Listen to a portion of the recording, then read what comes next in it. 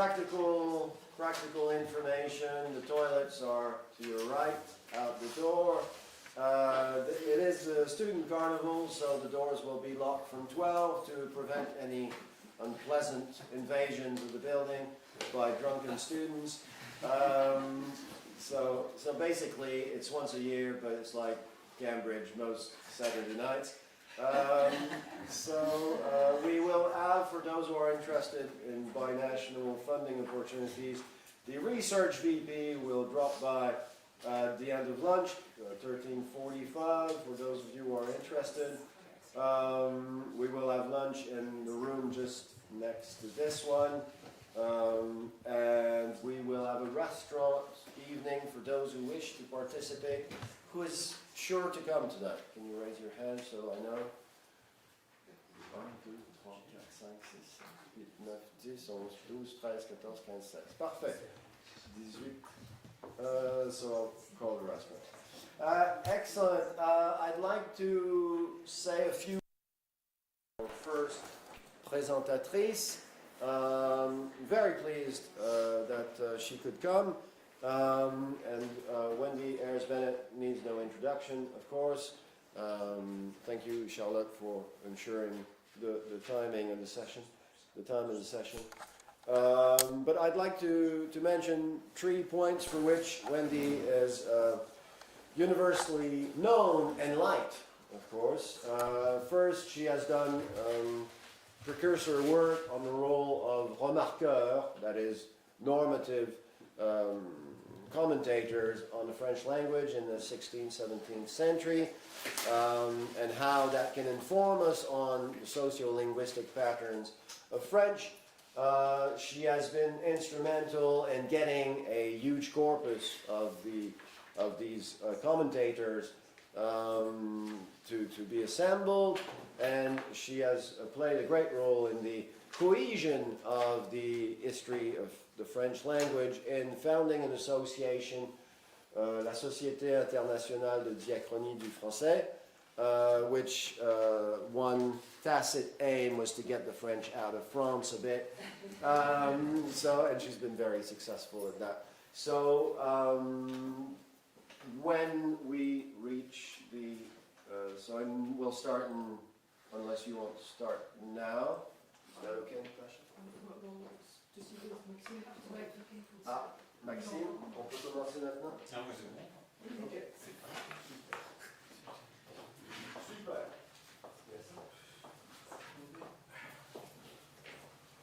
Okay, just to say, I was going to use presenter view, but apparently if I do that, you'll all see what the remarks that I've put on my notes. So excuse me if I go old-fashioned and look at my paper notes from time to time. I think I'll probably sit down, otherwise my head's going to be featuring.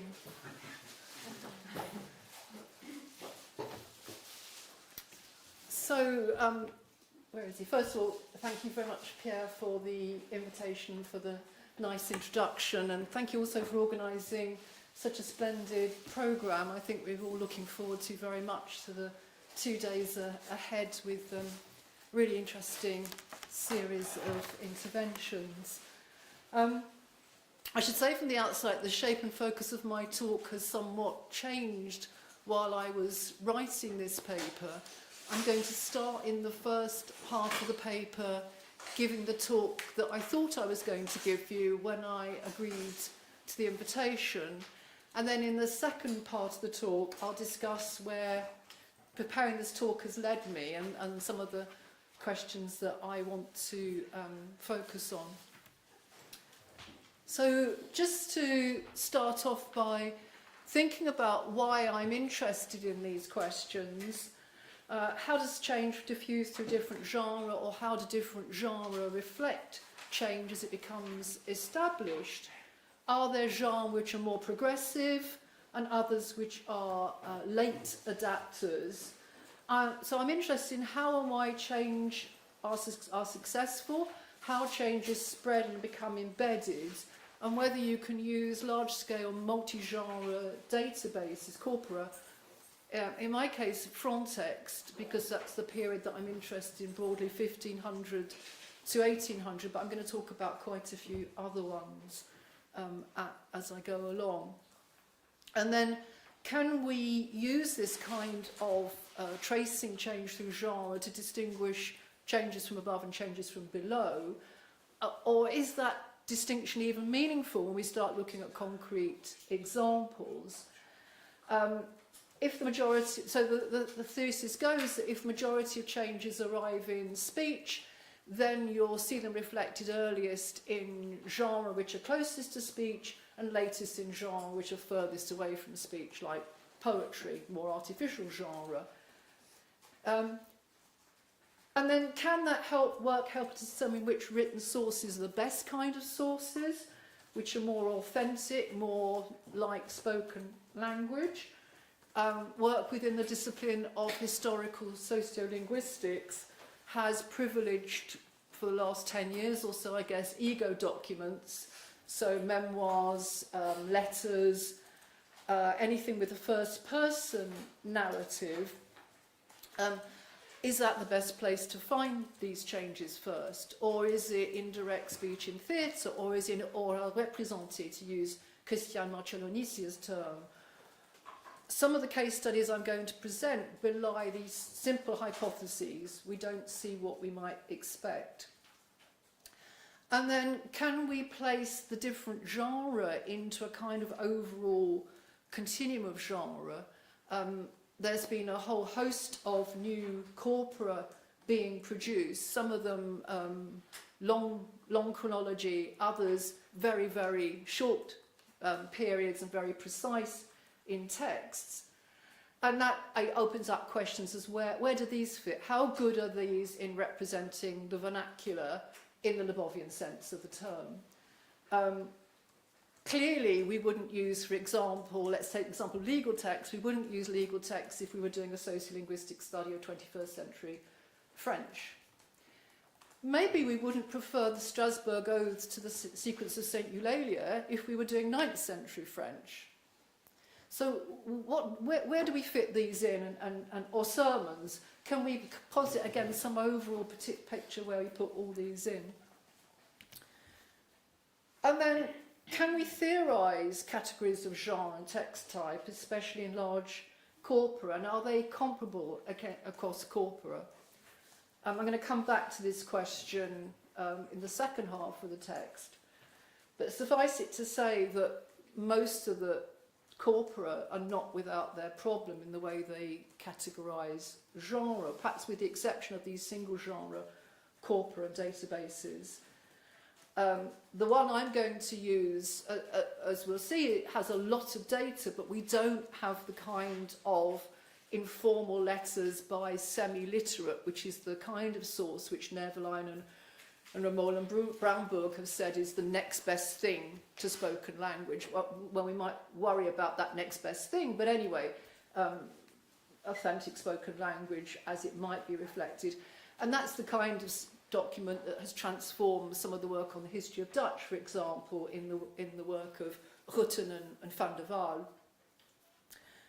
For 17th century metropolitan France, we don't have those sources, and indeed, France Martineau says we don't really have them until the 19th century. And then finally, how do we study diachronie longue, long-term change, as it spreads over long periods, given that the definition of genre changes over time? So, for instance, an old French roman is nothing like a Balzac roman novel. What do we do when categories change over time? So just a word about my methodology. For most of the case studies, except for number 1 and 4, I've done more or less the same thing. I've used this corpus frontext. I've identified all the occurrences of the feature I'm interested in. I've looked at the genre in which they occur and noted these. For a fraction of the text, there is no genre noted, and I've added those in using similar categories. And generally, I've grouped them a little bit, simply to make the visual presentation of the data possible, because otherwise it'll look even more messy than it's going to look now. And the data looks quite messy, as you'll see.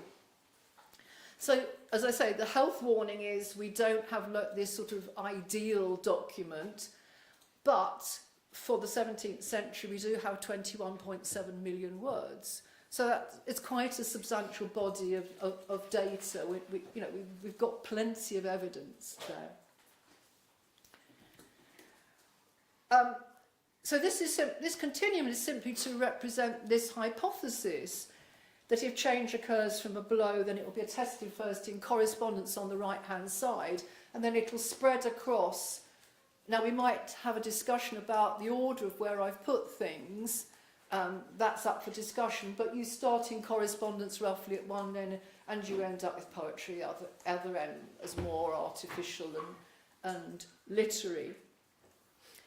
For each of the case studies, I did quantitative study first to get the grand ligne, to get the overall view of what was going on, but then I also looked at the results qualitatively, firstly to try and see if there were authors who were aberrant, if you like, and that often happens. You find, and I'm going to give some examples of that, you find suddenly a dip in the picture, and that's to do with a particular author who has a particular linguistic tic, shall we say. Or to look at, whether the syntactic context, the lexical context, whatever is interesting. Now, you might sigh that I'm going back as far as this for critic climbing, but there's a reason for it, because I want to come back to it later on.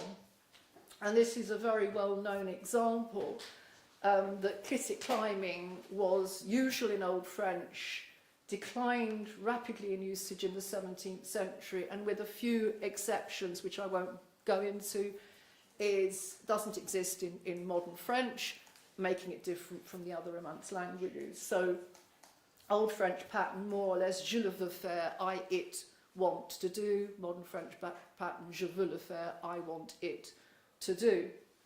And you can see from my statistics, I hope, that in the 16th century, critic climbing is still really very predominant, up to sort of 88-90%.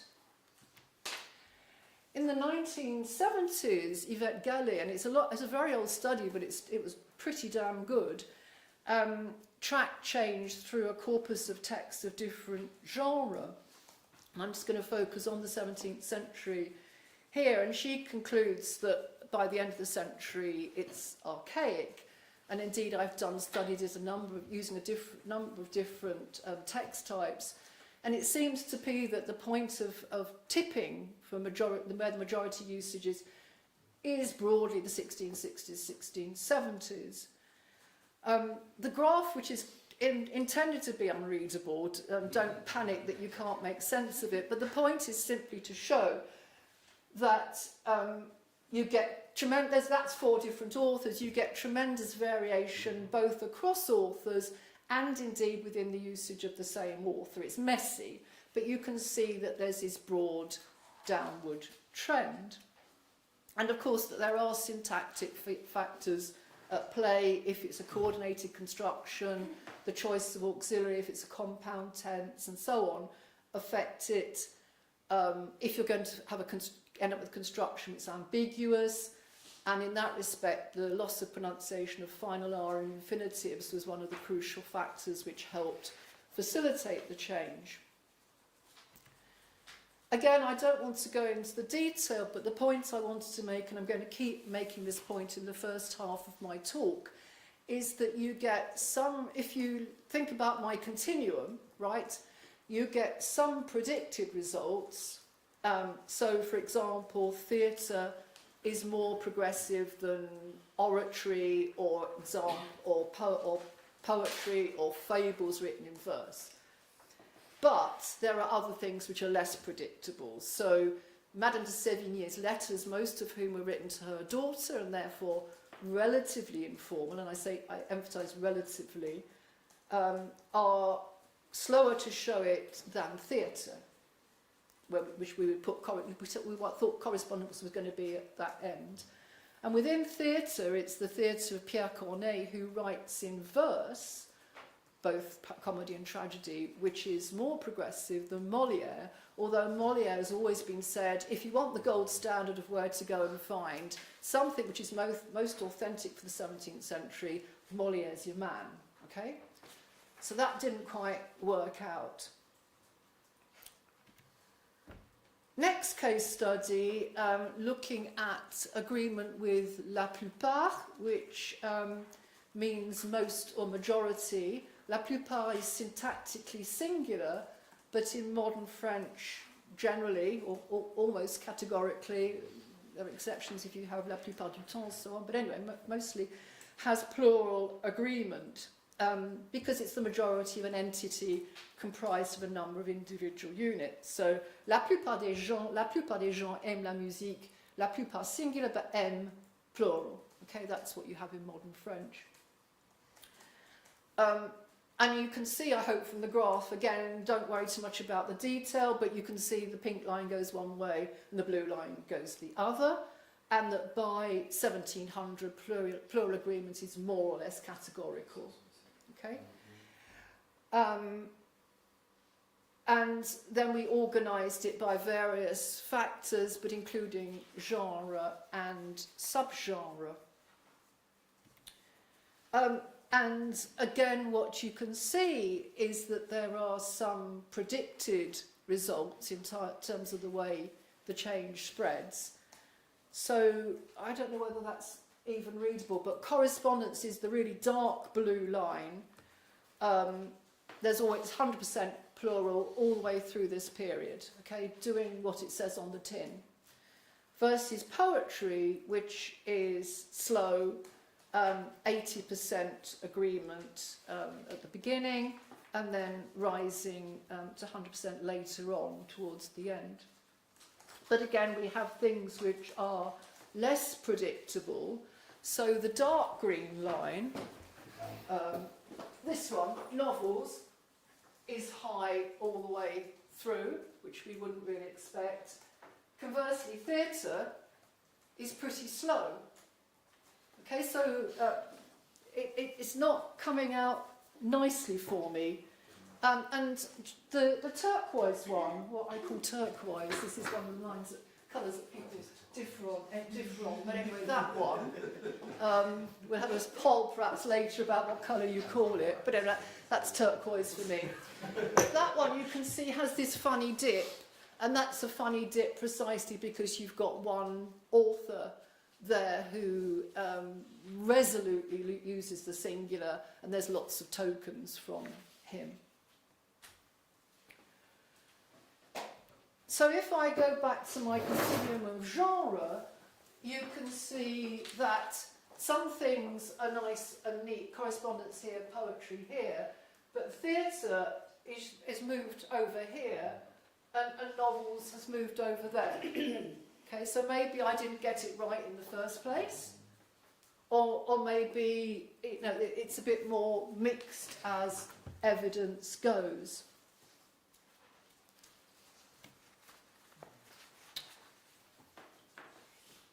Case study 3.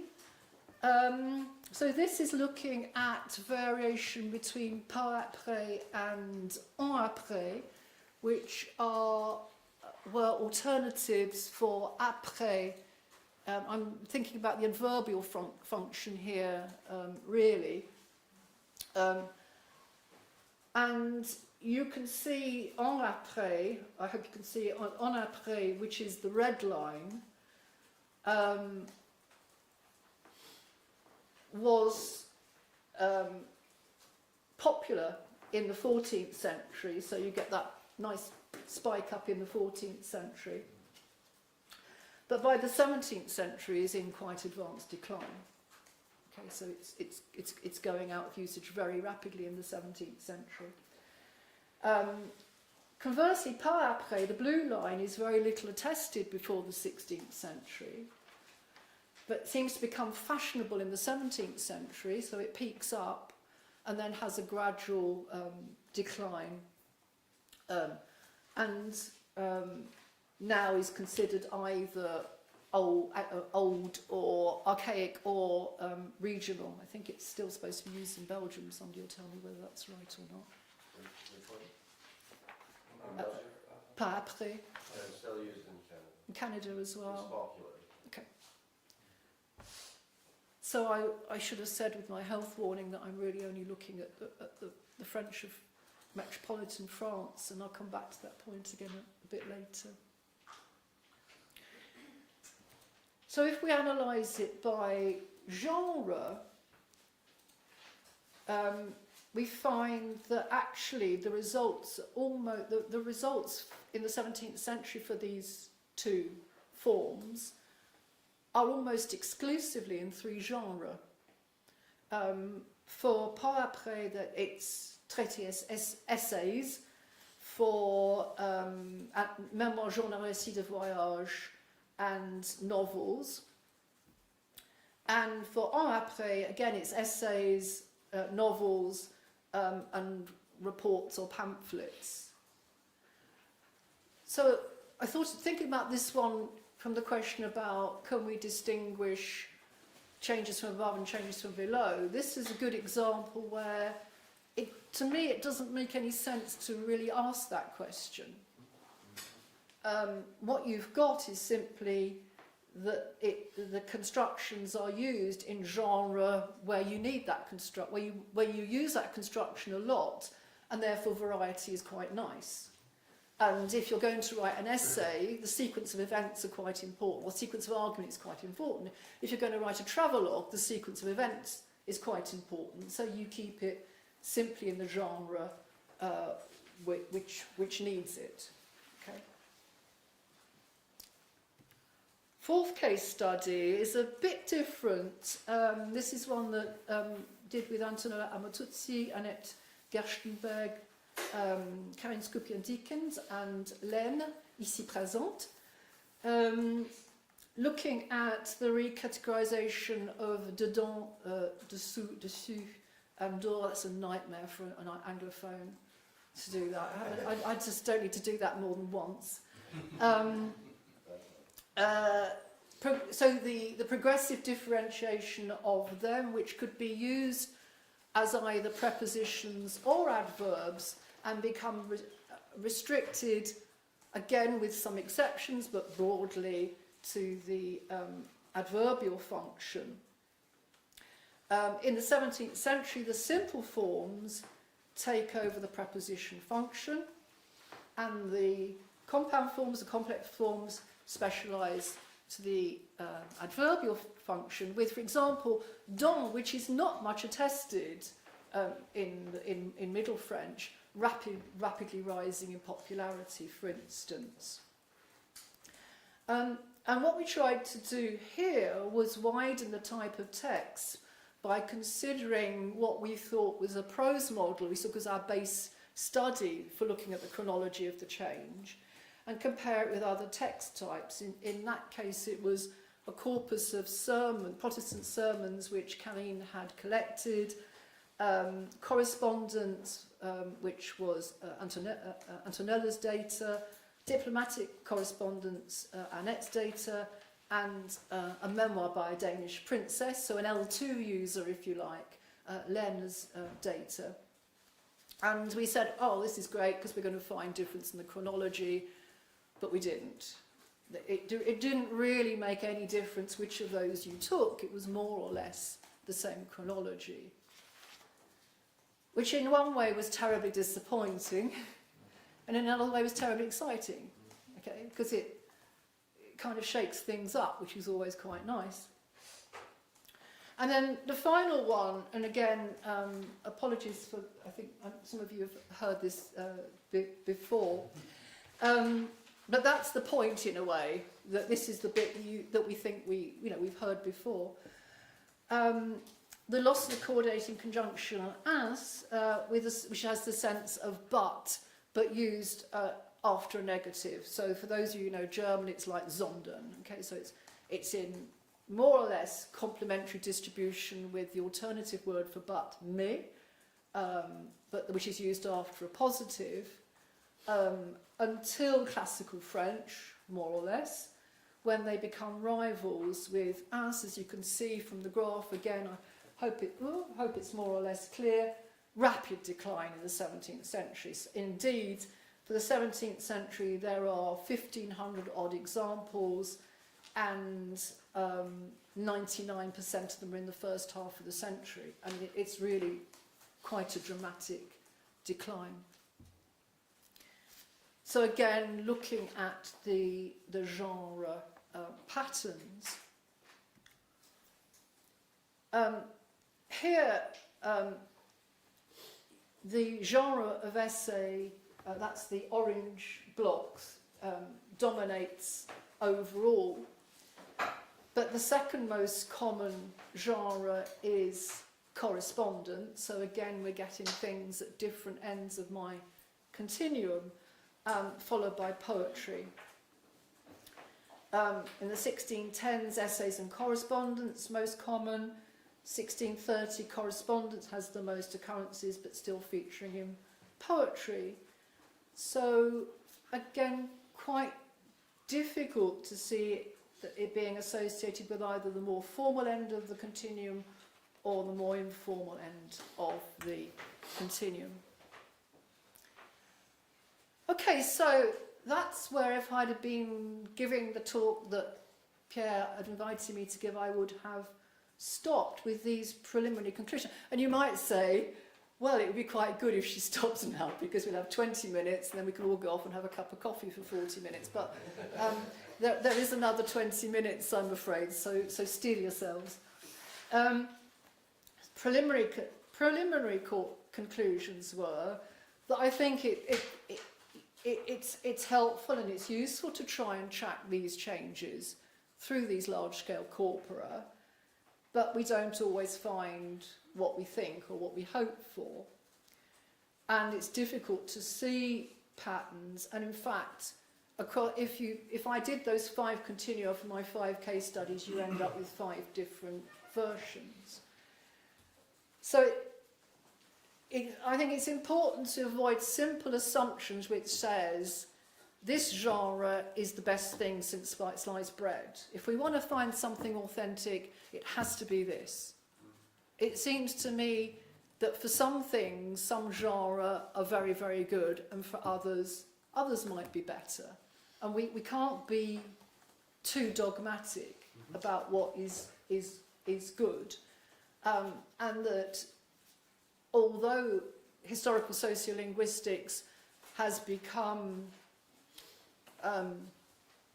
enamoured with changes from below as being the thing, the really thing that we should be doing, if we don't look at changes from above, then we're also missing important data. And I don't need to say that to this audience, it's self-evident in a way. So like Nervalinen, then, I conclude that it's not always possible to determine the directionality of linguistic change in progress by a simple register analysis.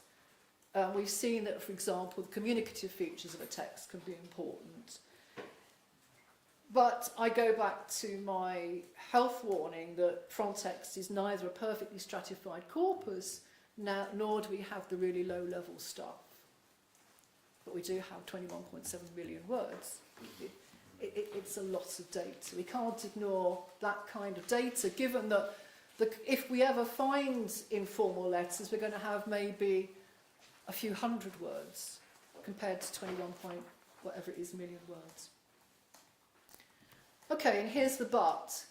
Of course, now, this is incredibly obvious. All this depends on the quality of the input of the data. It's completely obvious, but I've looked at loads of studies using frontext, and nobody says, well, what about the quality of the genre input in frontext? And so that raises a number of questions. How reliable is the categorization of genre in frontext? How does it compare with other large corpora? Do they do it any better, and do they use the same categories?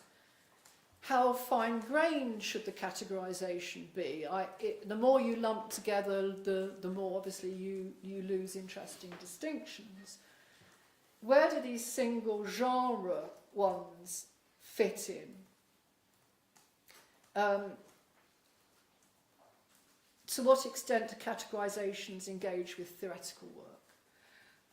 And just about the breadth of the categories, I recently read a study which was looking at the spread of articular change through genre, and the authors had posited a very large category, récit, narrative, into which they had put chronique, essai, mémoire, fabliau, roman, science-fiction, et je continue. Enfin, so it was really so big as to be, in my view, a meaningless category. If you're going to try and say something about genre, you've got all those lumped together, then it's likely not to be very interesting. Okay, so let's start with Frontext. Here's what they say on the blog. There is no harmonised nomenclature for the literary genre, the text having been coded for genre by many different people over 40 years. Moreover, we sometimes had to use, to compensate for the former online system, labels which were sometimes unsuitable because they're the only ones available. Later, we added some more appropriate ones.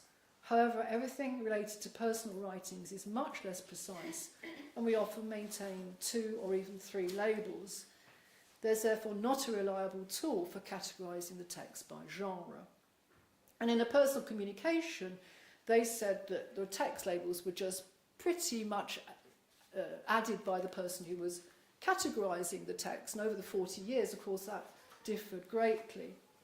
So you get different labels over 40 years, although there was some nettoyage a couple of years ago. A substantial number of texts, as I mentioned before, don't have genre labels. They often just refer to the blurb on the back cover. Again, the issue of different values over time, and different degrees of granularity. So some people would, for example, if they had a detective novel, would code it as a detective novel. Others would just code it as a novel. So if you think I'm going to pull out all the detective novels, you don't get them all. Okay, it's faulty. So all this depends on genre categories which have been added in a somewhat haphazard way. What happens then if you start looking at all other corpora? So I started looking first of all at the ones with long diachronic coverage, and again I looked only at the metropolitan French ones for this study. And I'll just mention 3 of them here, just to give you a flavour. The Presto corpus, which is coded and lemmatized, and what we often find is that people pay a lot of attention to the syntactic and morphosyntactic coding, but then genre sort of gets stuck on the end, okay? So that it looks as if it's been fabulously coded, but the genre is still not terribly reliable. This one has what they call 3 champs génériques, and then used the genre categories which they pulled from other corpora, which use different labels. So again, you're getting a kind of mismatch going on there.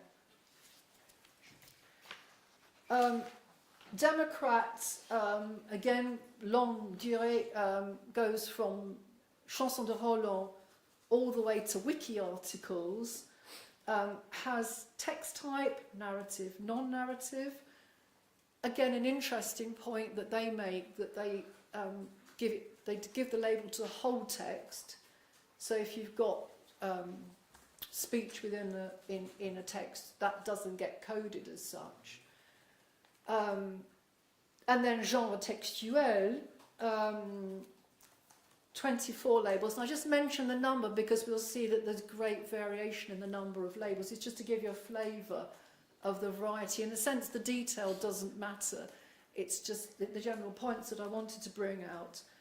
And what struck me was that for legal types of text and administrative text, you get charte, registre, texte juridique, whereas for poetry there was only one subgenre, which was epic poetry. So again, different degrees of granularity for the subgenre. And then the Grand Grammar Historique, the corpus that was devised for those of you who don't know it, it's I think a magnificent reference work which was produced by Christian Marcialonizia and others, published, I was going to say recently, but 4 years ago now. And in a personal communication, they told me again that when they were putting together the corpus, they started off with date, domain, form, dialect. Once you'd satisfied all those criteria, you didn't really have much choice with the genre. You know, you were pretty much stuck once you'd tried to find a text which satisfied this date, this region, this, and this. You're stuck with the genre.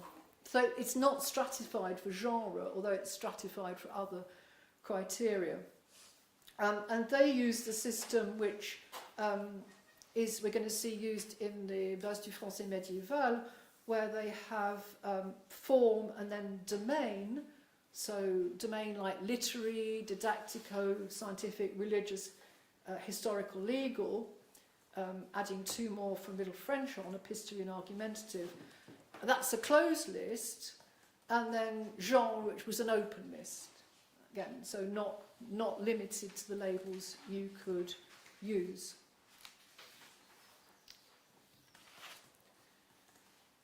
Now, as in many other respects, as I just suggested from talking about the Base du Français médiéval,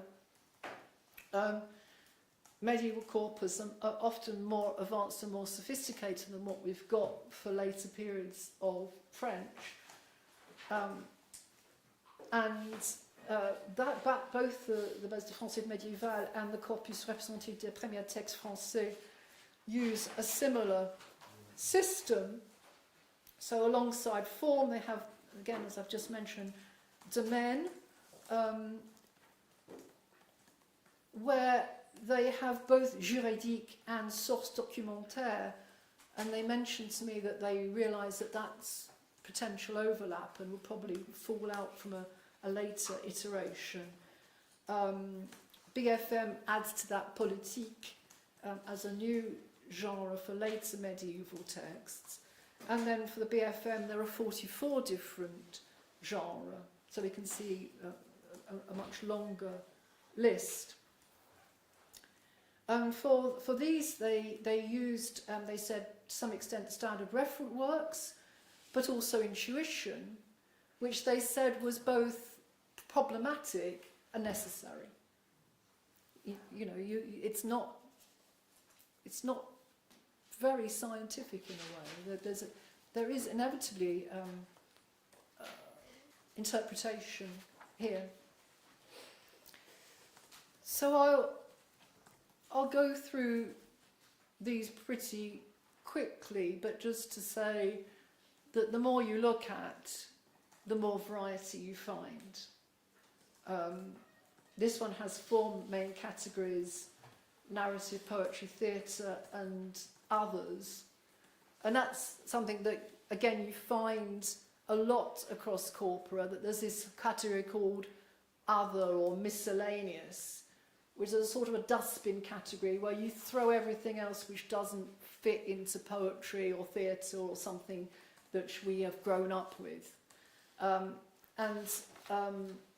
Other is commentary, correspondence, littérature d'idées, so you've got religious literature, scientific literature, philosophy, correspondence, commentary, and others, all put in this other.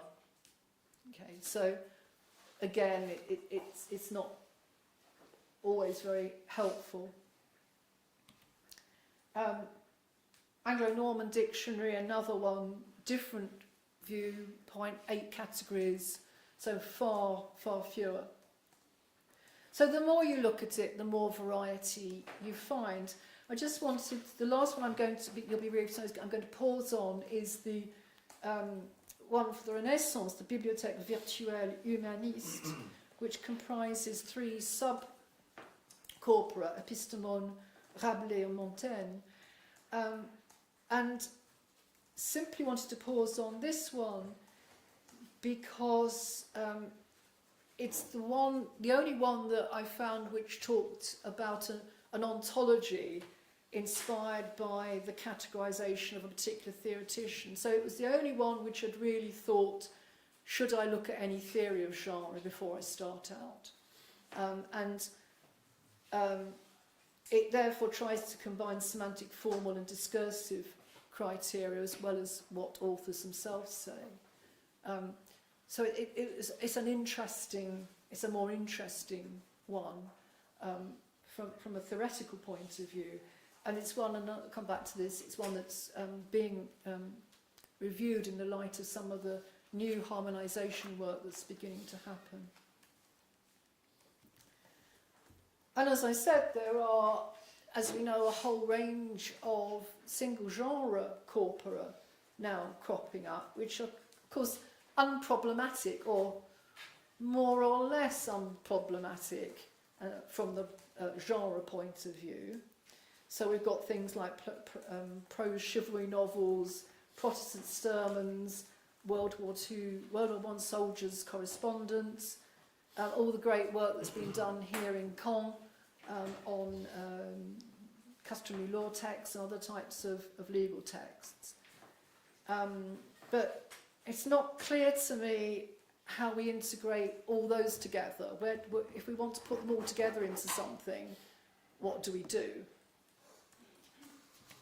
So you can see I started going down a rabbit hole. It's one of those threads that you start pulling and then you wonder where it's going to take you. Now this is the reason I started off with the clitic climbing. Because Olivier and Al produced a very good study published last year revisiting the questions, and they were inspired by the study conducted by Ballon and certain Larrivée in 2016. A fantastic study which showed very excitingly that if you looked at legal texts, you found no evidence, I hope this is right, no evidence of prodrop after the 13th century compared with other studies which had put it in the 15th or 16th century. And I think, if I'm right, there's a new study in JFLS by, again, Larrivée and Gou on evolution of bare nouns, again showing that numbers are lower in non-literary texts than literary texts. And so Olivier and Al say, fantastic, let's use a corpus of literary texts. And what they say is, they chose legal texts because change is going to be shown earlier in non-literary texts. So one important benefit of selecting non-literary texts is that a change that takes place in the language is likely to be reflected earlier on. If we go back to and they therefore say that clitic climbing is still very frequent in the 18th century, and it's the 19th century that's the crucial moment for losing it. But if you go back to my old-fashioned Galles data, she looked at 31 plays by Marivaux and found between 86 and 100% use of the modern construction, and even Voltaire 90%, nearly 90% of the modern construction. And their data show 57.4 cases of clitic climbing still for the 18th century, with the modern construction being used 56% in Merville and only 33% in one of their other. They only have 2 texts. Again, buyer beware what you're getting. 2 texts is a lot to make a whole claim about the 18th century, à mon avis. And I think this is a particularly aberrant text, which is giving them an odd result. So actually, the theory that you're going to get it shown earlier in non-literary texts isn't played out for this example. Now that's not to say that it might not necessarily be done in 90% of it. I don't know what the percentage is. And the more that we do this work, the more we'll know. My point is simply that we can't have as a dogma, it's always going to be like this. That doesn't seem to me, at least, to be what's going on. Okay, so if we go back to my questions, well, the question of genre is not very reliable in the way it's put in databases, and it's not always the highest priority for very good reasons, because often people build corpora to look at a particular syntactic structure and therefore are concerned with part-of-speech tagging and everything else. And once they've done that, they're so exhausted that, goodness me, you know, let's just crunch the data. Or it's been done for, you know, Frontex wasn't ever really designed. It was designed to produce a big dictionary. We've seen that it varies a lot across corpora, so it's difficult to try and say things comparatively. There's a lot of variation in calibration, and I at least don't know where to put these new findings into a bigger picture.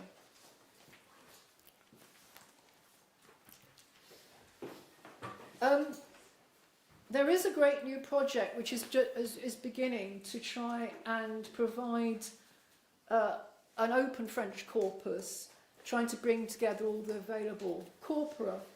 And within that, there's a consortium called CAI, led by Alexei Lavrentiev, trying to produce a thesaurus of terms for genre, using the terms tree structure of epistemon and the BFM, and adding to it.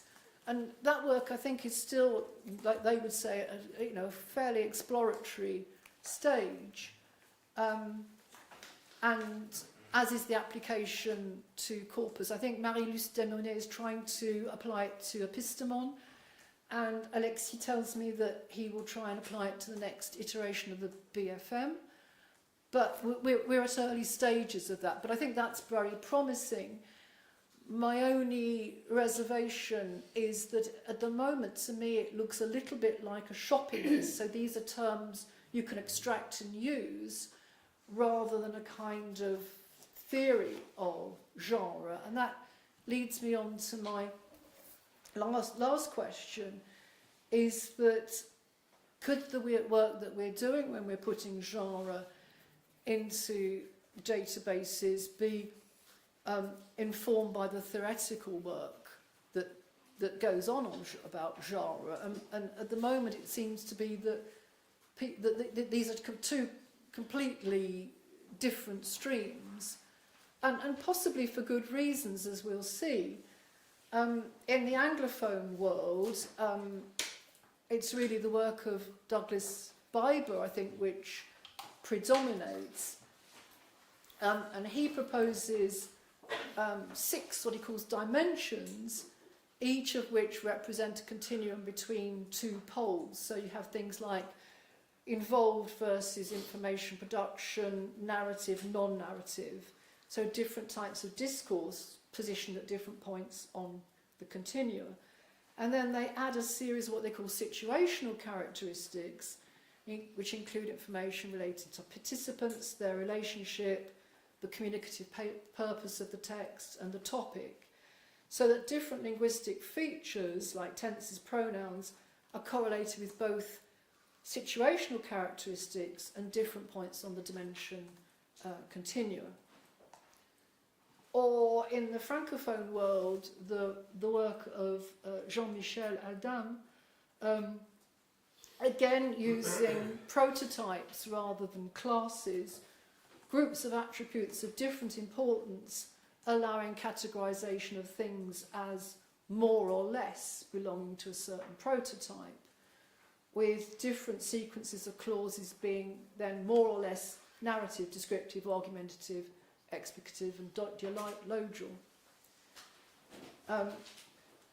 As Carruthers notes, Adam also stresses the dynamic and fluid nature of genre, which is reflected in his articulation of linguistic regularities as faisceaux de régularité, bundles of regularity, rather than fixed sets of features, and genre created as aires de famille, family resemblances, rather than prototypical text forms. So what we're getting, and we'll see this again and again, is that the models involve continua and groups of features rather than the kind of categories that are useful or helpful if you're trying to classify texts.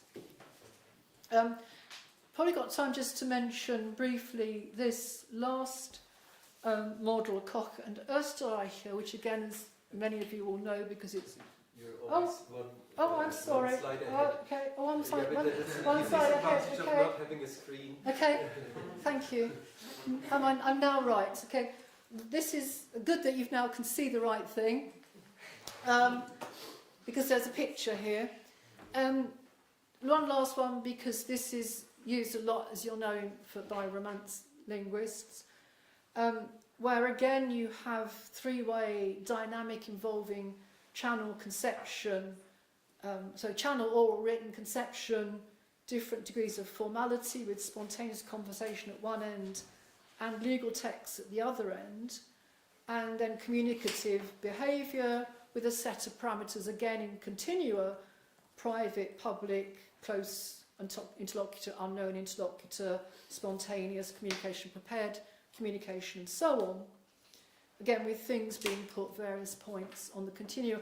And I think this model has been used for some corpora of contemporary French, like Rhapsody and what's it called, the multicultural Paris corpus, I think.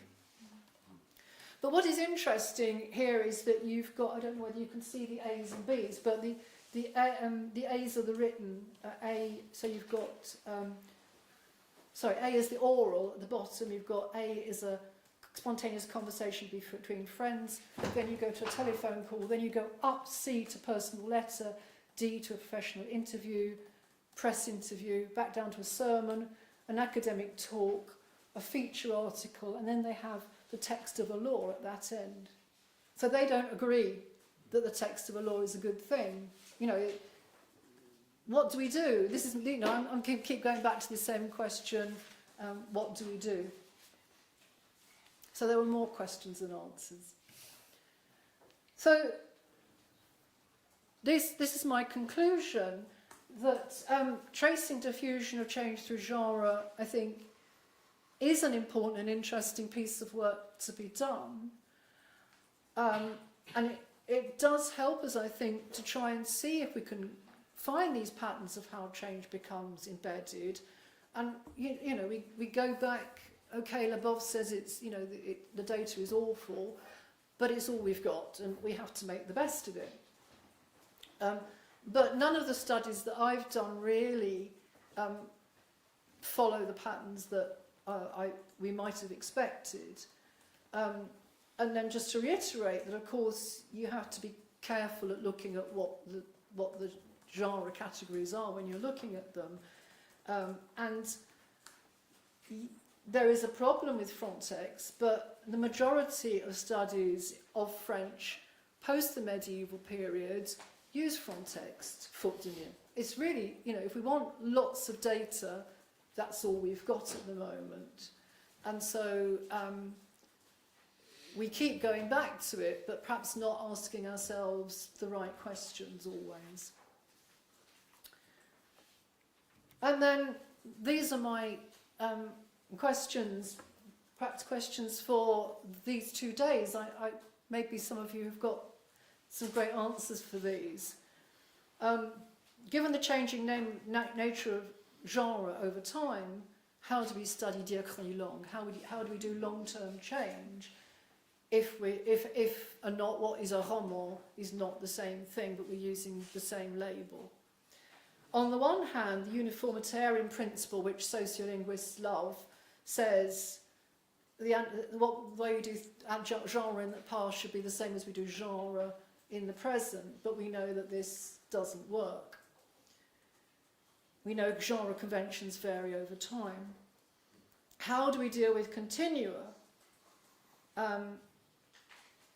Where are we going to put these new genre? And I've mentioned sermons and legal documents, but there are newspapers, there are all sorts of things which are now cropping up, which need to be put into a broader picture. And then can we integrate different research on genre text type into some kind of model? Most diachronic studies, and I put my hand up as being guilty in this respect, rely on broad brush categories rather than the more complex types promoted by Weber and other theoreticians. And we tend to produce individual studies rather than thinking about where everything fits together. Or perhaps we are thinking about it, but we're not necessarily finding answers yet. Analysis of contemporary data has shown that the multidimensional nature of register variation means that genera have to be hybrid and that different linguistic features combine in different proportions in different genera. Given that we might expect the past to be the same, then that can help explain why we've got variation in the results of the case studies I presented. You're just looking at different combination of particular features. So as you change the feature, so the combination changes. So, as I said, that leaves me with the thought that there's still a lot to be done. And that's where I think I'll finish.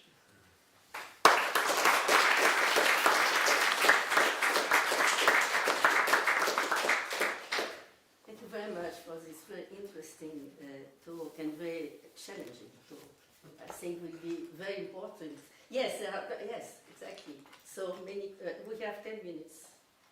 I just a little idea of how you could go about it. It was a really nice talk, I thought. As if you did mixed effects modeling of your cases, you could include text as the random variable, because then you would even not the author but the text, because then you would also catch the intra-author variation. Mm. I think yeah. You're using scary terms and mixed effect modeling. There was another question there. Well, actually, it was very similar. A similar point, yeah. To what Anne just said. But I don't know many studies that have thought of that. The ones that certainly the things that I know for France and the period that I'm interested, don't do that. And I wonder whether it's, well, because Pierre said it's quite scary. I wonder when you've got, I can't remember how many texts there are in Frontex, but I know for the 17th century there's 636. You know, and so for the whole corpus there must be thousands and thousands, but that really doesn't matter if you're using it as a random variable. No, because I mean, normally you don't do the math yourself. You have a statistics program or you use Yeah.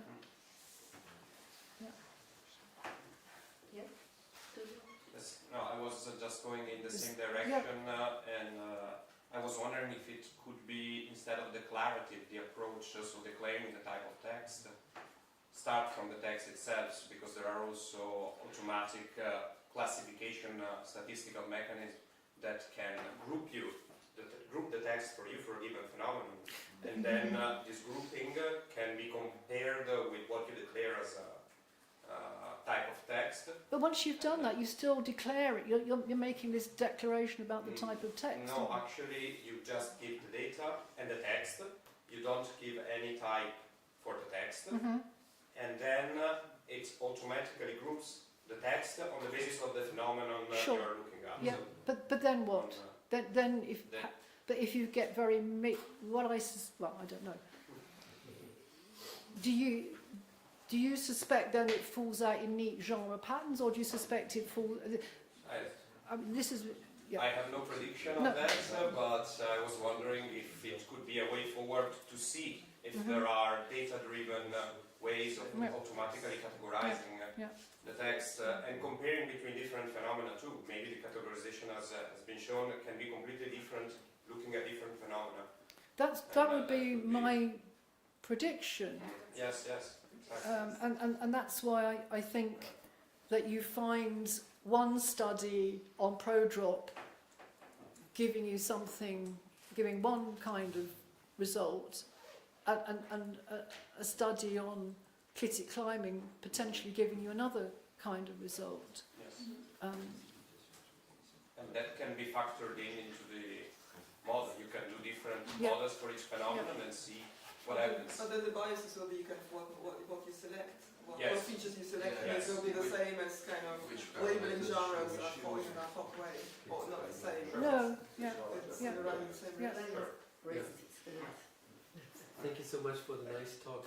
You opened so many questions, and I will have to conclude tomorrow afternoon, and I won't be able to to find the conclusions to all the questions you raised. But in a way, just a few comments. The first about Biber and Koch Österreich. There's an interesting paper by Wolfgang Reibler who compares both approaches, and in fact they're completely different because one is top down and the other is bottom up. Exactly. But they come to more or less the same results, and that's really interesting. So intuitively, there seems to be something with this proximity distance continuum, and that works. But what happens is that we usually classify texts as global units within the continuum, and texts are not global units. Texts are so heterogeneous sometimes, and grammatically heterogeneous, so that it might be. Of course, it's necessary, it's good to classify them in a global way, but we should also look into the text and look what is inside of the text and the variation within the text. Can I just say, as a parenthesis to that, people often also just use extracts of text, That's another. which is another This is dangerous another thing point, to do. Exactly, they use just a part of a novel, for They say example, take the first randomly 1,000 words of with- something. without looking at what is happening there. It's just an external approach.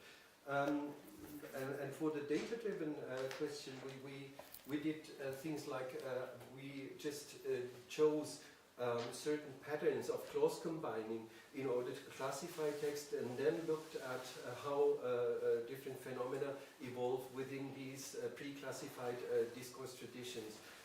So I think there are ways of data-driven. The Biber method is another one. You can just take 70 or 80 or how many features you can measure, and then you have a classification, pre-classification of the text, and then you ask if ProDrop, for example, is somehow spreading through these pre-classified. So it could be completely data-driven, and it gives you some result. But the other issue is to interpret what you get out of it. Yes. I think we have time for 2 more questions. Sam, you? Just to make a quick comment on the uniformitarian point, which is, I don't know whether you know, there's a nice chapter by George Walton on uniformitarian. Well, he basically says the irony about uniformitarianism is we're all using it in different ways. Exactly, And I think one of the challenges about texts is that they sit somewhere between the structure of society, which no one would hold stays constant over time, and speakers' knowledge and use of language, which to some extent we would hope does. And on the specific point, I mean, it's one of the reasons why it bothers me so much when people use legal documents as a sort of allegedly coherent category, because I think one of the things is, I think it's very easy to back project kind of anachronistic assumptions about the structure of the legal system that, you know, maybe in the 11th century, if you want to record that a particular fence has been sold to your neighbour, it's actually a very practical document. You want to be accessible to quite a broad audience. Whereas today, you know, we would have a solicitor who'd be very interested in making sure it was impenetrable to nobody without a law degree. So I think it's an interesting one. No, I think the uniformitarian principle applied to sociolinguistics is very dodgy, because as you say, as soon as you have society entering into it, then it muddies things. But the legal thing, I mean, perhaps perhaps Pierre will answer on the legal thing. That yeah, I mean that they do vary because of society varying and legal conventions varying. They do vary considerably, and the cutoff point, the brush probably seems to be the 17th century, where there's an increasing professionalization. Yeah. But there's no discussion that the earliest prose texts, 13th, 12th century, are a lot less conservative than the literary material. So yes, there is a change through time. Yeah. And even synchronically, you have in the 13th century, you have very different legal traditions at the same time. Of course. And you have different kind of texts within the legal tradition. A charter is not a custom. Exactly. That's, So, just one more, very quick. It's just to come back to this idea about data-driving classification of texts and the non-homogeneity of texts. And I would like to simply provide two examples. If you take, for instance, Aucassin Nicolette, which is a text in verse and in prose and with direct discourse and a narrative inside the same text. So if you get an average, then you will get nothing. And also with another text which has a different form of distribution, that's le quadrilogue affectif, where you have direct discourse by, if I'm not mistaken, 4 different personalities which speak normally against la France. And they have different grammars indeed, because I have studied it. So if you have, once again, if the classification is data driven, then you get an average, and that was saying nothing about the differences of, which are real and belonging to variational linguistics. So I think we have to close the discussion now.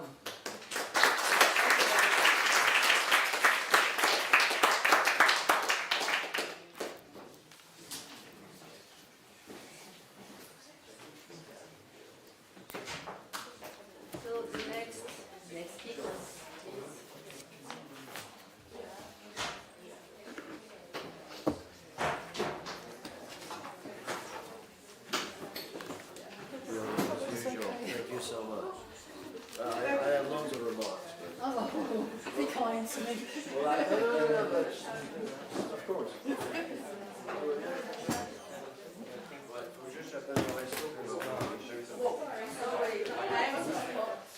We are all Sorry about this. It was good that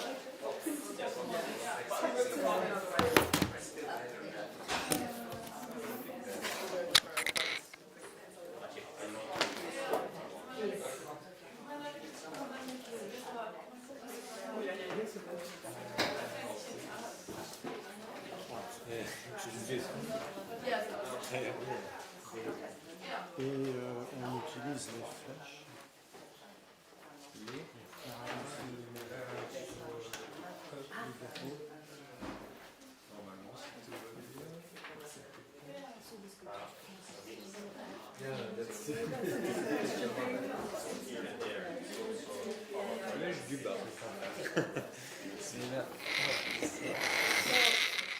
The next speakers this morning are Bryan, Donaldson, and Ayres on Old French sentential coordination, syntactic change, and textual variation. Thank you very much. Thank you. Thank you. It's great to be here. Thank you, Pierre, and colleagues for organizing a conference. Wendy, we have a tough act to follow, so we'll try.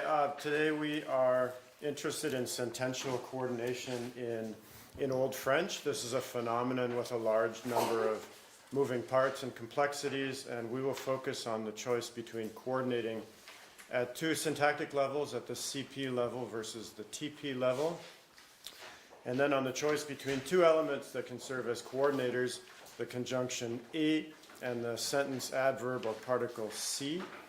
I should mention that we have a handout that should be coming around. Our objectives today are to trace changing proportions of CP versus TP coordination, to identify factors that favor CP versus TP coordination, and then to trace changing proportions of A versus C in one context, and to identify factors that favor A versus C.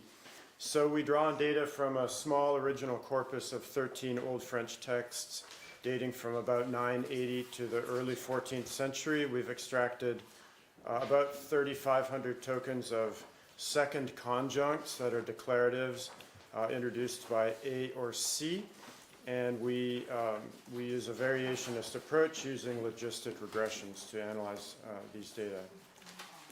So we're interested in the behavior of the second conjunct, which we've put in yellow in examples like these. So in example 1, we have a second conjunct introduced by A. In 2, we have another second conjunct introduced by A, although as we will see shortly, the syntactic structure in 2 is not the same as in 1. In 3, we have another possible configuration of a second conjunct introduced by A. And then in 4, finally, we have a second conjunct introduced by C, which represents only one of our examples, but is a very frequent type in Old French. So we will return to these examples in a minute after sketching out the basic theoretical assumptions that underlie our analysis. Along with most, but not all scholars, we assume that Old French is a verb second or V2 language, in which main declaratives are complementizer projections, or CPs. In this type of grammar, the finite verb raises to the C domain and tends to appear descriptively in second position. The preverbal position, or first position of the clause, is flexible in terms of the types of constituent that it can host. An important piece of the puzzle today is that the first position in Old French can remain empty in early Old French until about 1200, which means that the V2 grammar of early Old French is what Sam Wolfe calls a relaxed V2 grammar. Then after about 1200, the V2 grammar becomes stricter, requiring that this position be overtly filled. But then over the course of the 13th century, the V2 grammar starts to weaken and is eventually replaced by an SVO grammar in which main clauses are no longer CPs. As the V2 grammar weakens, we assume, following Vance and others, that fewer and fewer main declaratives are CPs. Next, we follow numerous scholars in assuming that sentential coordination in Old French can occur at least 2 different levels in the syntax. In the case of CP level coordination, 2 CPs are conjoined. So there are 2 notes here. In early Old French, when A introduces a CP with an empty first position, clitics are post-verbal, as expected under the Tobler-Musafia law. That could apply in 5a. Second remark, any declarative introduced by C is necessarily a CP, which you see in 5b. Sentence coordination can also occur below the CP level, for example at the TP level, in which case we effectively have 2 conjoined TPs dominated by a single CP, as in 6. In this case, in the second conjunct, no verb raising is possible, assuming a V2 grammar. If present, object or adverbial clitics are always preverbal, which is an apparent violation of Tobler-Musafia.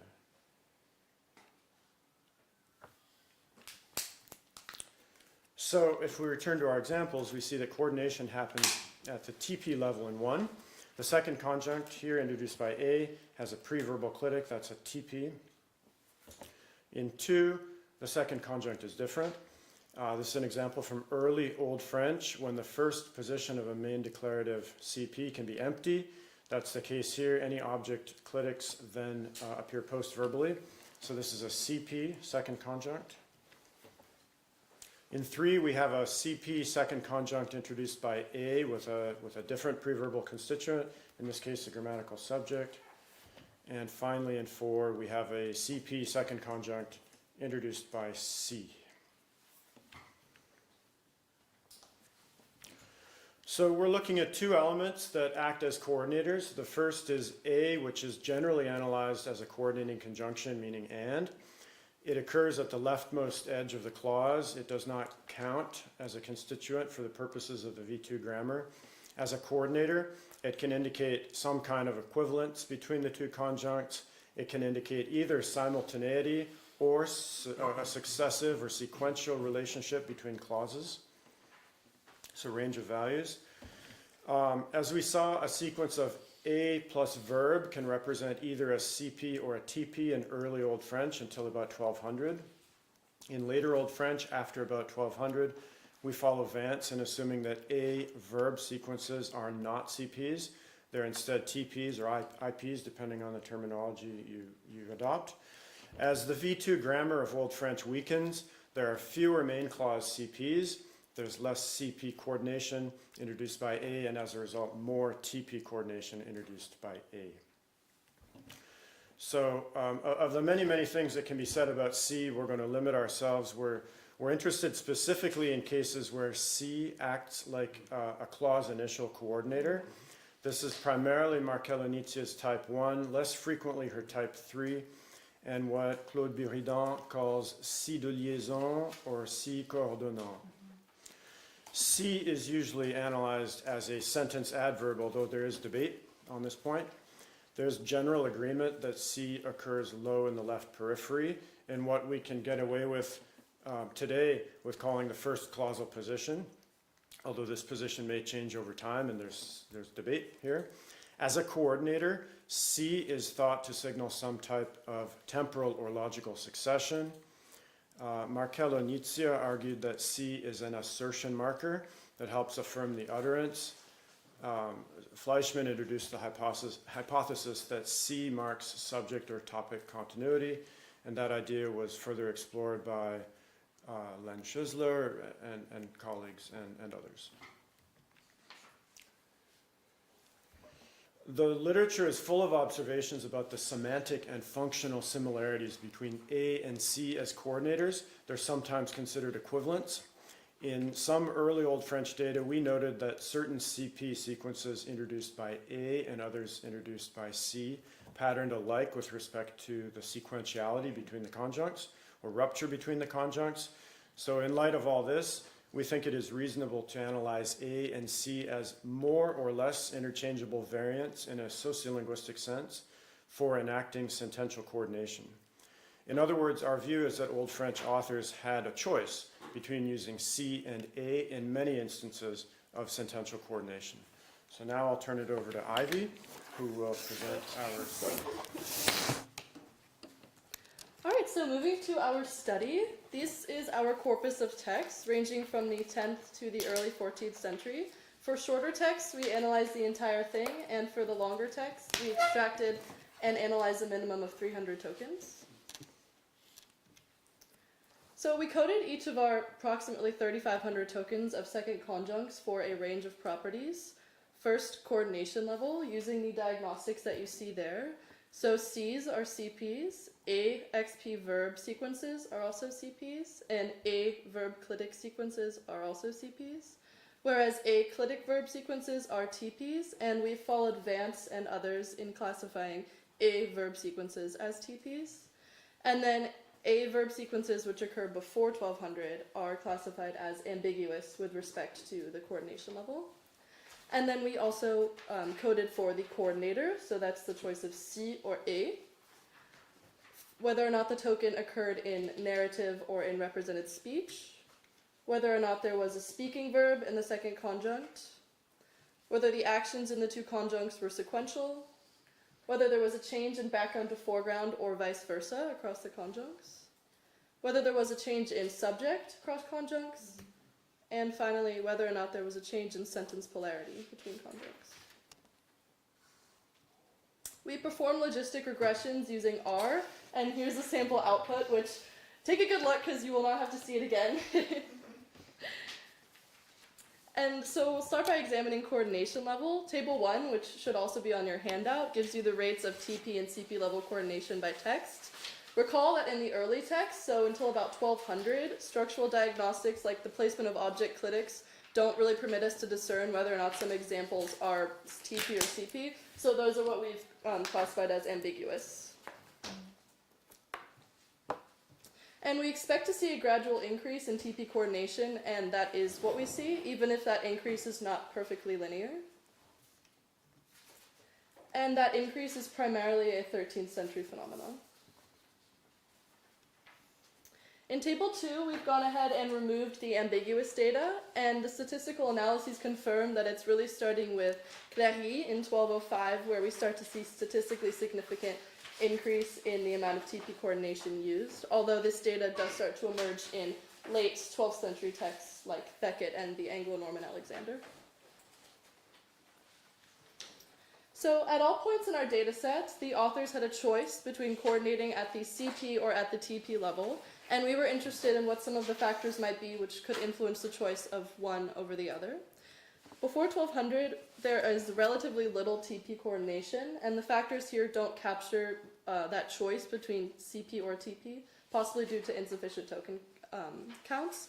However, after 1200, we start to see factors which favor one over the other. For example, speech seems to favor CP coordination, whereas the presence of a verbum dicendi favors TP coordination. And then the most consistent factor that we see is subject change between conjuncts, which strongly favors CP coordination. And similarly, a change in sentence polarity favors CP coordination in some of the later texts. So at all periods in our corpus, the authors had another choice to make, which was choosing to realize the sentential coordination with the particle a or with c. These figures also evolve over time, as you can see. In early texts, there is generally more a, however, we do get considerable variation, especially if we look at Alexis and Rollin, in which c is actually the majority variant.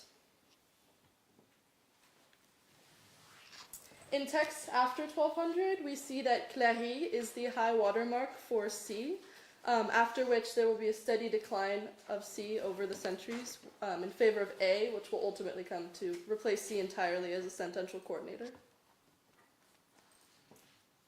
So we will now turn to factors which we believe may have influenced an author's choice of A versus C.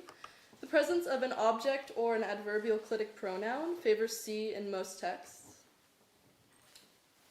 A verbum dicendi in the second conjunct favors the use of a in many texts, on the other hand, although note that the Quatre Livres des Rois actually strongly shows the opposite pattern, which is just one case of microvariation that we see.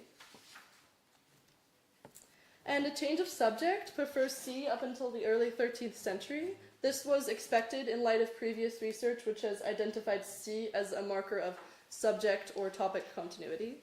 Although note that this preference is lost in the late 13th century texts. A change in sentence polarity between conjuncts, favors the use of C in two of our texts. And passages of represented speech fairly consistently favor C, which is a point that we will return to subsequently. A change from background to foreground information, or vice versa, favors the use of C in Rollin and in several later texts. And given the origins of C as a temporal adverb, it was surprising to us that sequentiality between conjuncts favored the use of C in only two texts from two distinct points in time. So one point that emerges clearly in these data is that there is considerable microvariation in the use of A and C from text to text.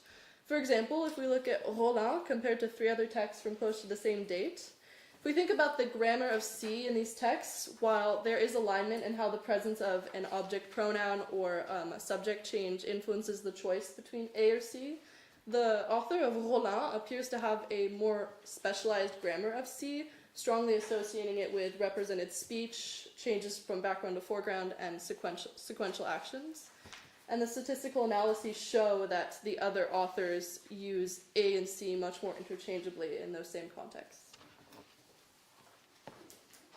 Now if we look at Clary and Viraudouin, two very similar texts in many regards in subject matter, date, genre, prose, we see another example of microvariation. Like the author of the Chansons de Rollin, Viraudouin appears to have a fairly functionally specialized grammar of C, at least compared to Clary, who appears to use C in a more nuanced, a less nuanced and perhaps more generalized way.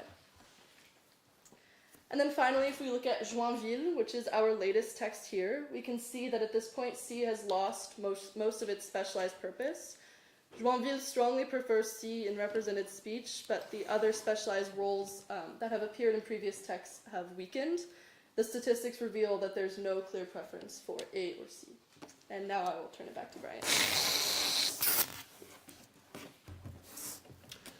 I'll start with our findings for the syntactic level at which sentential coordination is enacted. Overall, in early Old French, CP coordination predominates, and we assume based on the relative rarity of TP coordination, and also based on previous findings, that TP coordination must have been functionally specialized, even if the particular factors that we examined today don't capture this. Later in Old French, CP coordination declines in favor of TP coordination. Along the way, it's worth pointing to Villard-Douin. Villard-Douin is not an especially innovative text with respect to other syntactic properties, but he used far more TP coordination than other texts from the time period and can be considered innovative in that regard. Given that TP coordination represents a clause type that will eventually supplant the V2 grammar, it's possible that this is an early harbinger of the eventual fate of V2 in French. Compared to Villard-Douin, Clary's use of TP coordination is much more in line with what we would expect for the early 13th century. We should also point out that our coding decisions are, with respect to coordination level, are conservative in that they count subject-verb sequences as instantiations of a V2 grammar all the way through the time period. If we counted some or all instances of subject-verb order as TPs, which they will eventually become, rather than CPs, especially in later texts, we would see a more dramatic decline of CP coordination.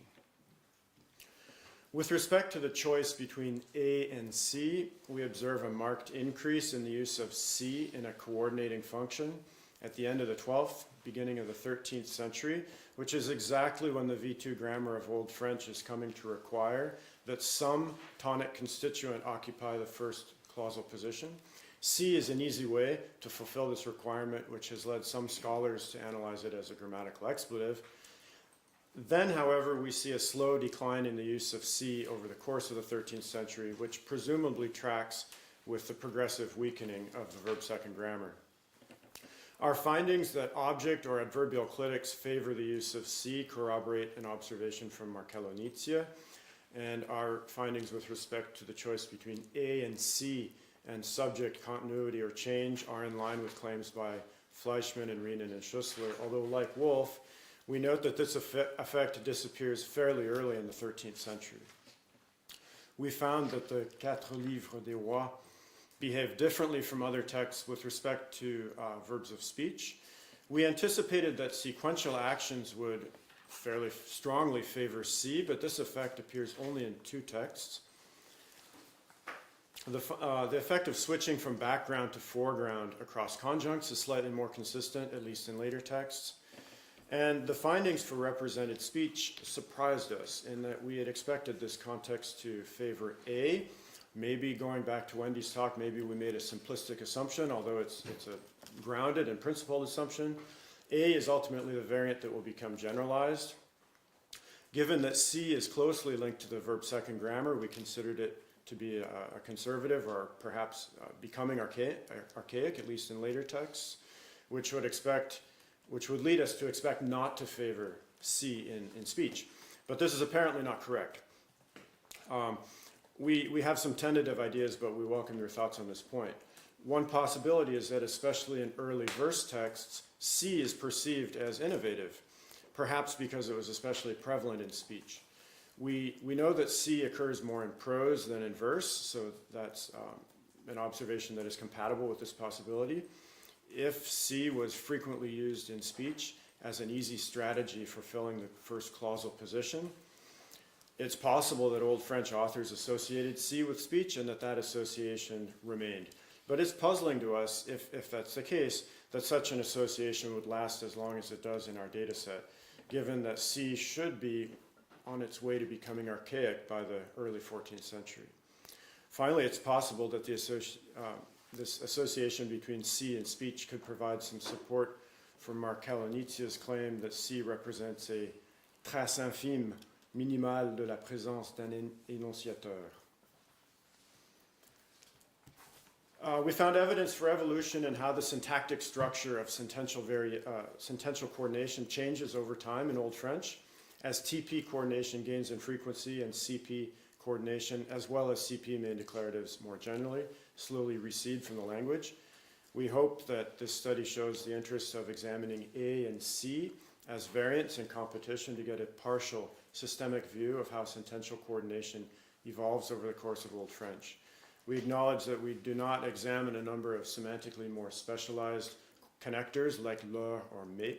Instead, we focused on the two most common options, which occur in the least specialized or marked types of sentential coordination. We note that of the factors that we examined for an influence on the choice of A versus C, we have structural, semantic, discourse pragmatic, stylistic factors, as well as change over time. So that underscores the complexity of the system. And finally, we found, like many, we found considerable microvariation, which we think is typical of a complex dynamic system undergoing diachronic change. Thank you very much. We have some acknowledgement.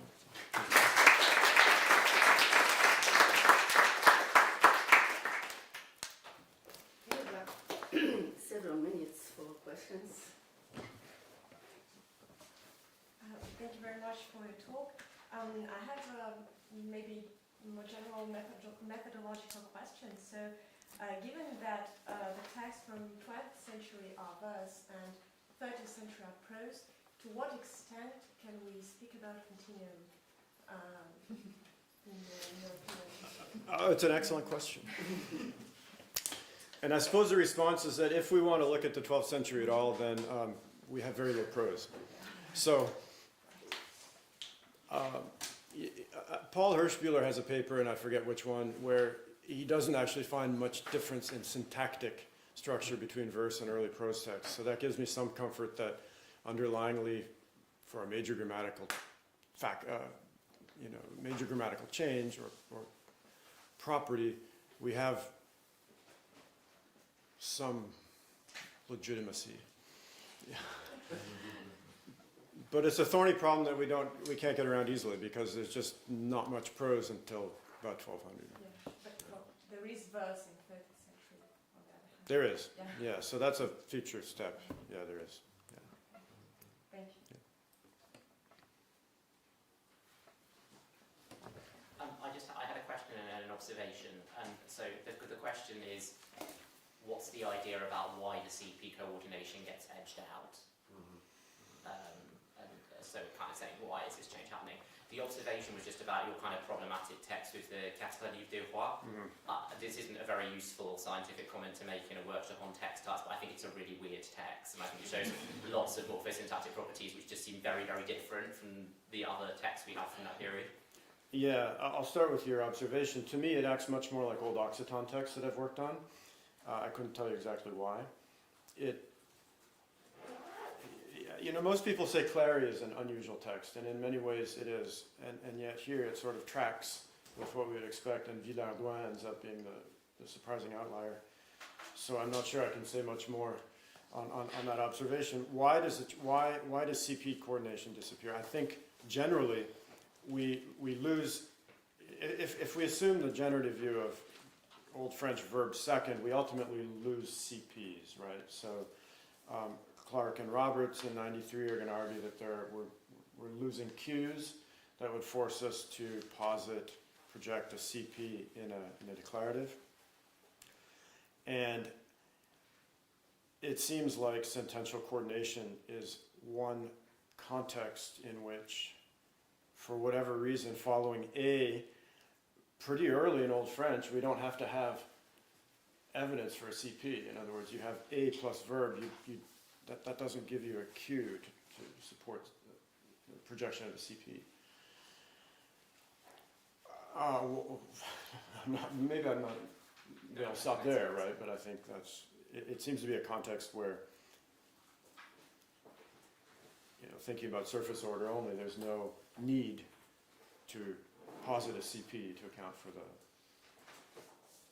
the word order, and then we have an increase in lack less and less evidence that forces us to maintain the V2 grammar. More questions? Thank you for a very fine paper. I have worked on the topic as you quoted me, and with Piet van Venen.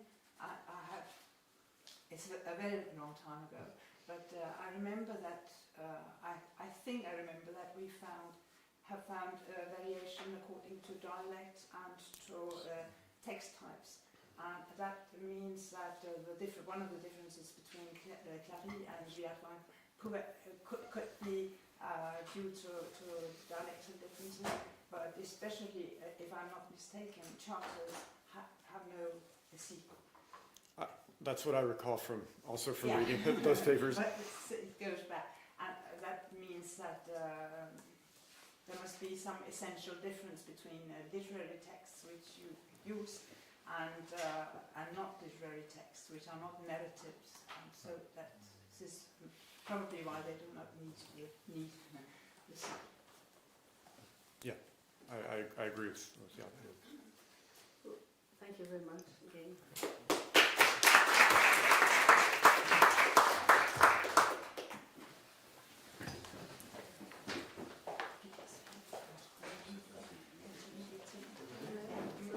The last talk this morning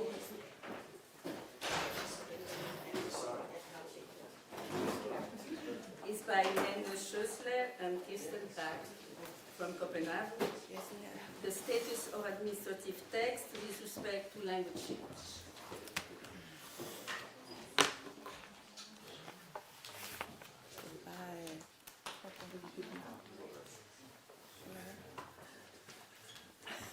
Okay, sorry. Do we want to take 10 minutes, 5 minutes, 1 minute? I think we are very much Okay, So, I think it's going to be okay.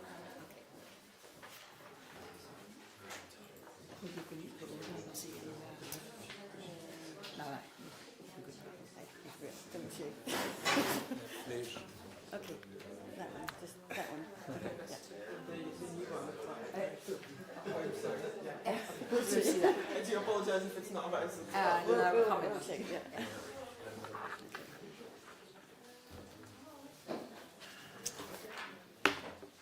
Everyone?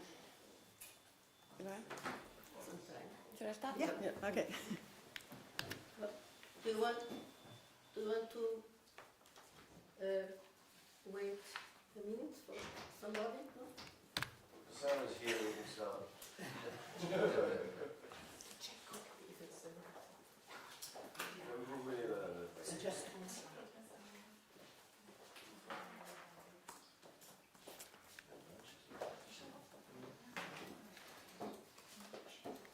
Okay, I'll begin then. That's too far. Yeah. Our paper proposes to explore the actualization process, that is the implementation of innovations in texts in French with respect to text types, with a specific focus on medieval French administrative texts compared to literary texts. Most frequently, actualizations of language change are believed to start from below, that is in unmarked contexts, and less frequently they are found to start from above, spreading from marked to unmarked contexts. Studies on language change tend to focus on changes from below, thus tracing innovations in contexts close to non-formal varieties of texts. In such cases, innovations are supposed to be found earlier in prose and in verse text, earlier in fictitious discourse than in narratives, earlier in non-administrative text than in administrative text, at least until we heard Wendy speak today. Here we talk about languages transmitted in variety of text editions, not about dialects, so we don't take that into account.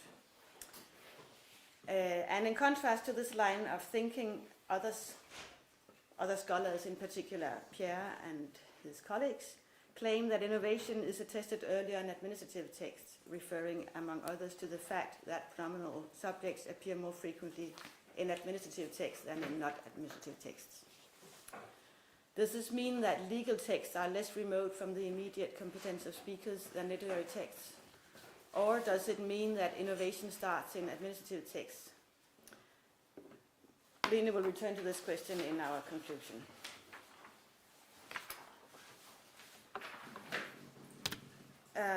In our view, the presence of pronominal subjects in administrative text does not necessarily imply that administrative texts are innovative. We propose that the high frequency of pronominal subjects in this text type is more likely due to the necessity of explicitness in such documents. In order to explore our line of thinking, we face a number of challenges. Firstly, how do we define explicitness? And secondly, do administrative texts behave similarly with respect to being conservative or innovative? And additionally, which is the role of fictitious speech in literary and administrative texts? Explicitness in a text can be defined in terms of Jacobson's 6 functions of language. He identifies 6 important elements in his model of communication: context, message, addressor, addressee, contact or channel, and code, as illustrated on the slide. If the message is mainly orientated towards the addressee or the receiver, the sender is supposed to provide linguistic elements in order for the receiver to decode correctly the message, provided that the communication is intended to be successful, of course. In other words, in text types oriented towards the addressee, the sender is supposed to plant clues in his or her text in order to facilitate the communication. In contrast, if the sender is focused on him or herself on the message, the code, or on the context, the text may avoid such clues, making the wording more implicit, even hermetic, for instance, in some poetic texts. Our hypothesis is that administrative texts are composed in such a way that they facilitate the correct decoding of the message by the receiver.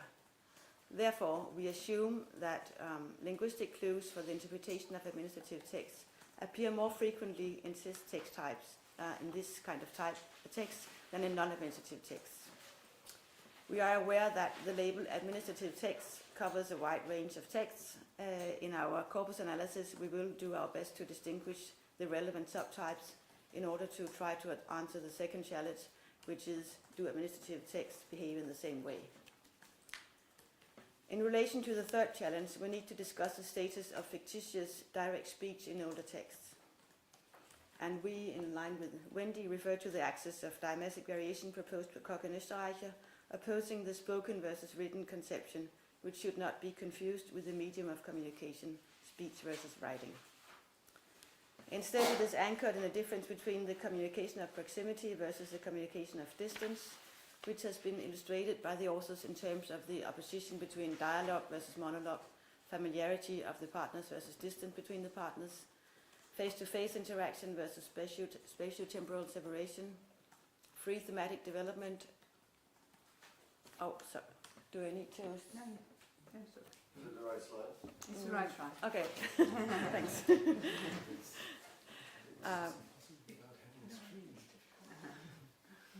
Is it okay? Yeah, I continue. Well, this opposition, this Koch and Österreicher opposition, non-public versus public, spontaneity versus reflection, context embeddedness versus detachment, expressivity versus contextual dissociation, and affective speech versus objectivity. When studying old texts, we are aware that fictitious direct speech cannot be conceived as mirroring genuine orality.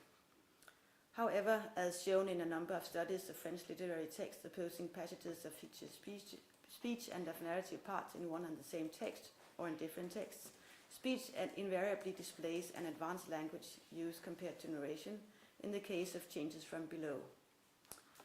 Given that fictitious speech in literary text is innovative compared to narrative texts, in the case of changes from below, it is highly relevant to ask the question, which is the status of fictitious speech or reported speech in administrative texts.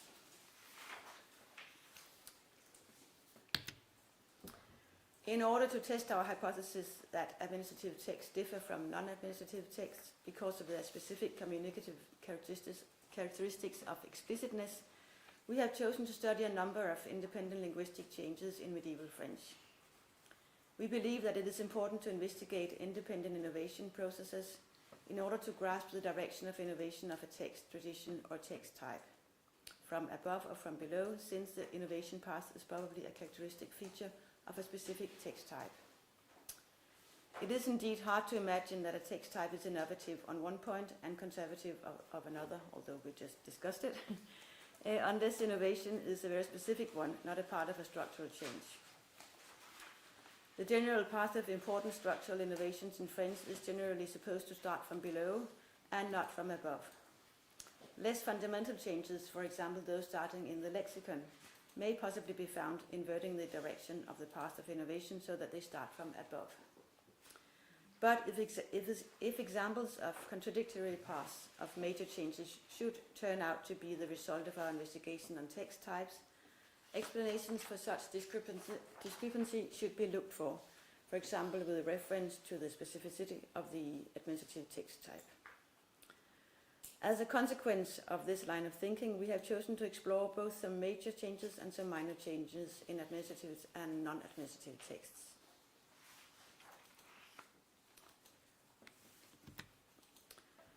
The changes to be studied concern the three major structural changes, that is the nominal declension, the pronominal subjects, and the negation.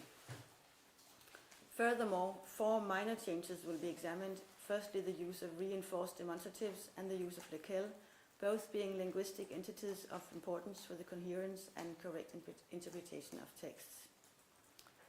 Secondly, we will study the use of two causal markers, vu, the preposition vu, and the conjunction vu que, with the specificity of making causal relations explicit. We intend, on the one hand, to draw upon previous research on these topics, and on the other to proceed to investigations on electronic corpora in order to verify our hypothesis that linguistic clues are frequent in administrative texts due to the receiver-oriented nature of this text tradition compared to non-administrative texts.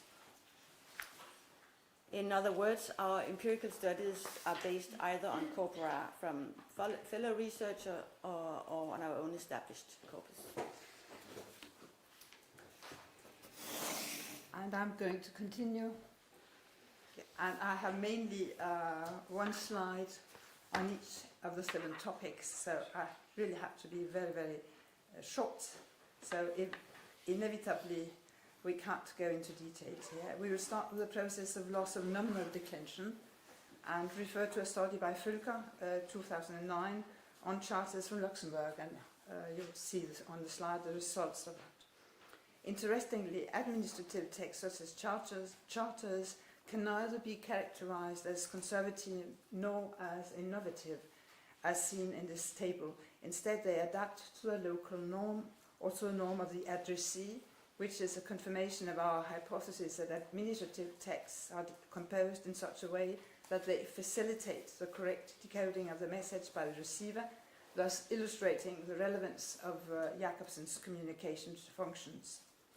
Indeed, the scribes identified, and some of them really write to the public, to public A, B, and C. So it's the same scribes that have written in the different ways that you see here. The scribes adapt the use of nominal declension to that of the addressee, most clearly in the case of texts sent to a royal or imperial court, where declension is respected in only 16.1% of the cases, in contrast to the almost total respect of the rules found in texts addressed to locals. Our study on nominal declension thus confirms the importance of linguistic clues for the interpretation of administrative texts. And I'll jump immediately to the results, our results on the disappearance of prodrop, which is an extremely difficult topic. And I hope that I have been able to correct. Because it's really complex, so it's even difficult to write it correctly. But one of the problems about the frequent use, one of the problems of, in connection with prodrop is the frequent use of subject pronouns in subordinate clauses and in administrative texts. However, variational research shows that prodrop would normally be more frequent in verse than in prose, more frequent in narrative texts than in fictitious dialect speech. So in diastratic terms, prodrop is more frequent in high style and less in fictitious dialect speech. Accordingly, if we want a major language change, such as the loss of prodrop, to be interpreted in a coherent way, as assumed by us, the disappearance of prodrop must be interpreted as a change from below, in spite of the contrasting evidence that I've just hinted to. We must look for a different explanation for diverting evidence, such as non-prodrop in embedded clauses and in administrative texts, possibly by the necessity of explicitness. And I jump to the negation. Our studies on negation confirm the previous conclusions. Indeed, the frequent use of negation particles in administrative texts is probably caused by the communicative orientation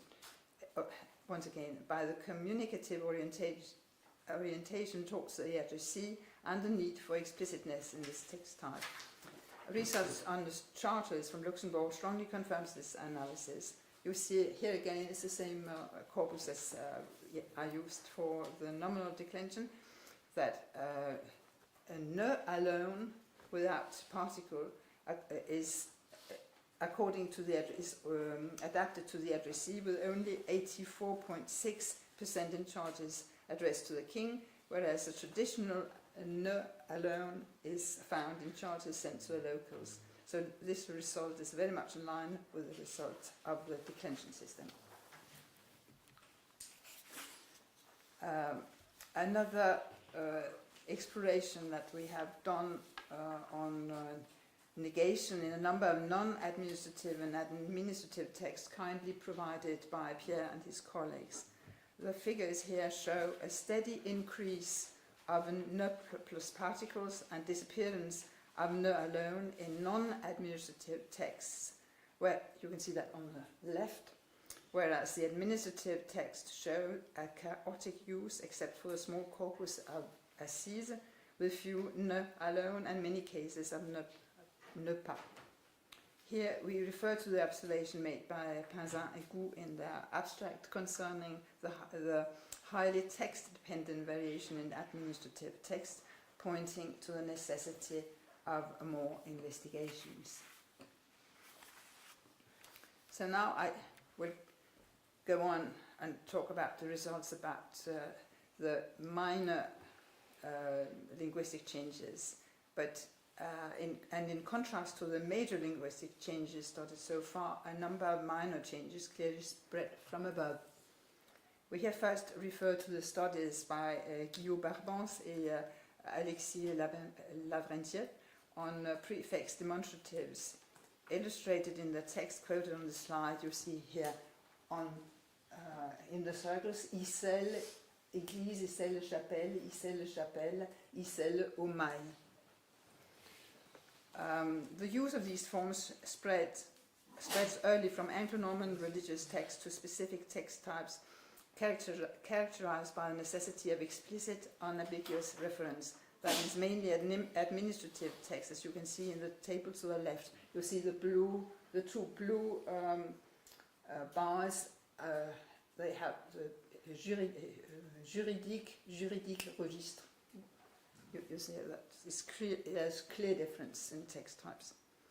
Prefixed forms are also but less frequently found in literary texts. The use by Rabelais reveals the archaic, pedantic flavor of these forms, which finally disappear completely in classical French. In other words, this case confirms the explicit, receiver-oriented nature of administrative texts and a change from above. And the case of Lodi is partly similar to the previous one.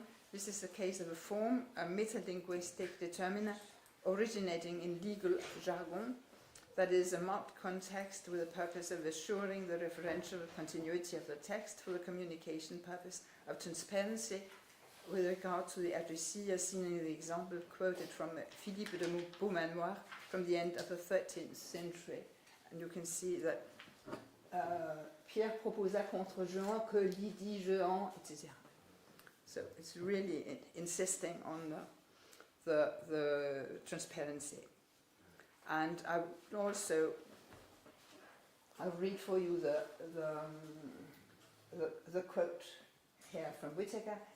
Il est toutefois clair dans les textes juridiques, la désambiguïsation revêt une importance cruciale, la répétition lexicale et de règles, alors que dans les discours plus généraux, on cherche à l'éviter.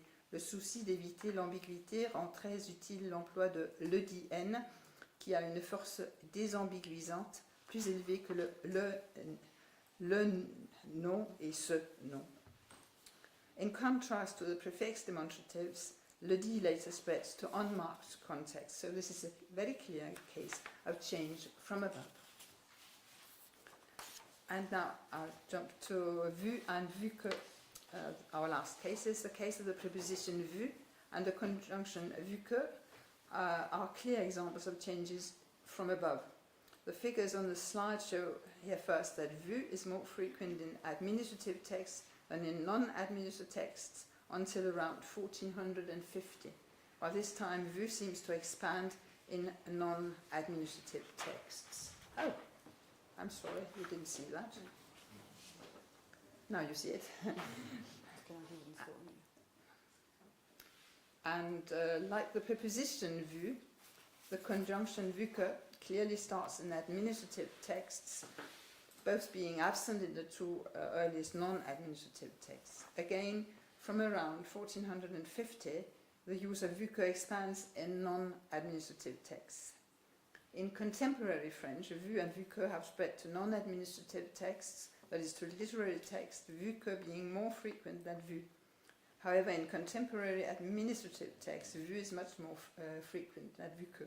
In sum, the two forms have spread from above, and although both have spread to modern colloquial usage, the restricted use of vu compared to that of vu que suggests that vu has specialized to marked administrative contexts, whereas vu que is clearly in the process of spreading to unmarked contexts. And now I have two slides for the conclusion. As already stated, and you can attack us on that point, we find it difficult to assume that non-administrative or administrative text traditions should be incoherent with respect to major structural innovations, the text tradition being defined among other things by the hierarchical relationship between speaker-writer and addressee. On the other hand, we find it logical that minor cases of innovation, for example concerning markers providing explicit unambiguous reference or providing causal linking of argumentation, might start in the text tradition where such markers are particularly needed, that is, in administrative texts. Finally, we have found important variation concerning the different administrative text types. On the one hand, the charters examined by us and by colleagues are formulaic without fictitious direct speech, so that they clearly constitute a sub-genre of itself. On the other hand, we have found direct speech in other administrative text types. We put forward the argument that direct speech probably does not have the same status in administrative texts as in non-administrative texts, where it's more or less supposed to mirror an adapted form of natural speech. In legal texts, cases of direct speech are mainly of two types, as far as I can see it. They are either pedagogical tools for future lawyers. So they are in the didactic tradition of dialogues that you have already found from Latin texts. So that's a very well-known example of a text type changing, the dialogue being a text type changing over time. That's one type of direct speech, fictitious direct speech, or possibly more or less reproduced speech from ordinary people. So, and we have seen, and I have noticed it really when reading through all these examples, especially for the negation, that each text is very, very different. So their usage is very text dependent. So it's probably necessary to make a more detailed subdivision of non-literary text, and we have had the possibility to do here. Thank you.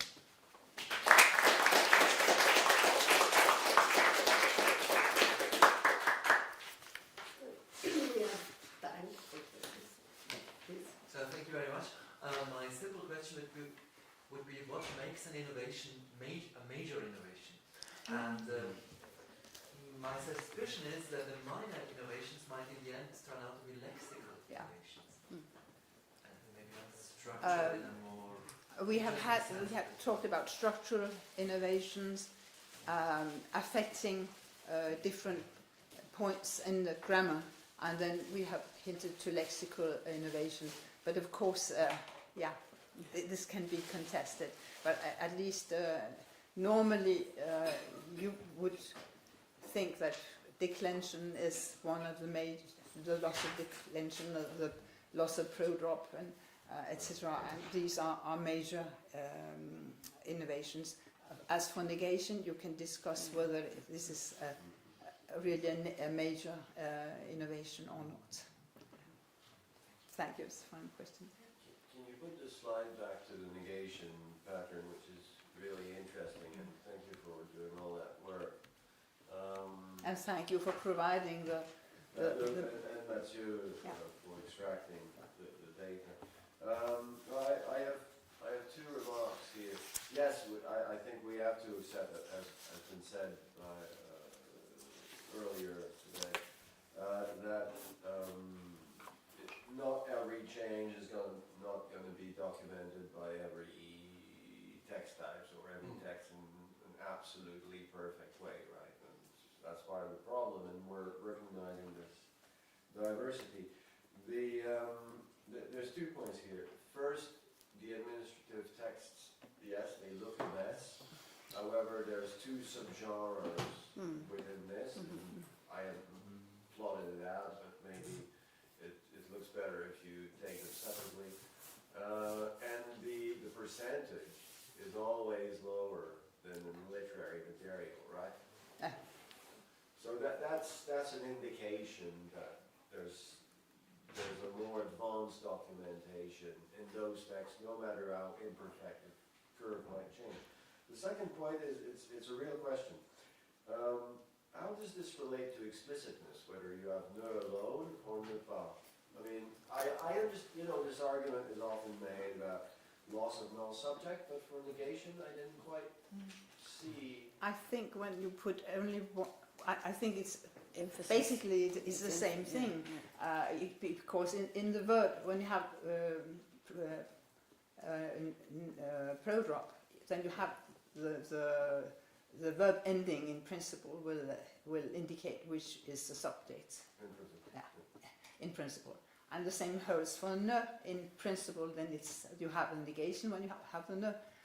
But if you want to be more explicit, then you add the particle. That's how it started anyway. You have the reinforcement of the negation. So for me, it's. But you get into the paradoxical position that if you were to look at contemporary text where you lose ne with ne pas, you would say that you would lose explicitness, right? No, because it's not. We don't have the same. You can't compare like that. You have to stick into a synchrony. Here you have a synchrony where you have the possibility of having the ne, which is quite perfectly a negation, and you can make the negation more explicit. Right. Yeah. So that's, you can't compare that to the later evolution of the circle. Okay. Thanks. More questions?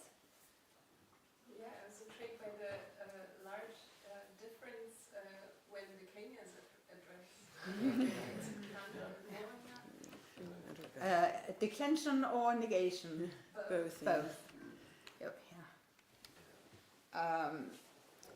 These are a number of charters examined by a German a German group, Holtus and colleagues, and they have examined how a large number, it's not only a few number, a large number of charters behave in, and they have identified the hands, so they know that it's the same, because else you could say that you have different scribes and then you know nothing about it. But these are, they have identified the hands, so they know that the same scribes send charters to the lower nobility, to the higher nobility, and to the king. And for me, it's especially interesting because that means that the scribes attach, they are conscious when they work. Yeah, and they seem to use the more innovative form in both cases. Yeah, but that's very. That's It's local. Yeah, it's because it's their local dialect which is extremely conservative. It's Luxembourg, right? Yeah. It's And Luxembourg, Yeah. northeast. So that's they are really conservative, but one would imagine that the conservative would be more prestige, but that's not the case, and it holds both for the loss of the detention and for and also for the choice of the particle. You can see me is the main particle in that dialect, but they choose pas pour the king, and in the king's dialect, that's or the center Île-de-France, that's where they sent it to, anyway, to Saint-Louis. So they adapt. So use of these clues are conscious, so they don't do it randomly. Can I ask you if you, so it's interesting because we have alignment here between the innovative variant and also the explicit variant, right? So do you think the figures for the king are better explained by register or by explicitness or redundancy in the system? I think that they are explained by the adaptation to the usage of that specific dialect, which is going to become the dominating dialect. So that's predominantly register-based then? It's there, not register, it's dialect. Yeah. Because it's not that it's, of course you have a slight difference between lower and higher nobility, but I wouldn't call that register. Yeah. I just wonder whether there's a dangerous circularity that we think today administrative texts have to be more explicit, and therefore we say we're getting these features because they are more explicit. But are we sure that we're back projecting our conventions and our thoughts about explicitness? Have we got independent evidence that there's a need for explicitness in this? Am I making sense? Yeah. There's a dangerous circularity in what you're saying. Yeah. I think that the use of the reinforced demonstratives and also the use of the particles vu. But we're saying that they must be more explicit because they're associated with those text types. It is circularity that I think that's true. Yeah.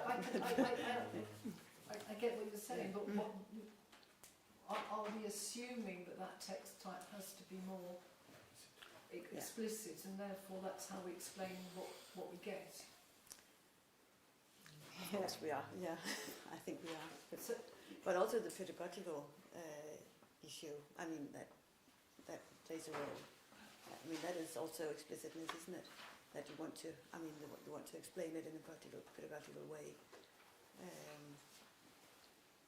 To law. It could be that if you were, I don't know, say doing a textual performance and you want to make sure your audience really get what's going on, you might want to be explicit in whatever it, I just. At any rate, I think you can see that you have clues in that sort of text, and also in charters. Charters are extremely formulaic, and there must. Is different from explicit, or? Now, I think my way of using the word formulaic is that they use the same pattern in the charters. They are built up in the same way, and they start in the same way to all those who hear or see this, etc. And these texts are going to be preserved for a long time. So for me, it's, well, it may be almost redundant. Yeah, they are really, and there's repetition of the names and repetitions of Here and seeing.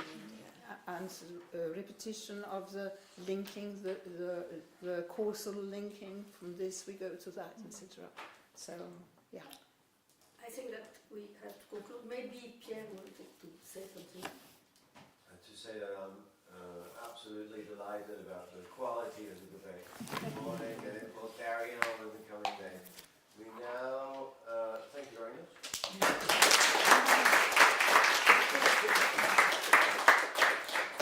I thought you had a question. Thank you for the delightful President Galves. Thank you very much. We're now moving on to lunch, which is in the next room. There are boxes. If you have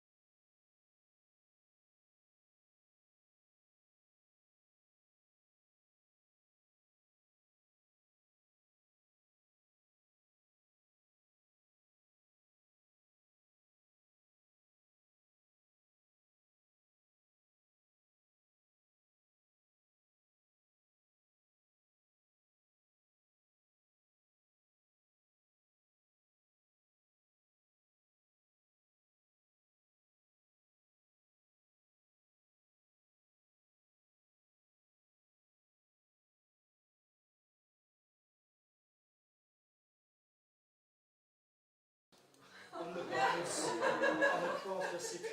So on my way to Emelsesh, I just met a couple of sharks, Cruz, so that's just not a normal day in Caen, just to be sure of it, but that's also show how lively our city could be and how lively and inspiring our students are. So I really hope that you will enjoy life, the city, Caen, and of course the scientific contents of the conference. If it is the case, I would be really more than happy to support any future collaboration that you could have with CRISCO, its directors, and the other members of our scientific community. Just to let you know that the University of Caen could offer you a numbers of support to have joint activities.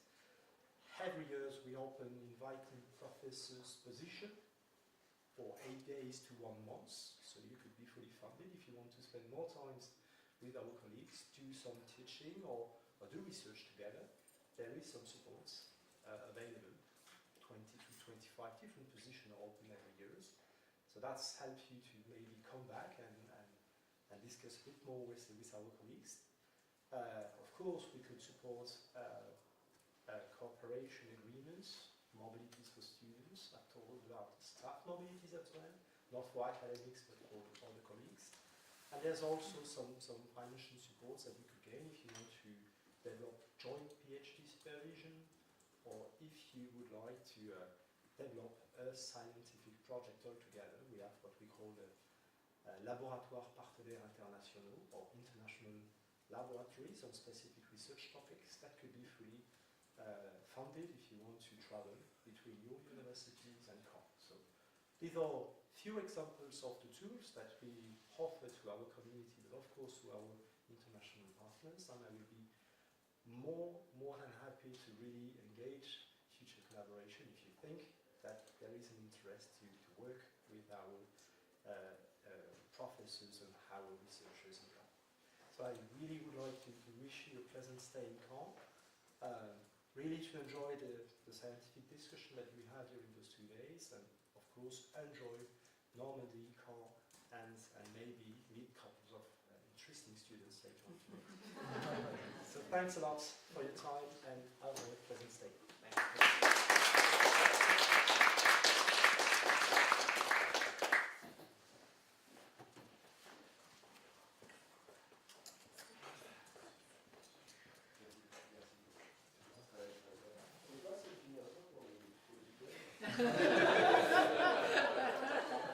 Follow the money.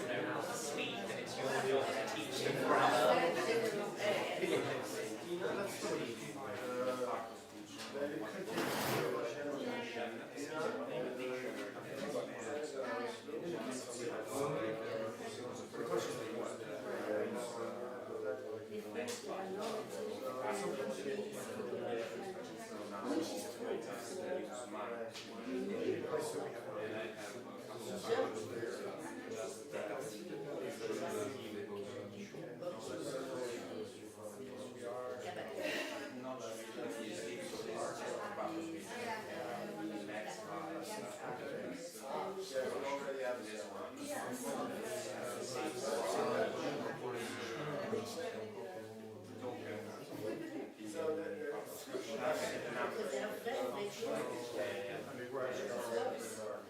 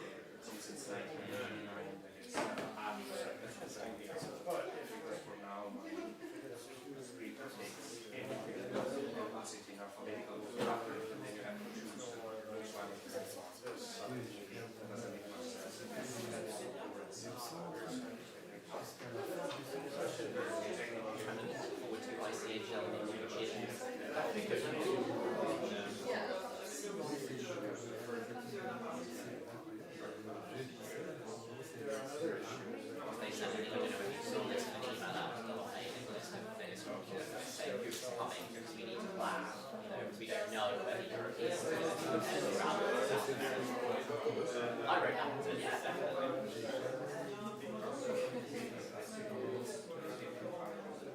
I think unfortunately, when you have these conferences, a long way away, it's the same as in Canberra, is that you get fewer junior people coming because they don't have a crowd.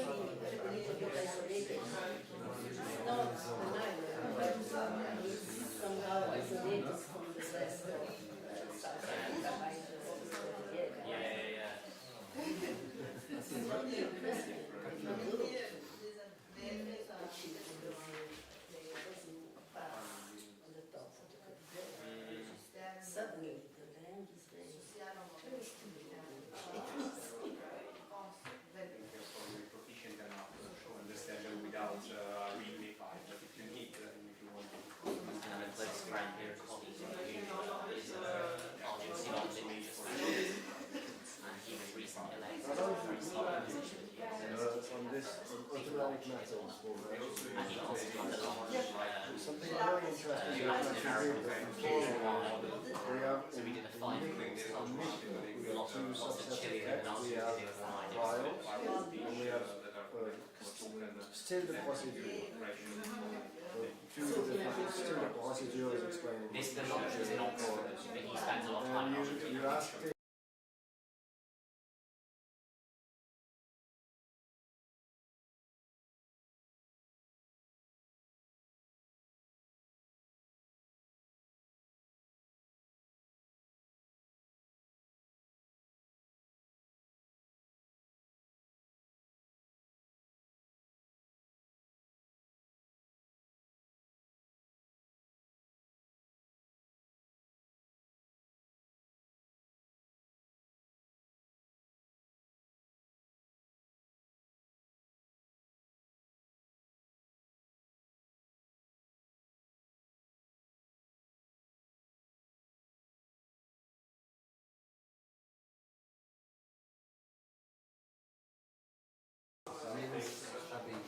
Ah, oui.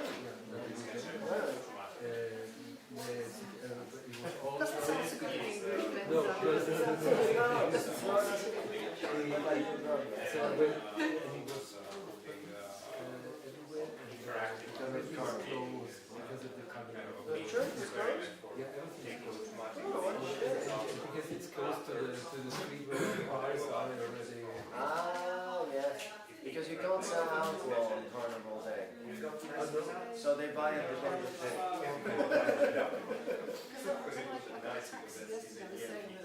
The textual is tourism. You know, everything is closed tomorrow, which is the whole That's why I'm going to No, I was coming from the car.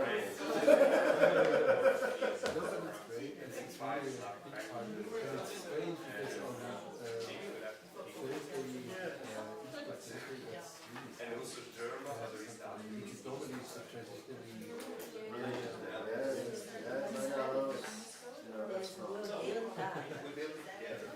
Like Monday is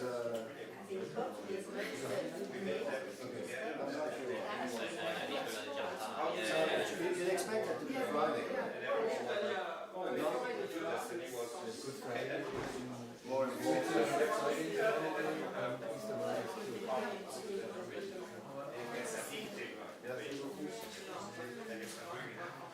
Yeah, that's very strange. That's the way it flows.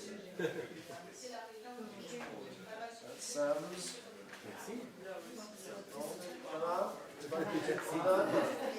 Extra value just for you.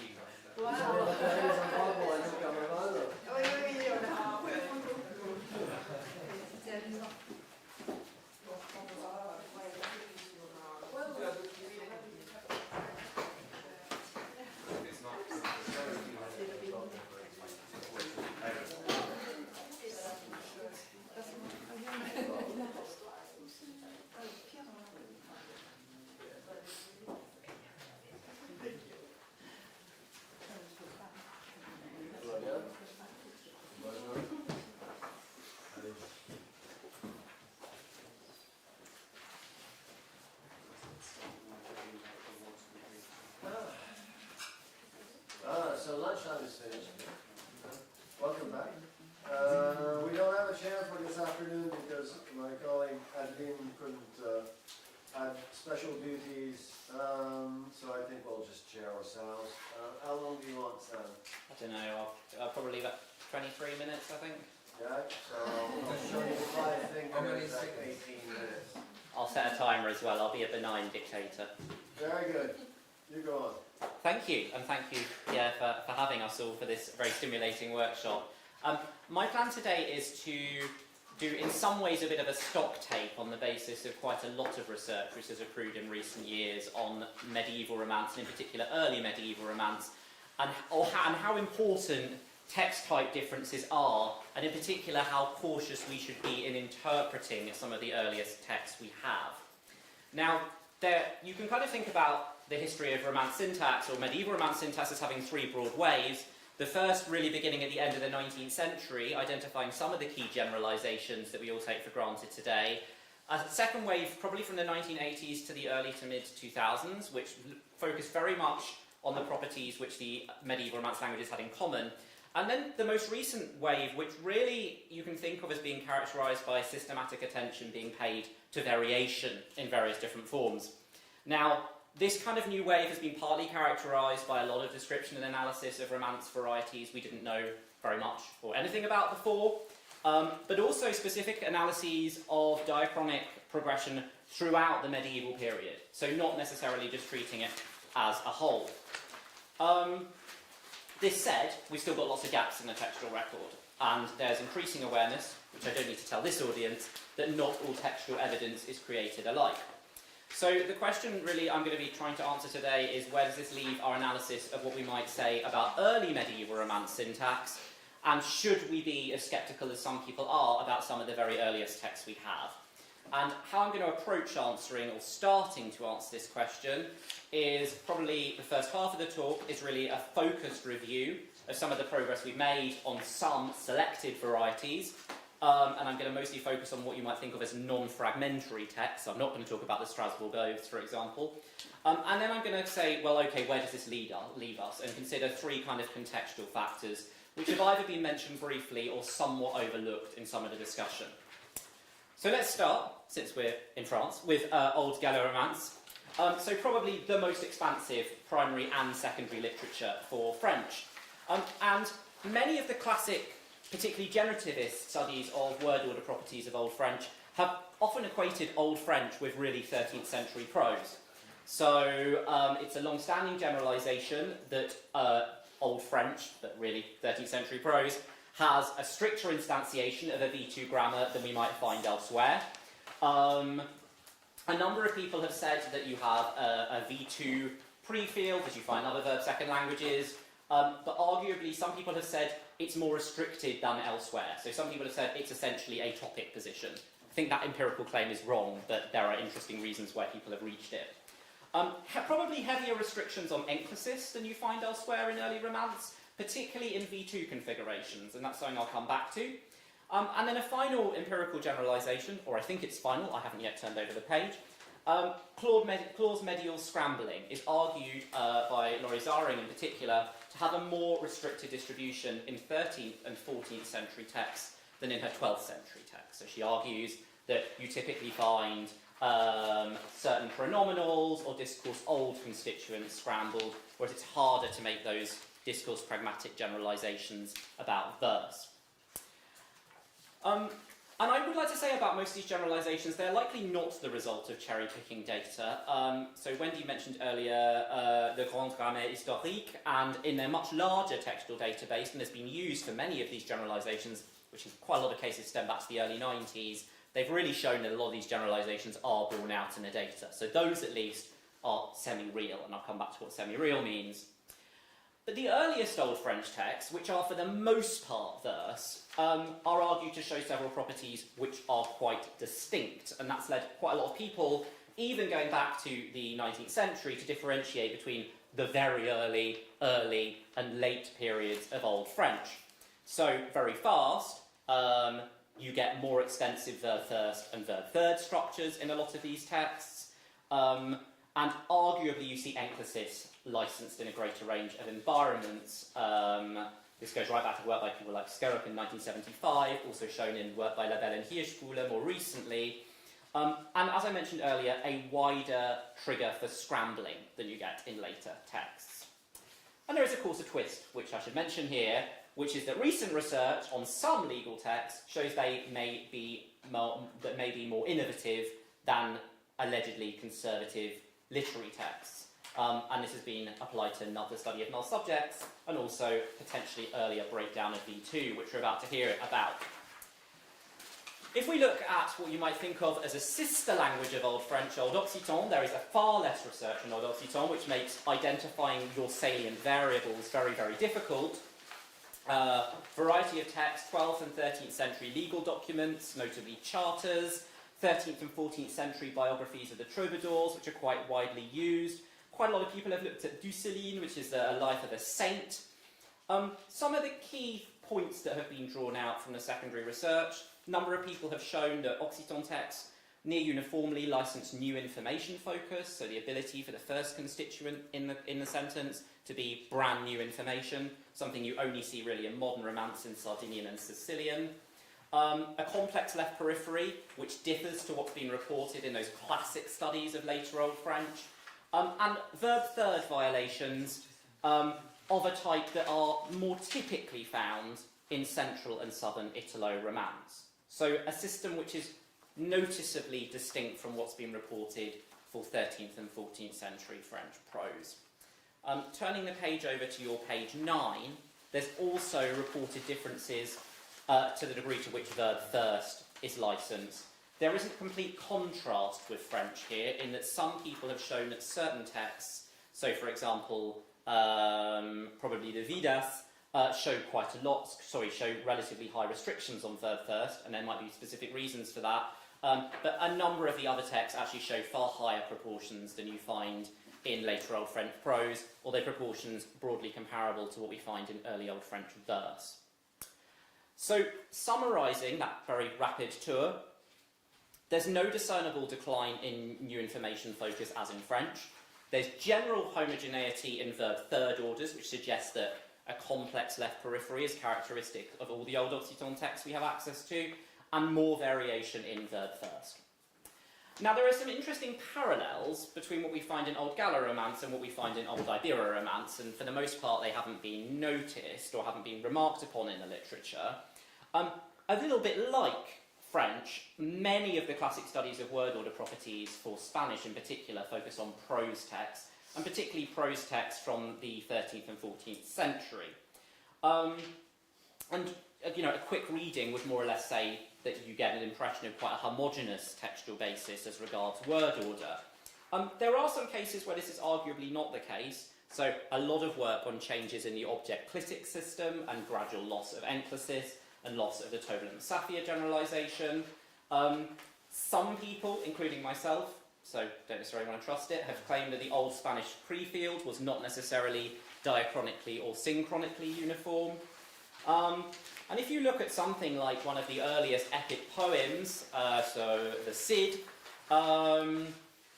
a number of scholars have pointed to the fact this has a wider variety of constituents which can be fronted than you get in later prose texts, so something somewhat reminiscent of what we've just seen for French. A number of other scholars have also pointed out that later prose texts arguably show fewer instantiations of new information focus than you do in later texts. Finally, two further points. One is that you seem to get fewer of what you might loosely call verb second deviations in 13th and 14th century prose, so less verb third, less verb first. And you also seem to get a decline in the number of OV orders diachronically. It's more or less what you would expect, but nevertheless it has been noticed. And although it isn't quite comparable to the empirical generalization for French, various people have shown that, for example, pronominal and quantified objects, certainly by the time you get to Renaissance Spanish, are kind of the last vestiges of the OV syntax, which parallels almost exactly what we find for French, also incidentally to some degree what's been reported for English in the literature. I'm not going to say very much about Portuguese, and I'm not going to say very much about Catalan, because Afra is going to say lots of exciting things about that shortly, I'm sure. Probably fair to say there's less diachronic work on Portuguese within the medieval period than there is for certain Romance languages, although there is an exciting emerging literature on classical Portuguese, which shows that OV orders have largely declined by this period, and also that focus fronting is more restricted than what we find in earlier texts. And there are some interesting generalizations in a forthcoming book by Charlotte and colleagues on the types of objects that you confront in classical Portuguese. Okay, and then before we move on to things which aren't so empirical, I'm just going to say a little bit about Italo-Romance. In some sense, although Italian dialects are fascinating, the southern and central Italian dialects, from the purpose of what I'm saying, are slightly less significant, largely because the broad consensus in the literature is that you see greater continuity within the medieval period than you do for many of these other varieties I've touched upon. Now, possible exceptions to this generalization, I'm not going to talk about the complementizer system and the syntax of C, but in terms of some of the core properties I've mentioned so far, new information focused seems to be uniformly licensed in many of these texts. That's also what you'd expect for languages which still retain it to a lesser or greater extent today. You get quite a lot of verb first and quite a lot of verb third. And on the first point with verb first, that again would be in keeping with the fact these languages are still full null subject languages today. You also have what you might view, and I'm going to come back to this, as a slightly more conservative Tobalin-Saphir system than you see in some of the other texts from the north of Italy or from French, where you do get emphasis with an initial XP. And that's something I'm going to come back to. Northern Italian dialects arguably slightly more interesting from this point of view. We have very few early texts from the north of Italy, which are of sufficient length for detailed study. We do have the 13th century Sermoni Subalpini, which are interesting because they show evidence of new information focus, as in 21. You also get verb first and verb third, and you also get a proclasis-enclasis alternation with an initial constituent. And why is this interesting? Well, because it potentially allows us to reconstruct a fairly conservative word order system akin to Southern Italo-Romance for the north of Italy. Now, there has been an explosion of work recently, which I've been partly involved in, and others in this room, on Veneton texts, which shows a somewhat complex story. None of the texts we really have would necessarily qualify as particularly early. If you look at Leo Mazor, which has been studied extensively, it's a 14th century legal text which attests a decline in focus fronting, restrictions on verb first, and more restricted verb third than in southern and central Italo-Romance, and a general absence of emphasis with initial XPs, though there's a bit of a story there. But in some other texts from the 13th and 14th centuries, you don't see all these characteristics shown uniformly. So you see slightly more liberal verb third, and you see some points of variation as to how much verb first you get. So the overall conclusion is that there's considerable heterogeneity in the text you have from the Venetan corpus in this period, which is not necessarily easily mapped onto text types, regions, or diachrony, but many of the texts arguably show the hallmarks of an incipient breakdown of verb second. And then the final variety I'm going to talk about is Sardinian, which is very interesting. So it basically patterns with the rest of southern and central Italo-Romance in most of its syntactic properties. It shows new information focus. It has an active conservative Tobler-Musafia-clitic system, and you have fairly extensive verb third. But the major respect where it differs in its syntax from, to the best of our knowledge, all other reported early Romance varieties is it appears to show unmarked verb first in main clauses. So this is not only the dominant word order pattern in matrix clauses, it's also near absolute in embedded clauses, which really makes it look very unusual in a comparative Romance context. And what's interesting for the purpose of this workshop is that the textual corpus is very unusual because until around the late 15th, early 16th century, we only have legal administrative text for Sardinia. And some people have said, well, these are no use at all for historical syntax, and that's a somewhat classic view. There is a more positivist view by some in the literature, so a number of people have described these as proto-literary. Quite what that means we can debate, but it is an interesting observation in light of the conversation we were having earlier about what legal means in different contexts. And they do often narrate disputes in lots of details, where you really bring into relief, this character said this person then argued this back, and you kind of get a sense for an unfolding narrative. Also, and I think this maybe just make us stop and think, they do actually show a fundamentally different syntactic property to almost all the other legal texts we have surviving from elsewhere within the medieval Romance period. And that's potentially itself quite interesting. And the final point I would just add, and there's much more to say about this, why I don't think we should dismiss their use outright, is that a number of scholars have reconstructed a proto-Romance VSO grammar. So it may just be that these are essentially an instantiation, and I'll come back to this, maybe with a small bit of temporal lag, of an archaic stage which we just don't see instantiated elsewhere. So I realise I've covered quite a lot of ground, but I was trying to be as comprehensive as possible. So some light relief, the summary of what I've said. So the philological issues are quite heterogeneous, but many of the core morphosyntactic properties actually aren't. So when we think about V2, with the notable exception of Sardinian, you see V2 observed across the Romania with specific properties in the earliest texts.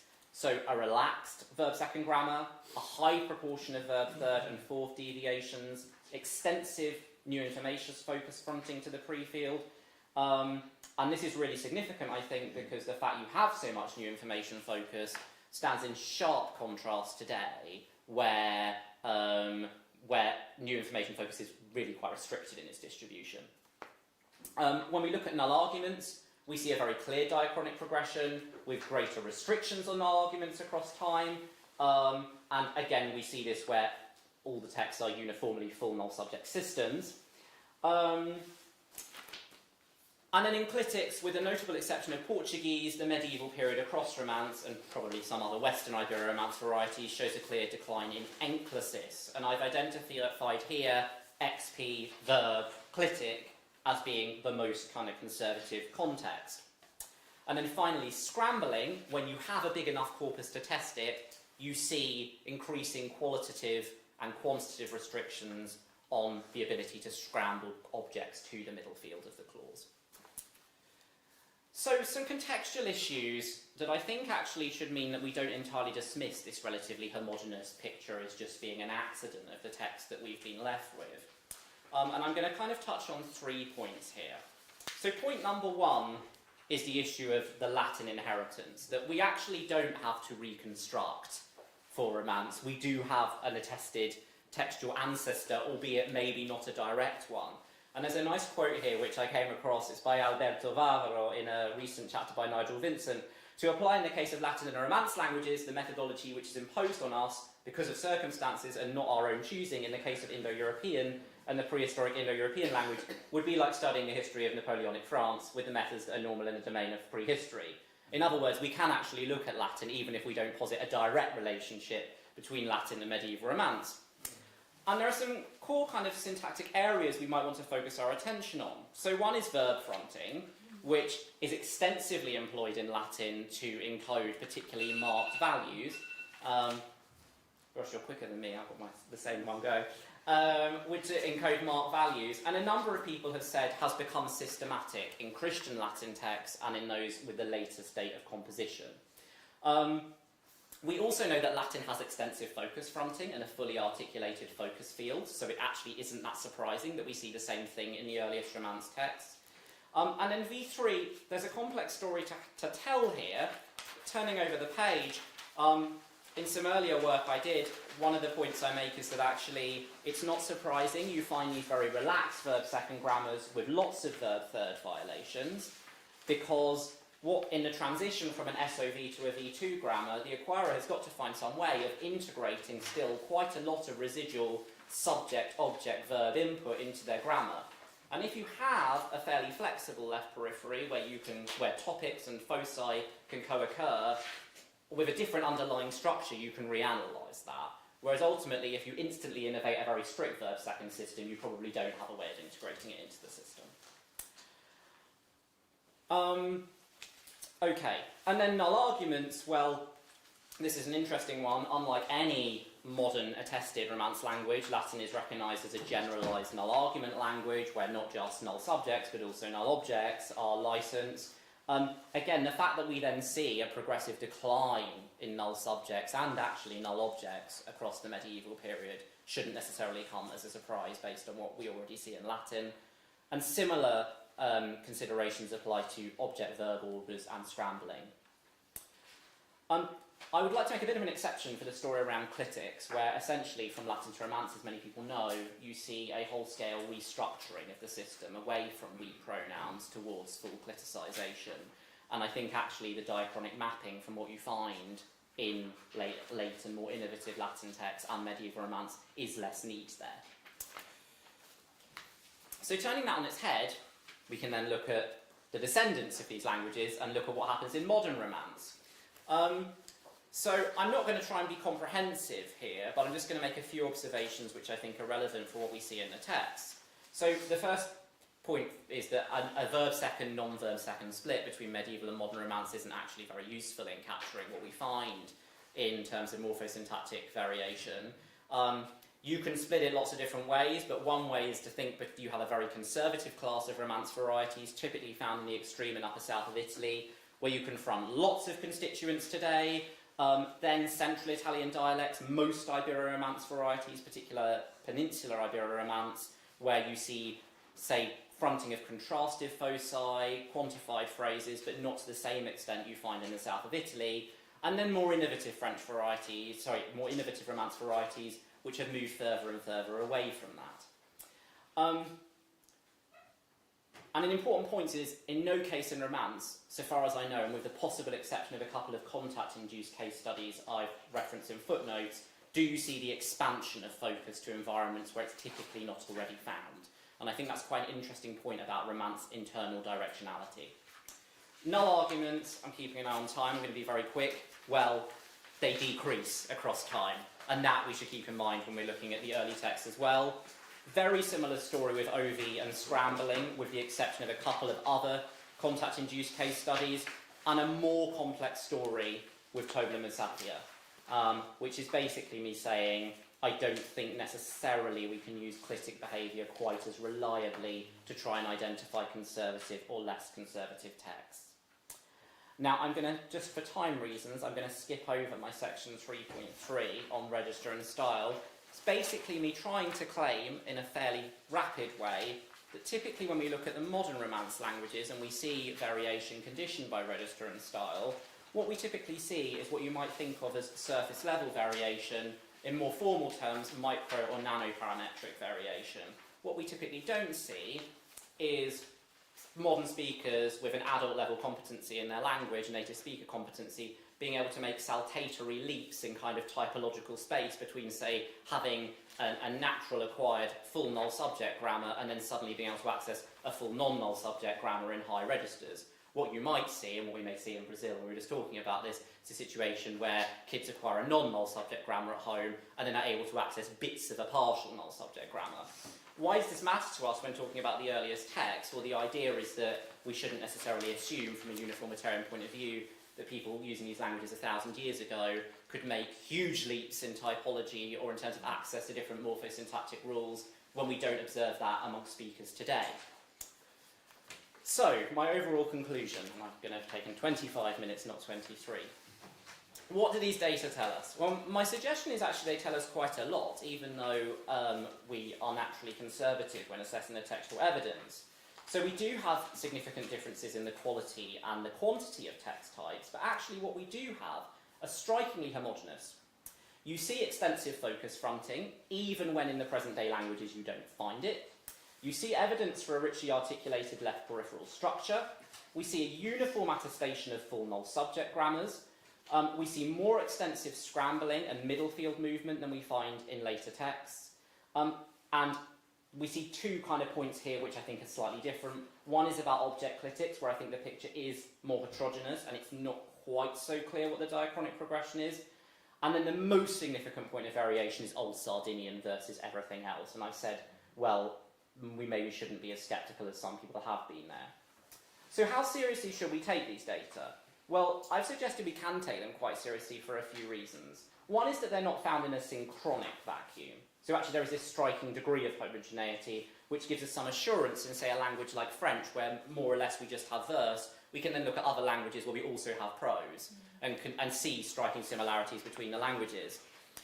They're also not found in a diachronic vacuum. So we're now in a far better position to look at the progression to the present day, and also to look at their progression from Latin. And actually these problematic cases we may have in isolation can be assessed more rigorously when we adopt a broader comparative synchronic and diachronic perspective. But then I don't want to sound too kind of boosterish. What reservations should we have? Well, I mean, it's an obvious point, but these are not real languages, and they are always going to be to some extent removed from speaker competence. They're text languages in the sense of Fleischmann 2000. So we cannot rule out and should expect a degree of diachronic lag between what appears in text and genuine change that was in progress. And this means it's a logical fallacy, and far too many generative syntacticians, such as myself, are guilty of this, to equate the 12th century French textual database with French as spoken in the 12th century. But I would suggest at least two factors mitigate against this to an extent, and I've deliberately underlined to an extent. Point one is, the richer the picture we develop of Romance's internal directionality and word order change, the easier it is to identify likely conservative and innovative traits, irrespective of their exact dating. And this is what kind of Roger Lass calls diachrony independent of history. So it's saying, you may well be able to say, this was a system at some point. What you might not be able to do is pinpoint, this was the system in the 11th century. And this suggests it may be more accurate to refer to text as conservative or innovative rather than early or late. The second point is, considering how syntactic variation conditioned by genre and style operates today, we might be able to develop a more precise notion of the likely upper bound of such a lag in both temporal and typological terms. So a tentative and somewhat speculative hypothesis to test would be that lag typically is unlikely to span more than 2 or 3 centuries, which would fit with the broader literature on parameter size and stability. Thank you very much.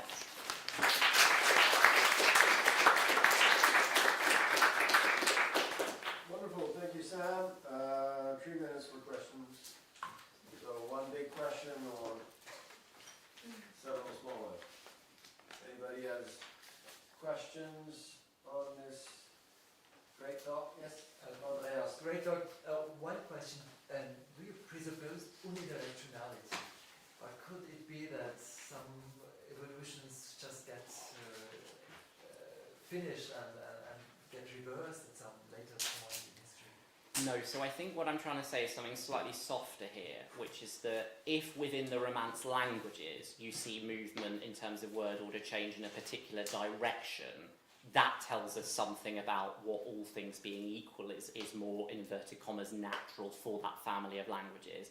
I'd be very hesitant to say something more general about this is how the encoding of focus or null subjects or etc. works cross-linguistically. So I'm sort of saying as an additional crutch, when you have textual records you might be a bit iffy about, knowing what happens, particularly when it's an entirely uniform picture across 300 or 400 documented languages, does tell us something, but I wouldn't want to make a more general claim. Thank you. Yeah.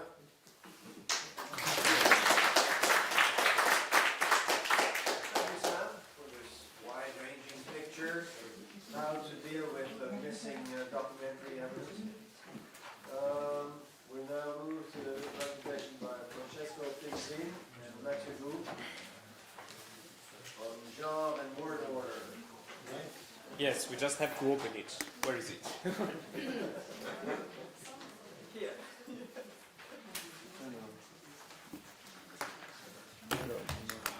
Ah oui, je vois le truc. J'ai déjà utilisé ça. Et puis c'est de l'autre côté, il y a un USB de l'autre côté. Ouais.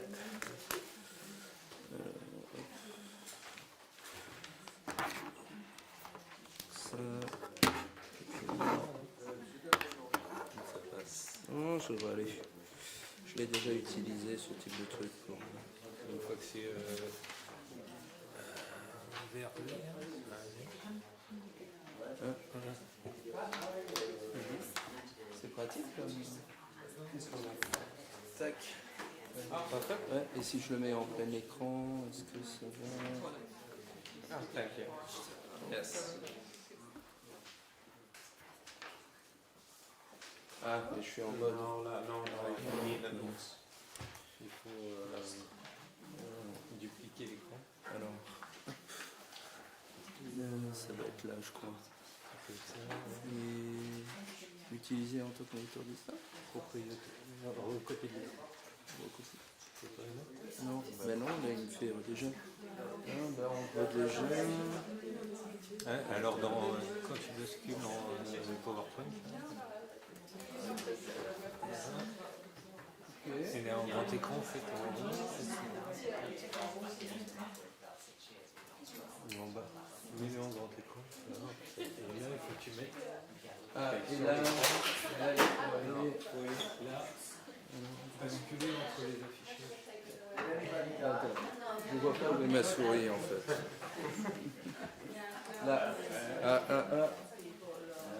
Et il faut que j'aille où? Tout à gauche, basculer entre les affichages en bas.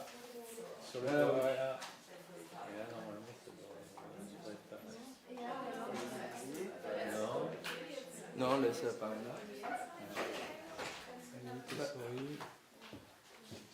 Bah, sinon, tant pis.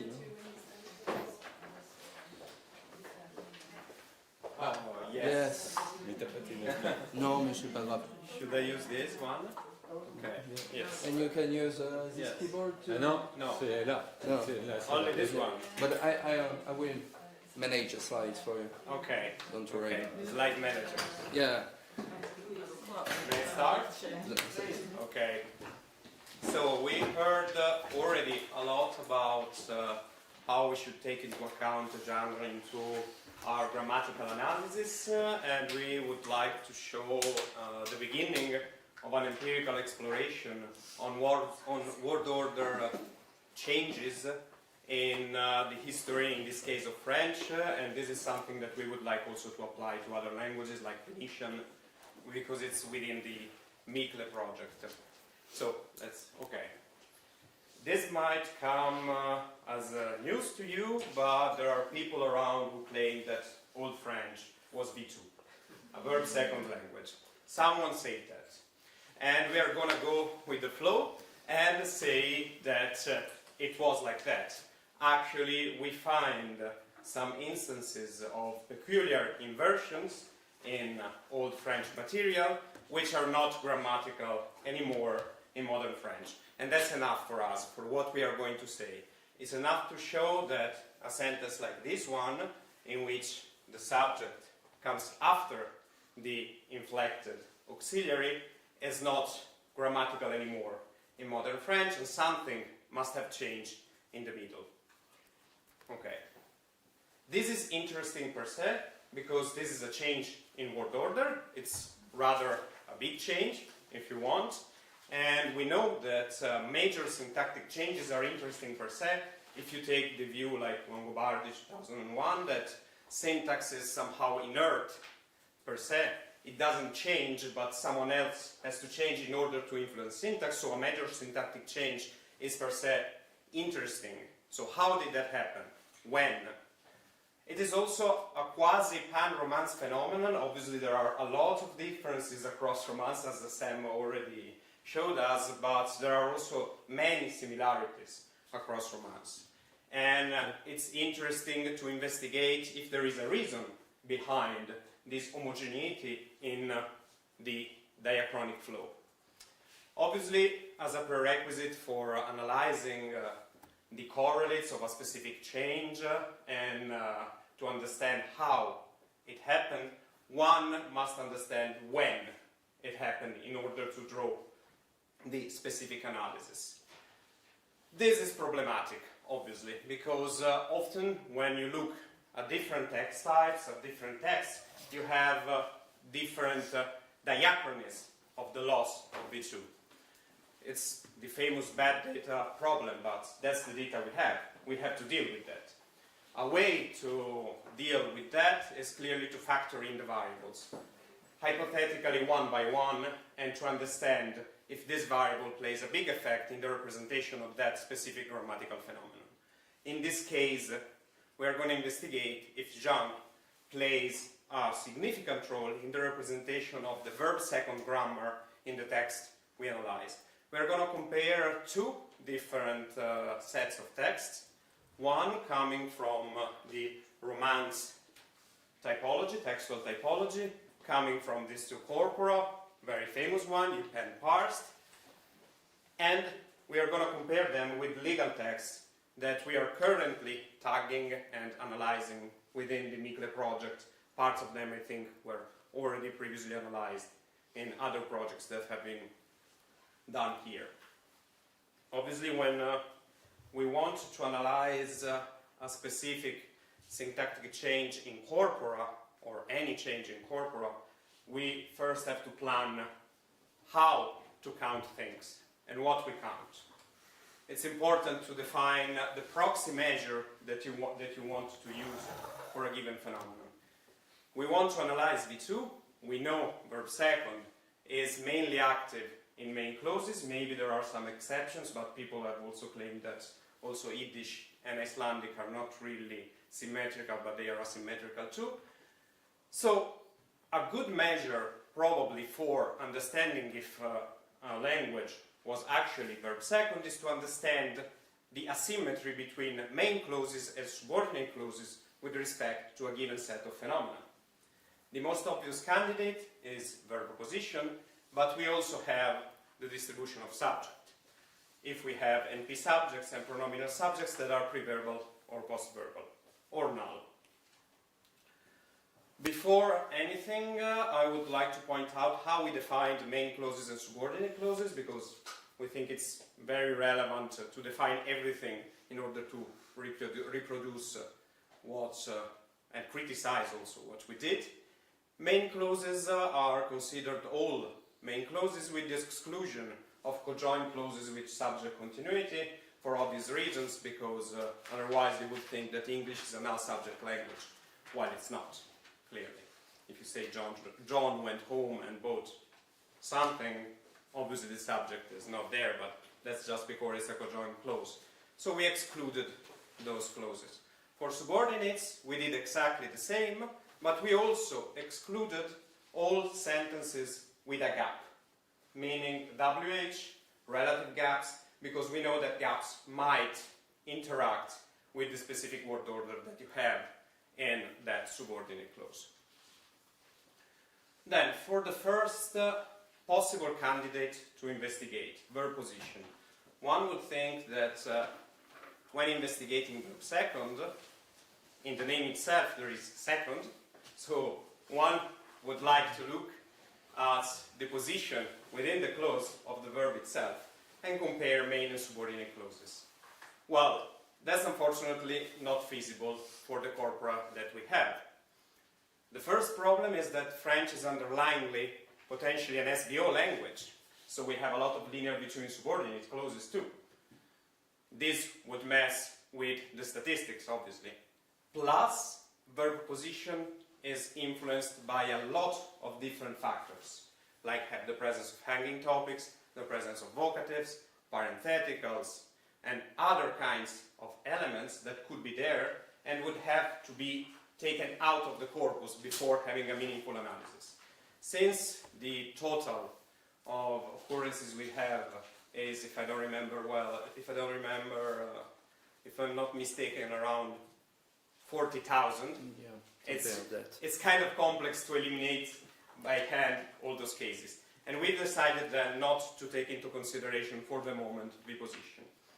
Then we decided to look at subject distribution, and the distribution of NP subjects and pronominal subjects. NP subjects, we have decided to split them, so taking only NP subjects on one side and only pronominal subjects on the other. We look at the presence of pre-verbal NP subjects and post-verbal NP subjects in main and subordinate clauses, and we do the same for pronominal subjects with the additional variable that you can have a null pronoun, clearly. For now, we looked only at referential subjects. Impersonal subjects are there, they are in the table, but we still haven't been able to analyze them. For the sake of time, we are gonna only, wait 1 second, we are gonna only to focus on NP subjects. This is mainly because of reason of time, but we have the data for pronominal subjects too, so if you have questions, we can jump to the slides about pronouns. So, these are the texts that we used. The past foray is highlighted in red there, because, yes, because it's a bit, is it red? Yeah, it's red. Yeah, the date is in red, yes, but not in red. Yes, the date. I was confused. Sorry. Yeah. The date is in red because there is a bit of a controversy on the exact datation of it, but maybe we can take it to the question time. Just to briefly show you this dreadful statistical model, we use the generalized mixed effect model, and it's a binomial one because the dependent variable is NP subject, which has 2 levels. NP subjects can be post-verbal or pre-verbal. The independent variables that we took into consideration for predicting the position of NPs are clause type with 2 levels, matrix and subordinate clauses, genre with 2 levels, legal and romance, and ear as a scaled numerical variable, so diachrony, basically. As random effects, we included text. And this is the graph. This is the plotting of the model that I just showed you, with all the nice statistically significant variables and the interactions among them. Just to understand how it reproduces things, these are not actual data. That's the predicted probability that comes out of the model. It would have been obviously great to have this straight line on actual data, but we never have it. It's actually coming out from the model itself. It's the predicted probability of the model. Here, on this side, you have legal text. Here, you have romance text. In red, you have matrix clauses. In blue, you have subordinate clauses. And this axis is the one for diachrony, for both genres. Well, splitting down the statistically significant results one by one, the first thing to notice is that by itself, the variable genre makes a big difference. This is clearly visible from the plot. It is extremely significant, the difference in the predicted probability of pre-verbal NP subjects between legal and romance text. This is kind of self-explanatory. Going to the second one, clause type, also this one is an extremely valuable and significant predictor for the position of NP subjects. As you can see, that there is a big difference between matrix and subordinate clauses. That's bigger in romance than in legal, but in overall, this is a good predictor for NP subjects. Going to the interaction, now the graph changed a little bit because we took out here in order to show the interaction a bit better. Interaction basically means that the effect of a given variable is significantly affected by the presence or absence of another variable. So the effect of closed type, here, matrix subordinate, is significantly different comparing the two genres.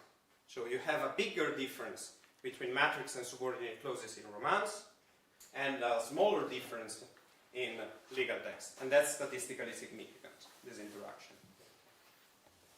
Going now to the second interaction between closed type and ear, again, the effect of closed type is significantly different along the ears. So this means that it's not stable, the difference between matrix and subordinate clauses, but overall we see an increased reduction for Romance and a divergence for legal text.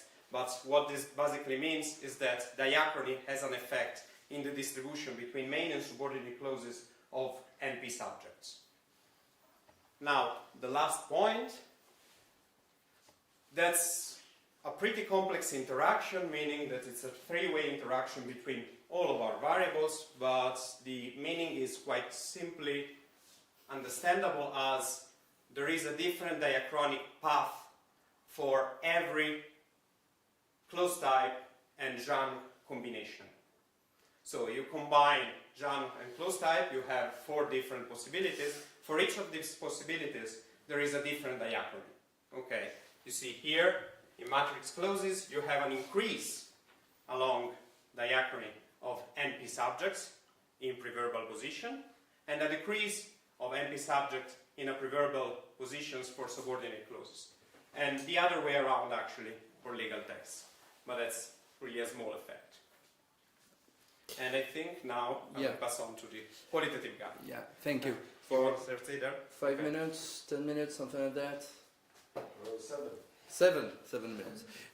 Just so for the qualitative side of things, because we wanted to have a deeper look on all occurrences and to pinpoint some grammatical feature that numbers cannot show on the plots. It's still a work in progress. There is a lot of data to look into, but I will mainly focus on 2 main topics: NP subject inversion and the nature of the constituent left of the verb in V2 grammar configuration, and to compare and distinguish between literary and legal text, and just to give some pointers on some grammatical phenomena we think were important. So on the topic on NP subject inversion in literary text, there is quite a lot of, in the MCVF corpus at least, of inversion in direct speech from the oldest text up to the most recent ones, and mainly to notify a change in speaker. It's instances like 1 and 2, certes fait Vespasien, oui, or nous verrons que ce sera répondit le Seigneur de l'Église. Another key factor in the NP subject inversion in literary text is adverbial C. Of course, we talk about it this morning, and adverbial C is present all along the period. In Bayard, which is from the beginning of the 16th century, 11% of all VS inversion have an adverbial C. And if we add the derived form OC and NC, rates go up until 15% of all instances of VS inversion in this text. In contrast, in Boiron, from the beginning of the 13th century, C accounts only for 4.4% of all VS inversion, but if we had the derived form on C, we have rates about 15%. So there is no decrease in frequency between the oldest and the newest text for adverbial C, if we count also OC and NC. In contrast, in legal text, in the MIP corpus, VS word order mainly occurs in main clauses, and there is less instances of direct speech. There is some of them, but far less. So we got Instances like la, vin, le sergent, autres plusieurs délais singuliers peuvent avoir les parties, and so forth. And we do find all type of verbs, but we have to have a deeper look in the occurrences, but mainly locative directional verbs like venir, apporter, courir. Copula's speech verb like dire et répondre seems to be the most frequent and trigger, or at least occurs with NP subject inversion. We also do still find adverbial si and aussi and ainsi with the subject inversion, but the rate of adverbial si decrease very steeply with time. We go from 10.7% of all verbs inversion with si at the beginning of the 13th century in Assis to 0.3% in the middle of the 17th century. And if we count the derived form NC, OC and the like, rate doesn't change quite as much. So to summary, literary text across all periods have a rate of VS inversion with adverbial C comparable with the earliest legal texts. As for the nature of the first constituent in V2 configuration, if the first constituent is not the subject of the main verb, the XP usually belongs to a following set growing smaller diachronically.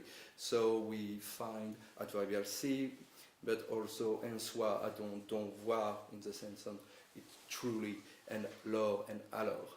There is some stylistic quirk with some author like Bayard, who use can't subordinate before the main verb, like in free, continue to donner partie hors de la chambre. It's mainly in this text that we do find this kind of subordinate. And the first constituent in literary text seems to be mainly linked with informational or referential continuity, and the focus seems to create some kind of anaphoric link in the broad sense of the term with the preceding context. In legal text, we do find the same adverbs like si, alors, ainsi, and the like, lors, was, les jureurs, but we do find also great deals of PPs, like par l'opinion et délibération desquels, or sur les 43, 45, 46e article dit que.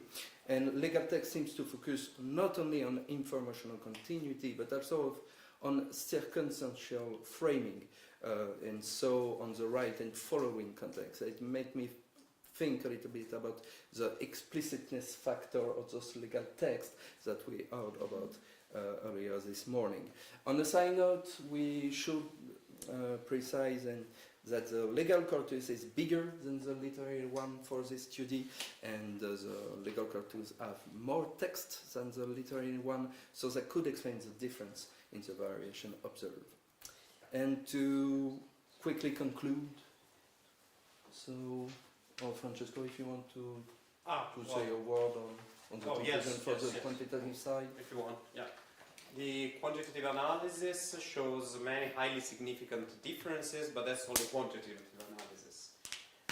This means that we have to pinpoint the relevance of this quantitative analysis with respect to the grammatical feature. The relevant question is there a grammatical difference between these texts, or is there just a frequency difference that is driven by the presence in a given text of, for example, verb of saying, which trigger a lot of inversion in one and not in the other. This cannot be done by quantitative analysis because you cannot retrieve everything from a corpus. We have to do the qualitative analysis. Natasha is looking at me badly because we should retrieve, with all the work we've done, we should retrieve everything from corpus one day. But not today, so we have to look at this. But the quantitative analysis still shows something interesting. That overall, Romance texts have more post-verbal NP subjects than legal texts, and that the main subordinate asymmetry is much more marked in Romance texts than in legal texts. This might mean that V2 is a more of a widespread configuration in Romance than in legal text. This might, I underline it, because we still have to do the second part of the job, that is to really look into the qualitative side. But there is an indication that this might be the case. Then there is a significant effect of diachrony, which is especially strong in Romance texts, that goes toward the loss of this asymmetry between main and subordinate clauses with respect to the distribution of NP subjects. And then for the qualitative analysis, so still a work in progress. The qualitative side of things shows that there is the frequency of adverbial C doesn't change in Romance, but decrease in legal text, and that as a first constituent we do find a lot more of PPs in legal text than in Romance, and that the first constituent in Romance text is part of an ever-restricting set of adverbs in V2 configuration. So what about the next steps of this work? There is three main leads we should explore next. First, we should analyze the other type of preverbal XP we found and their evolution through time. We do like also to study the effect of verb types in V2 configuration, if it's transitive and accusative, passive and whatnot, and especially on the subject of NP subject inversion. And lastly, we do want to have a deeper look on the effect of set phrases we can find in literary and legal text. That's a work we began to do with Pierre, but there is still much to say about it, and we do hope that in the near future we'll be able to have some answer of those questions. And that's it. Thank you.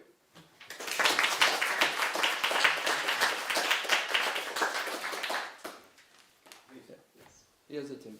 What's the numbers in the model plots for the years? -1 to +2. For the? For the years, yeah.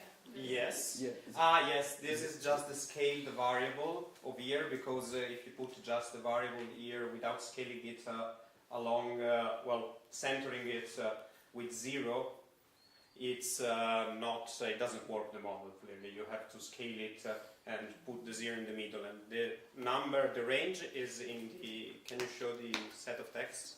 Yeah. The range is here. It's almost the same at the beginning.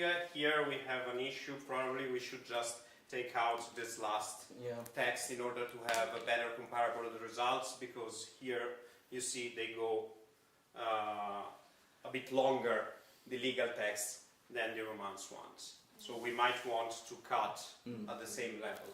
But yeah, that's something that can be easily done. Yeah, and maybe to put apart some of the legal texts, especially still, which are some kind of subgenre of legal text that can be can create some biases, maybe so.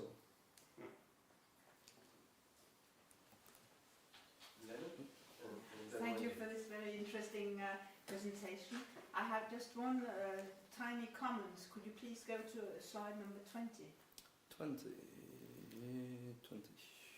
Here you say that VS occurs in direct speech, but the cases that you quote are not direct speech.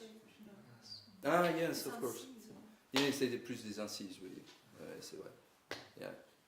Thank you. I might have missed it on slide 17. I know, This one? Yeah. Yeah. I think you said it, but the two types of clauses diverge. In a minor way in legal, but converge in Romance. Yes. Did you say? Do you have an explanation for that? That's an interesting point that I think the explanation might only come after the real qualitative analysis. Because we have to pinpoint, first of all, what's the trigger for inversion. If it's the frequency, for example, of accusative verbs or passives. And once we pinpoint that, we can say, taking out an accusatives and making it a single variables, looking at transitives, do we see diachronic variation, or it's just the case that in the last text we have more unacusatives and more passive, because that's possible too, obviously. But it has to be done manually. Yeah. It's not already tagged in the text, and so we have. But I think that goes along the way of a possible analysis also for the decrease of preverbal NP subjects in Romance. They decrease in subordinate clauses. So this means that we have more postverbal subjects in subordinate clauses in the later Romance text. This might mean, obviously we have to look at the data, that we have either a developing stage of an accusative inversion, so post-verbal subject with an accusatives, like we would expect for a language of the Italo-Romance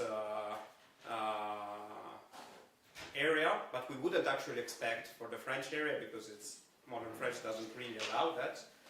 But that might be an indication that there are more post-verbal subjects with unacusatives, since we have more post-verbal subjects in subordinates in general. But yeah, that has to wait for a better answer. Yeah. Sorry for the There's 3 more questions from Sam, Christine, and Jonas. Sam? Mine is hopefully quite quick. Is your date, is it 1202 for your earliest text? Yes. Yeah. Is that deliberately so that you avoid the supposed symmetrical second grammar? No, no. It's really like the way the corpus were done. I think we just took the oldest text we got from the two set of text. Yeah. We don't have anything prior to that. Yeah, as is like I think the oldest text we got in this case. Yeah, I think so. Norman text we have, but we could build in Guillaume, which is also interesting, but yeah. And for the MCVF, PP, CHF, yeah, I think there is no. I think there are no romance. I don't think chivalric romance that are before the Baron. And plus, for comparability, it's better to have at least the same starting point. Yeah. So it's really chance. Yeah. Christy? Thanks very much for this. 2 comments. It should be possible to search for verb position in your corpora by just taking the, not thinking about underlying structure when you search, because that's the next step. So you find where they actually are on the surface, and then you look into the whatever theory you want to apply to them. So, and the other thing I was wondering about, since it seems to me that coming from English, it seems to me that you guys are concerned with many of the same questions that people working on Old English, Middle English, and the whole development have been concerned with. So quite a lot of research has been done on, for example, the nature of initial XP. So it might be worth looking into some of those. Yeah. We began a little bit looking into what on the Old English source for the first constituent, and I think there is something to consider here. Yes, there is a clear connection between ANSI as well, at least the use of it and the study of Old English could help us understanding also what's going on here. That's definitely on a plan, or the other way around. Yes, that's a plan. You've done so well in some of your work, Christine. I'm sorry, one last question, I'm afraid. Yes? Just a short question on the reliability of the texts, because you mentioned the Persephores problem, and we have the same. We had the same thing with the CID in the talk before.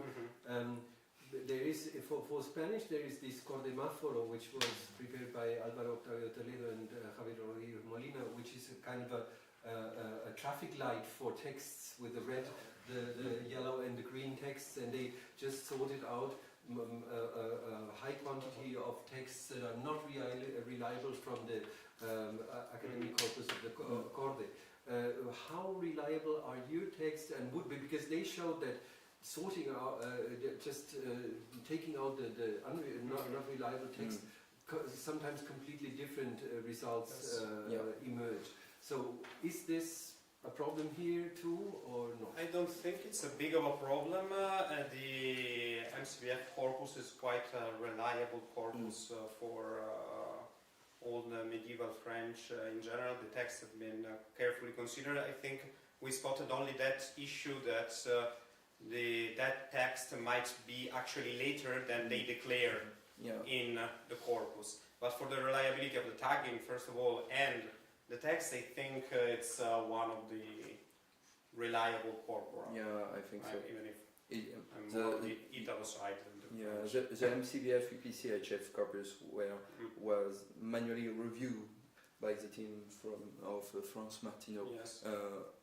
So I think it's the best we can have for the campaign. Because in the case of the CID, we have like 150 years of a range discussion of the Yeah, of course. innovation.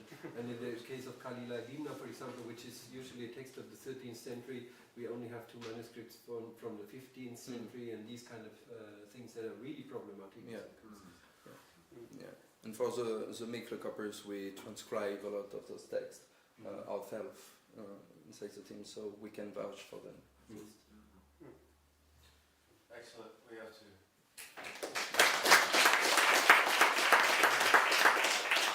We have to move forward. I apologize to Charlotte for taking 3 minutes of your time, but you'll get them at the end, which means a later coffee break. I'm sorry. Sorry. No, that's just. Oui, il a marché tout à l'heure. Oui, alors c'est celui-ci. Est-ce que c'est l'autre? Non, ça va pas être celui-ci. Oui. Parce que Il y en avait un qui fonctionnait. ouais, c'est Natacha, c'est toi qui avais l'autre adaptateur? C'était le même? Non. Non, non, c'est pas celui-là. Hein. C'est pas le même. Qu'est-ce qu'il vous faut? Non, c'est un. On en avait un tout à l'heure. Ah oui, c'est lui. On l'avait. Non, c'était un autre. Alors, c'est celui-là. Oui. C'est de l'autre côté. Je t'avoue, j'ai pas fait attention sur les sites.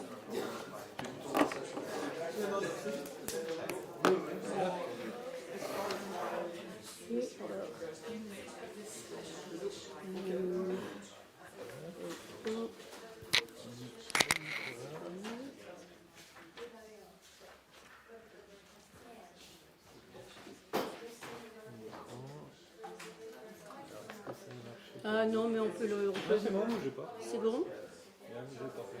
Je suis au plein écran. Très bien. D'accord. Et après, ça doit être sur les flèches. Oui, là c'est comme ça marche.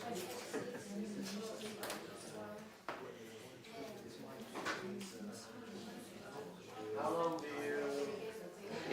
you like, Charlotte? When I rehearsed, I was done in 20 minutes, but I don't know if I will be able to do the same here in public. So I'm very happy to be here, and I thank Pierre to have organized this session, which is extremely interesting. So I will be speaking of genre and register and syntax in the history of Portuguese, a study based on syntactically parsed corpora.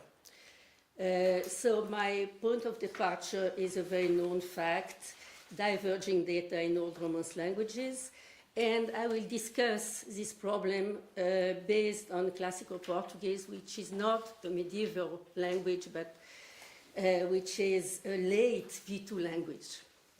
So I'll present it rapidly. I present its grammar and the corpora I've been using. And after I will discuss the influence of genre and style, also on the position of the verb, and in particular V1 in the Tycho corpus, and also the influence of genre and register on the position of the verb, V1 and subject position in the postscriptum corpus, which are the 2 corpora I will use. Concluding remarks, and if I have time, but I won't, I could speak on the influence of style on critic placement, but maybe later, in the sermons of Padre Antonio Vieira. My aims are to argue, based on Classical Portuguese, that the quantitative differences in word order and verb position observed in Old Romance languages are not always due to grammatical differences, but to different uses of the same grammar. It was the last question, one of the last questions of the previous talk. Such different uses derive from different discursive conditions correlated with interplay of different textual genres, styles, and registers. I'd like to claim also that the high sensitivity of syntax to discourse is a property of relaxed V2 languages, since in such languages, movement to the left periphery is totally dependent on discursive features. There is no formal requirement. And I'd like also to stress the importance of diversified, syntactically annotated corpora for people who work with syntax, in fact.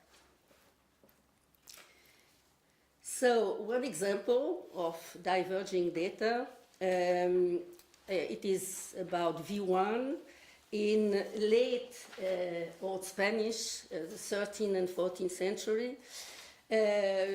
Johanna Citaridou finds 20% of V1, and Sam finds 1.26.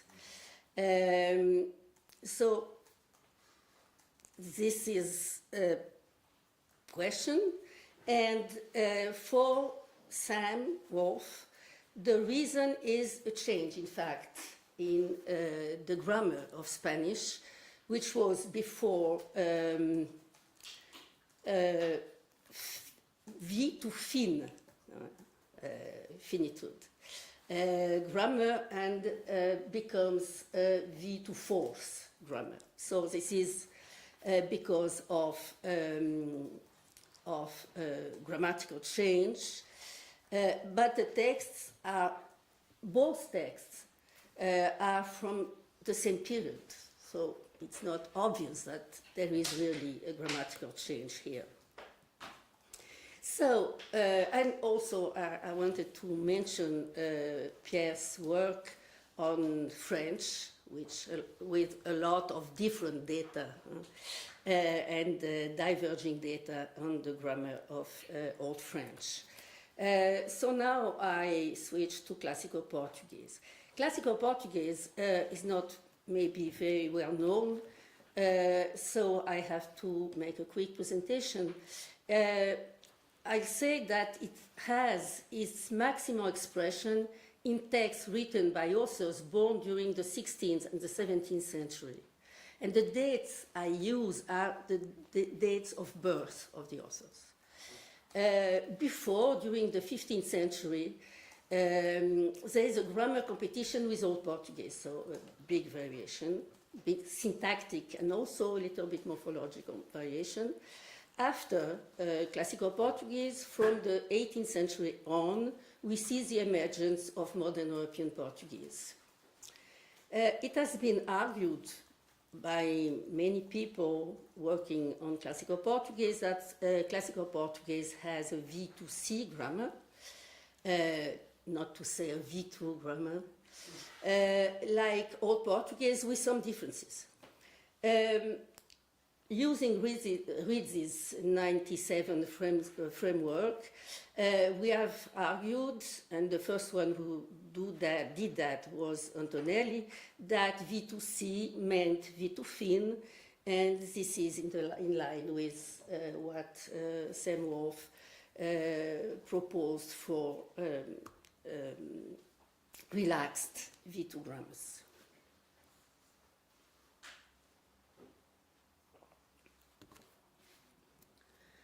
Here I show you what I have proposed for the left periphery of Classical Portuguese. A topic, recursive topic, positions, focus position. I call it focus, but in fact it is where we find quantified expressions or focalized expressions, and the position which is immediately previous, pre-verbal, I have argued that it was more interesting to call it K for contrast.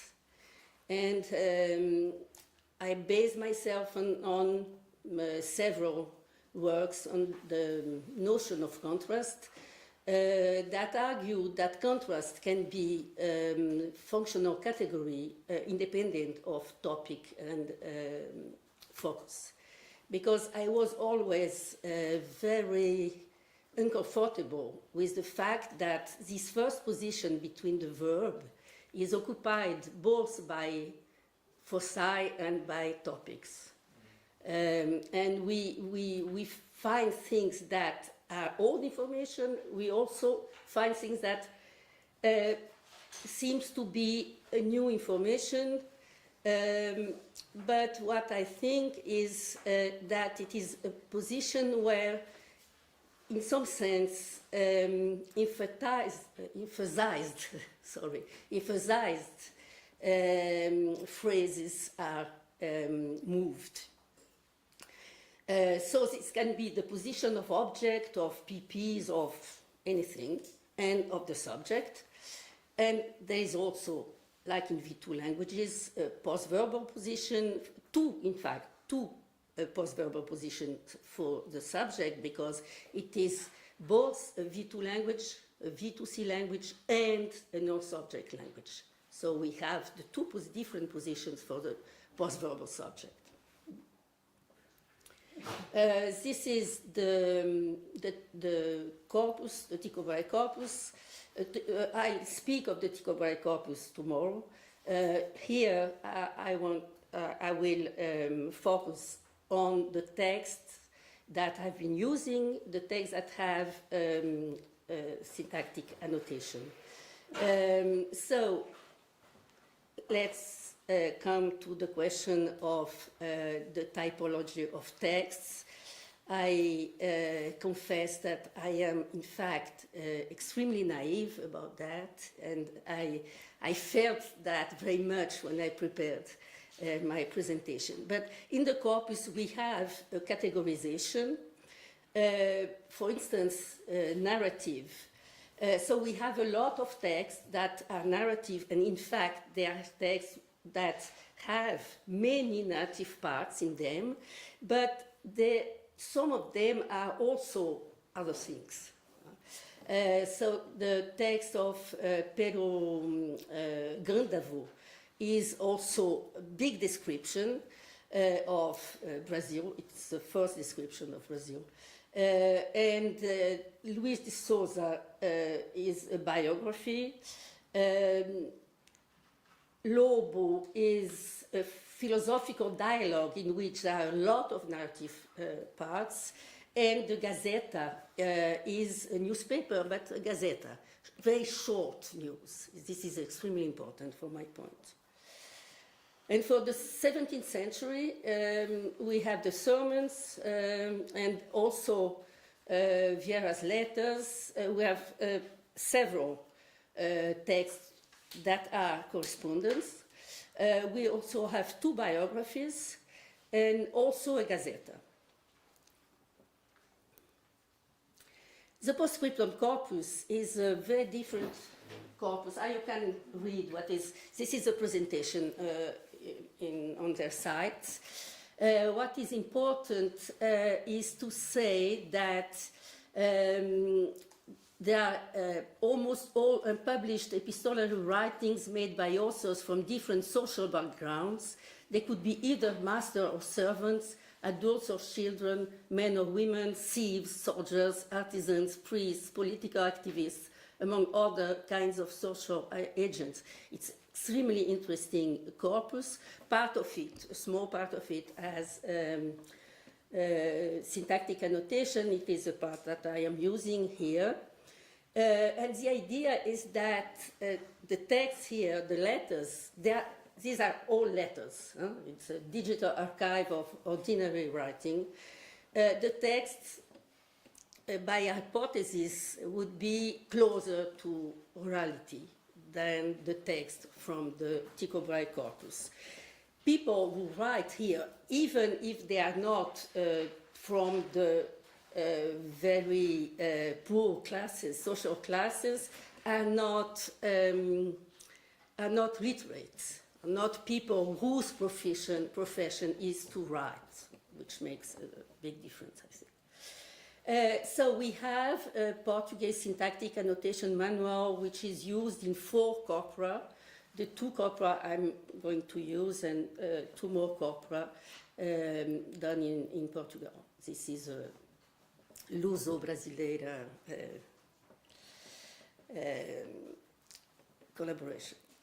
So now, the influence of genre and style on the linear position of the verb. So in the Tycho-Brahe corpus, and here we have some examples, I consider V1 examples, the cases in which the verb is in absolute first position, torna, andavam are verbs. When there is a coordination conjunction, e fica a terra, and when there is a coordination conjunction, eclectic and the verb. You can see here that V1 means, in a language like classical Portuguese, VS and also V with no subject. So you have examples of both. Torna o arcebispo is a subject, postverbal subject. E fica a terra is a postverbal subject. But also, il lhes perdoou, here the subject is not. So in the 16th century, so I have split the 2 cases because, in fact, the results are different. And we expect that the results be different. Why? Because VS, verb V1 VS, is interpreted as the introduction of a new event. So in the text, this has a function. V1 Pro plays different roles. It also plays the role of topic continuity. So they are different in terms of the organization of the information structure. What we see is that there is a huge difference between the text. You have the number of matrix clauses. I did this work on matrix clauses. You have the number of matrix clauses, and you have the number of V1 VS, and the percentage of V1 VS. V1 VS varies a lot, and you see that we could think that the 3 first texts have less V1 because they are ranked by time.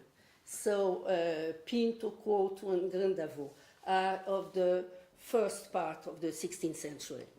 But it is not, because if you look at the 17th century, you see that there are also writers for which the number, the percentage, the frequency of V1 VS is very low.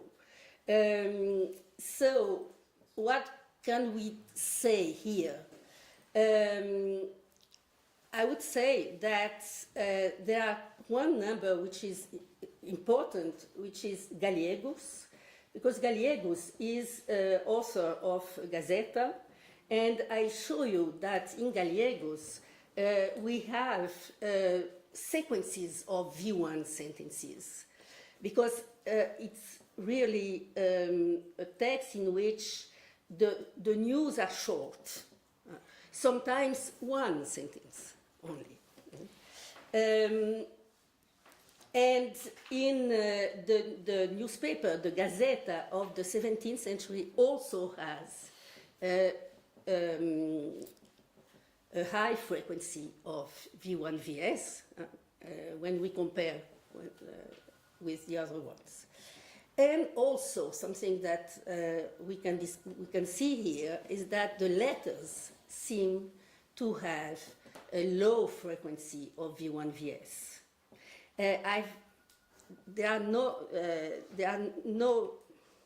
We don't have letters in the 16th century, at least in the pars corpus. This is a pity.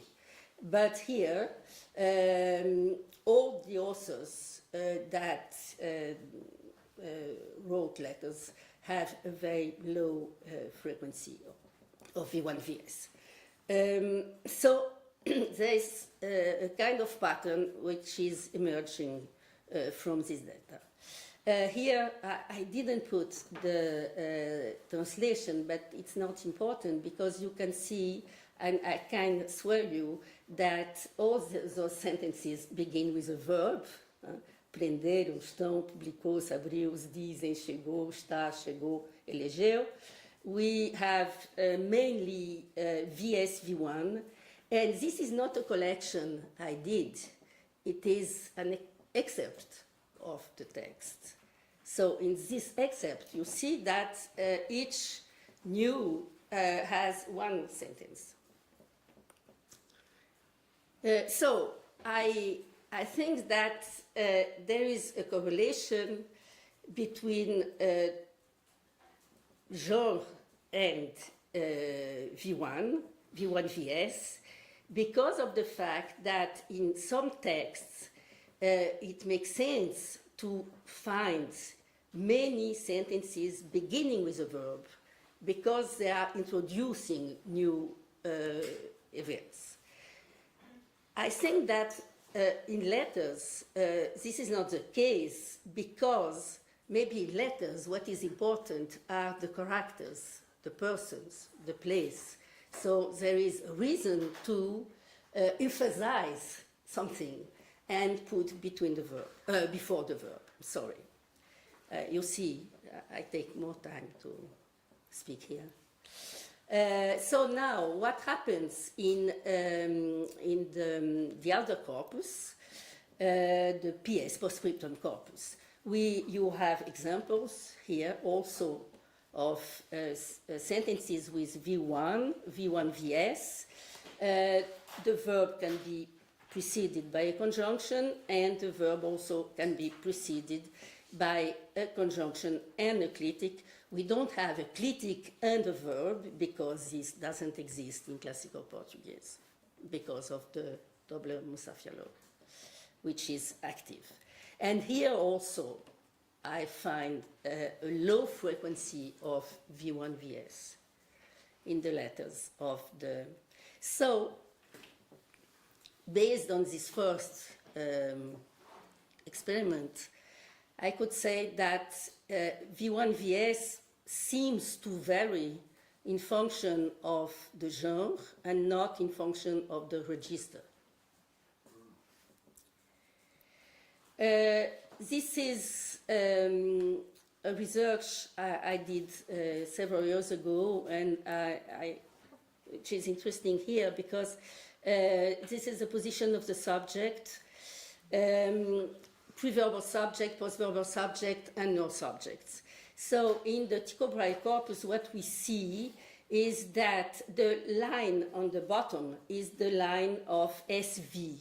And for the 16th and 17th century, here you have 16th, 17th, 18th, and 19th century. For the 16th and 17th century, SV is low in the Tycho Brahe corpus. VS is, in the 16th century, a little bit higher and increases in the 17th century. The 17th century, maybe for a sort of fashion, has much VS, more VS than the 16th century. You see on the top, you see the line of the non-subjects, which fluctuates. It's very interesting to make two comments about the postscriptum corpus. The first comment is that the line of the bottom is not SV but VS. So there are much more SV than VS. So this is the opposite. In the 16th and 17th century, SV is more frequent in the PS corpus. You also see, for me, this is a reason to say that we have the same grammar and the same grammatical history. We also see that from the 17th to the 18th century, VS lowers and SV increases. So there is the same change from the 17th to the 18th century in both corpus. But the difference between the two is that SV is always higher. The frequency of SV is always higher in the PS corpus than in the Tycho Brahe corpus. I tried to see if it was a property of letters, but I found no differences between letter and the other texts about, with respect to preverbal subject in the Tycho Brahe corpus. So in this case, it seems to be a register fact that many people have already noted. So concluding remarks, V1VS, what I call V1VS, seems to be sensitive to the genre of texts. They are frequent in newspapers, infrequent in letters. Both, and they are infrequent in letters, both in the TBC, the Tycho Brahe corpus, and the PS. We also find frequent V1VS in other types of text. I didn't comment that. Not only in newspapers, but also in the Barros biography of Antonio Vieira. So when we look at the biographies, it seems that there is a variation. Some have a high frequency of V1VS, and others don't. I would say that maybe this is a matter of style.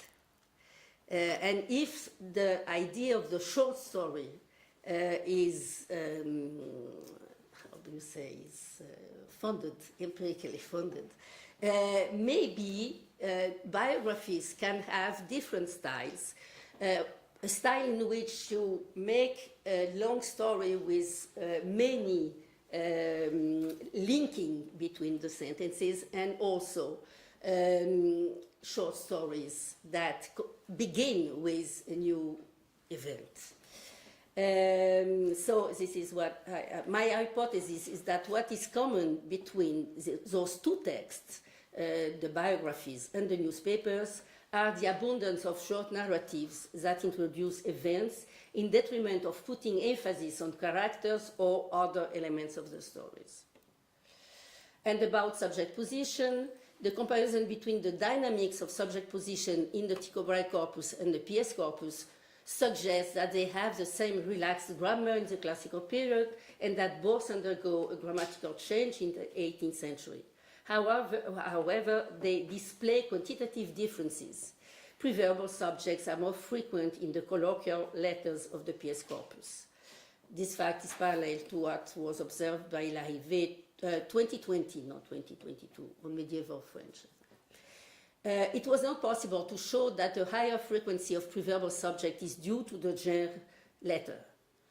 It is therefore likely to be a register fact deriving from the higher intervenience of orality in the PS letters, which privileges the movement of the subject to a preverbal position, either K, which would be emphasis, or topicality. Okay, thank you very much. This is Tycho Brahe.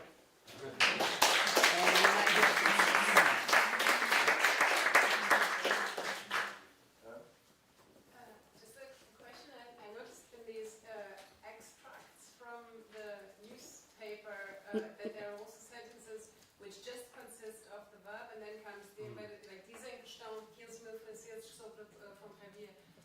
I mean, the embedded clause, okay, it's an object, but it will always follow. So yeah.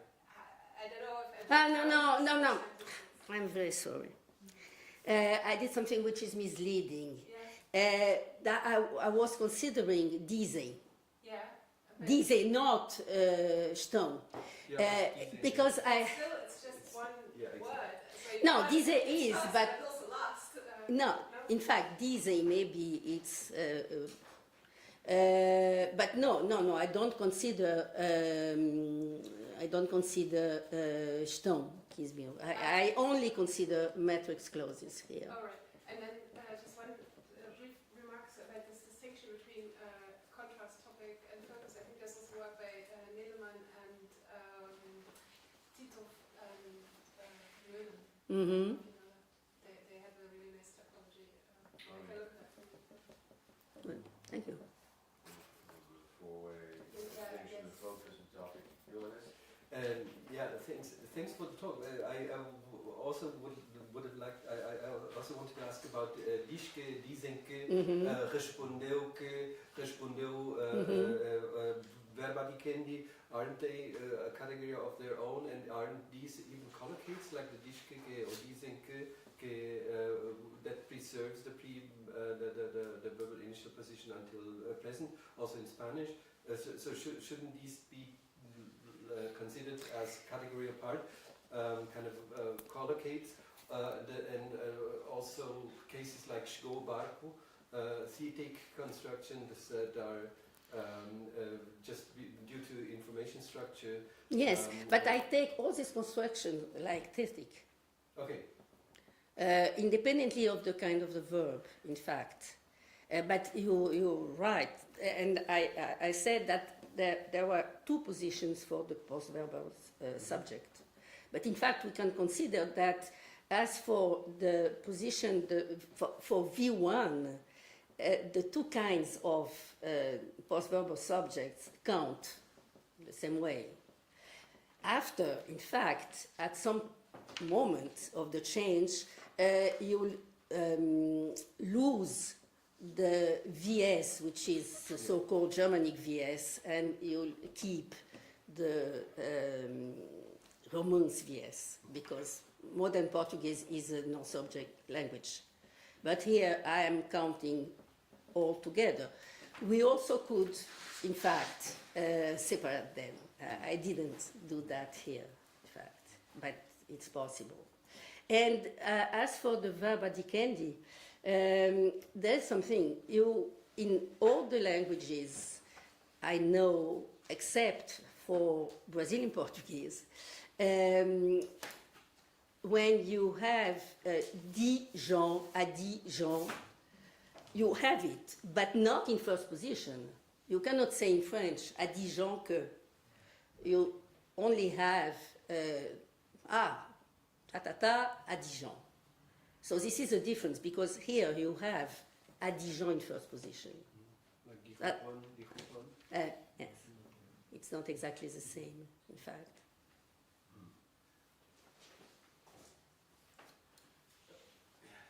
No, it's just a quick observation that it seems to me from the data that you presented, the percentages, that the overall percentage of V1 is mainly driven by the S itself.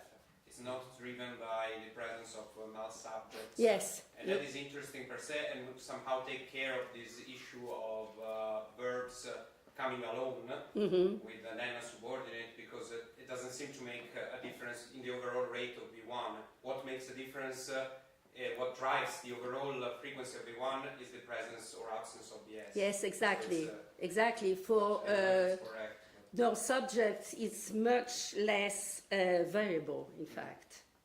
Yes, it doesn't seem to vary much. Yeah. Can I just abuse the privilege of share and ask you, so for these V1, VS, if I understand correctly, they occur a lot with newspapers that announce facts, and here we are. So if you've taken a Gazette from the 19th century and one from the 18th century, and compared to correspondence from the 19th and 18th, then you would have had a text type based difference, right? That would be your expectation. No, because I think that this all depends on the grammar you have. Right. So here you have a very flexible grammar, because all the left periphery is free to receive phrases, and for discursive reasons. But if you have a grammar in which the movement of the subject is obligatory or almost obligatory, you won't find this kind of variation. But it will be very interesting because we have a lot of newspapers in the 18th and 19th century to see what happens. It would be nice to compare by time and by text types, possibly. Yes, exactly. It's hard work, but exactly. It might be interesting. Yeah. One last question from maybe a couple of comments. One was there's a really interesting work by Mary McLaughlin on Gazette in French, which is don't know whether we really call them newspapers. I think it's perhaps a slightly misleading translation of gazette. But they are quite specific text type in themselves. My other comment was just a general thing about listening very carefully to terminology that's being used. And I just wonder whether we're all agreeing on what genre, register, text type, Yes. style. I've heard fashion, and there's a whole kind of nexus of things which I think actually we're not all necessarily using quite the same, and so that's another kind of area that's quite important to. No, I think they are very different. In fact, style is an individual notion. In fact, but different people define style differently, right? Yes. Of course. And you know, if you go to Bible, I mean, his use of registers, what I think we're calling genre. And, you know, I think there's a lot of different ways, and you know, is style aesthetic, or which is quite a few people's interpretation of it. It has aesthetic dimension, or is it a personal thing? I would understand style as a personal and not predictable. Yeah. There's as many definitions of style as there are styles. Yes, I think one of the objectives and aims of this meeting is to help people to understand better. I just throw it out for that reason, really. The register would be Welsh and Foster-Eicher kind of thing, Yeah. distance, proximity. Yeah. I guess most people would agree on that. But as you said yourself, what's a text type? We can discuss that coffee break. Thank you very much.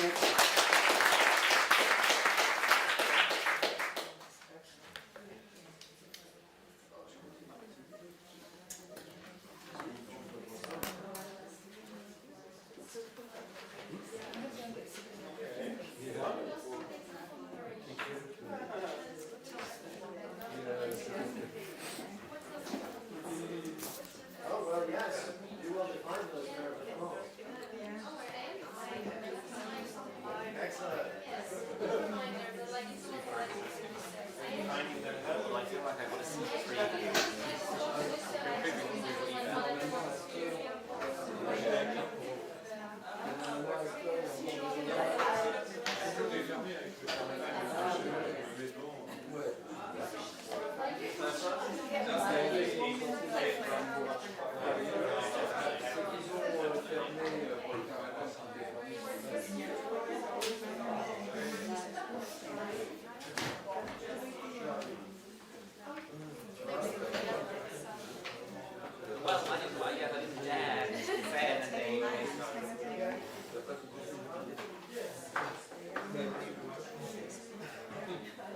Je crois que c'était rencontré à Campinas. Et il y a très longtemps. Il y a très longtemps, en 2017. Peut-être. Mais oui, tout à fait. Maintenant, je suis à Oxford. Donc, voilà. Pas très loin. Pas très long. Je suis contente. C'est l'endroit de la planète qui ressemble à Cambridge le plus. Oui, c'est vrai. Donc, je ne vais pas me plaindre. Sorry, I just want to try to see if this will work.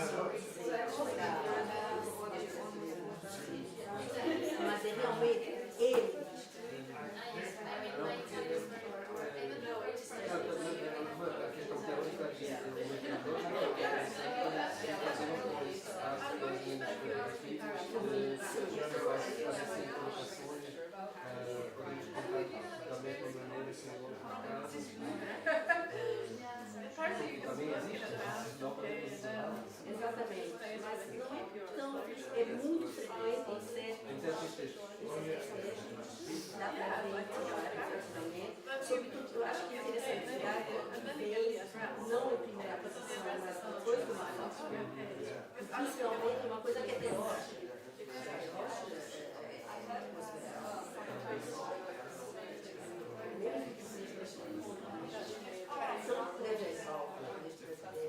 Mesmo para isso.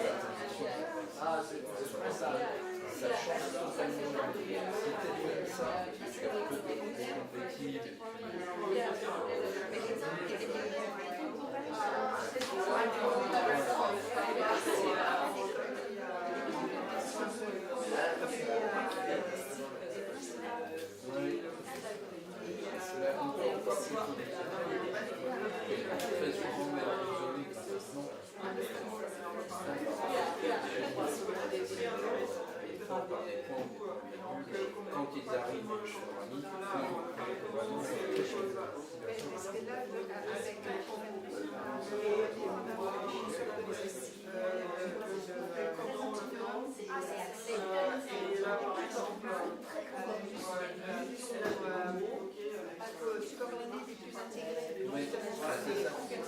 faut vraiment les voir comme il faut calculer ça en termes d'ambiance. Les propositions qui sont très périphériques, et en parlant maintenant sur la syntaxe, vraiment des principales et celles qui occupent une position de constituant, c'est la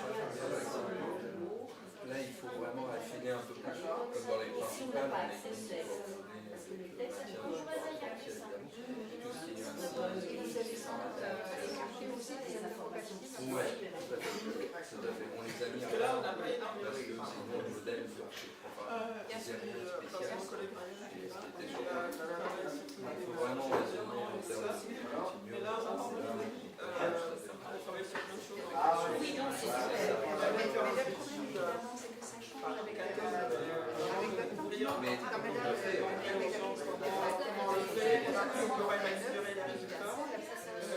Mais et puis ça nous montre qu'on n'a pas beaucoup collaboré. Par exemple, mais bien sûr. Il faut faire des soucis. Voilà, tout à fait. Parce qu'ils évoluent à des vitesses différenciées. Puis ça s'influence mutuellement parce qu'il y a un modèle qui va s'engager en fonction des modes d'usage et ça va se reporter sur les autres sous-systèmes, mais de façon différenciée. Et encore maintenant, on voit de toute façon, il y a eu des études en micro-diachronie sur les français qui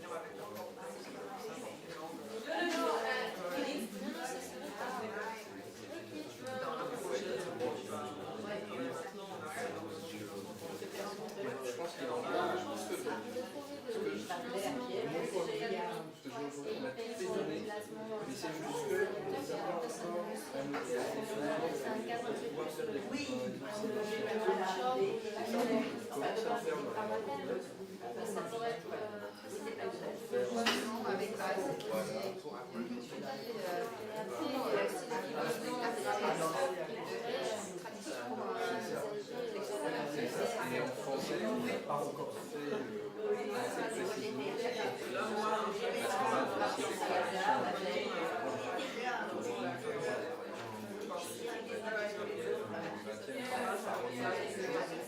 Et on retrouve la communauté des choses qui sont précises. Et on sent bien, on est tous avec ça, on sent bien qu'il y a quelque chose en plus.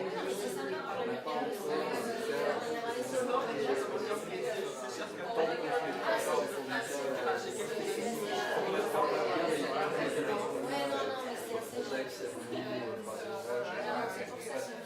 d'accord, et on va s'engueuler très fort, parce que personne ne sera d'accord.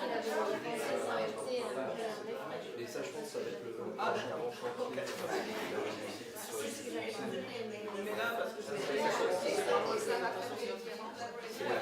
je pense à ça. Mais il va falloir mais ce serait peut-être terrasse tout ça, permis un peu tout ça, et qu'on se mette d'accord. Déjà, il y a encore assez de complications. Comment on va pouvoir faire des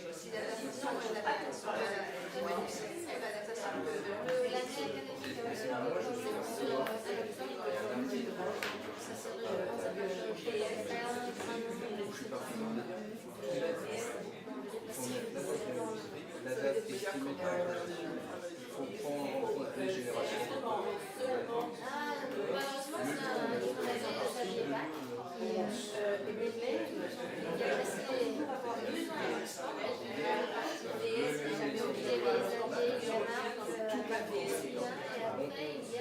L'avantage qu'on a avec les c'est qu'on a pu la choisir.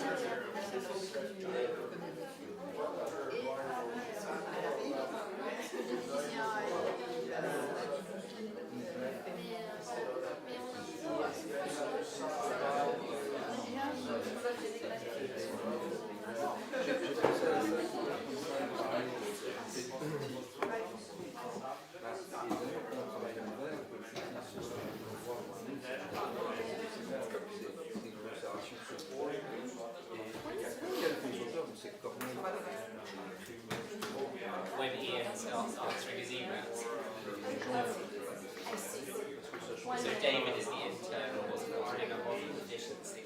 And even when I said to Ian that I would forward something Venus offering for post-Bible dinner, Ian's still pinned down to the cup. So it will be soon. It will be before May.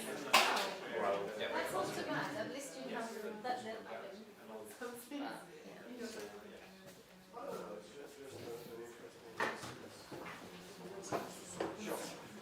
We'll start in 3 minutes.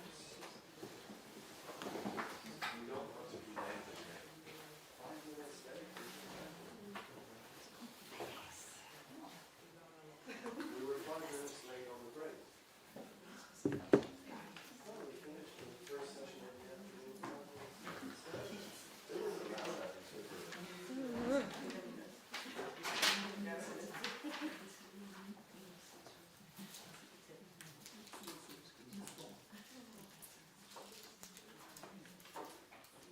Can I use the 2 minutes remaining to advertise something? Absolutely. Thank you.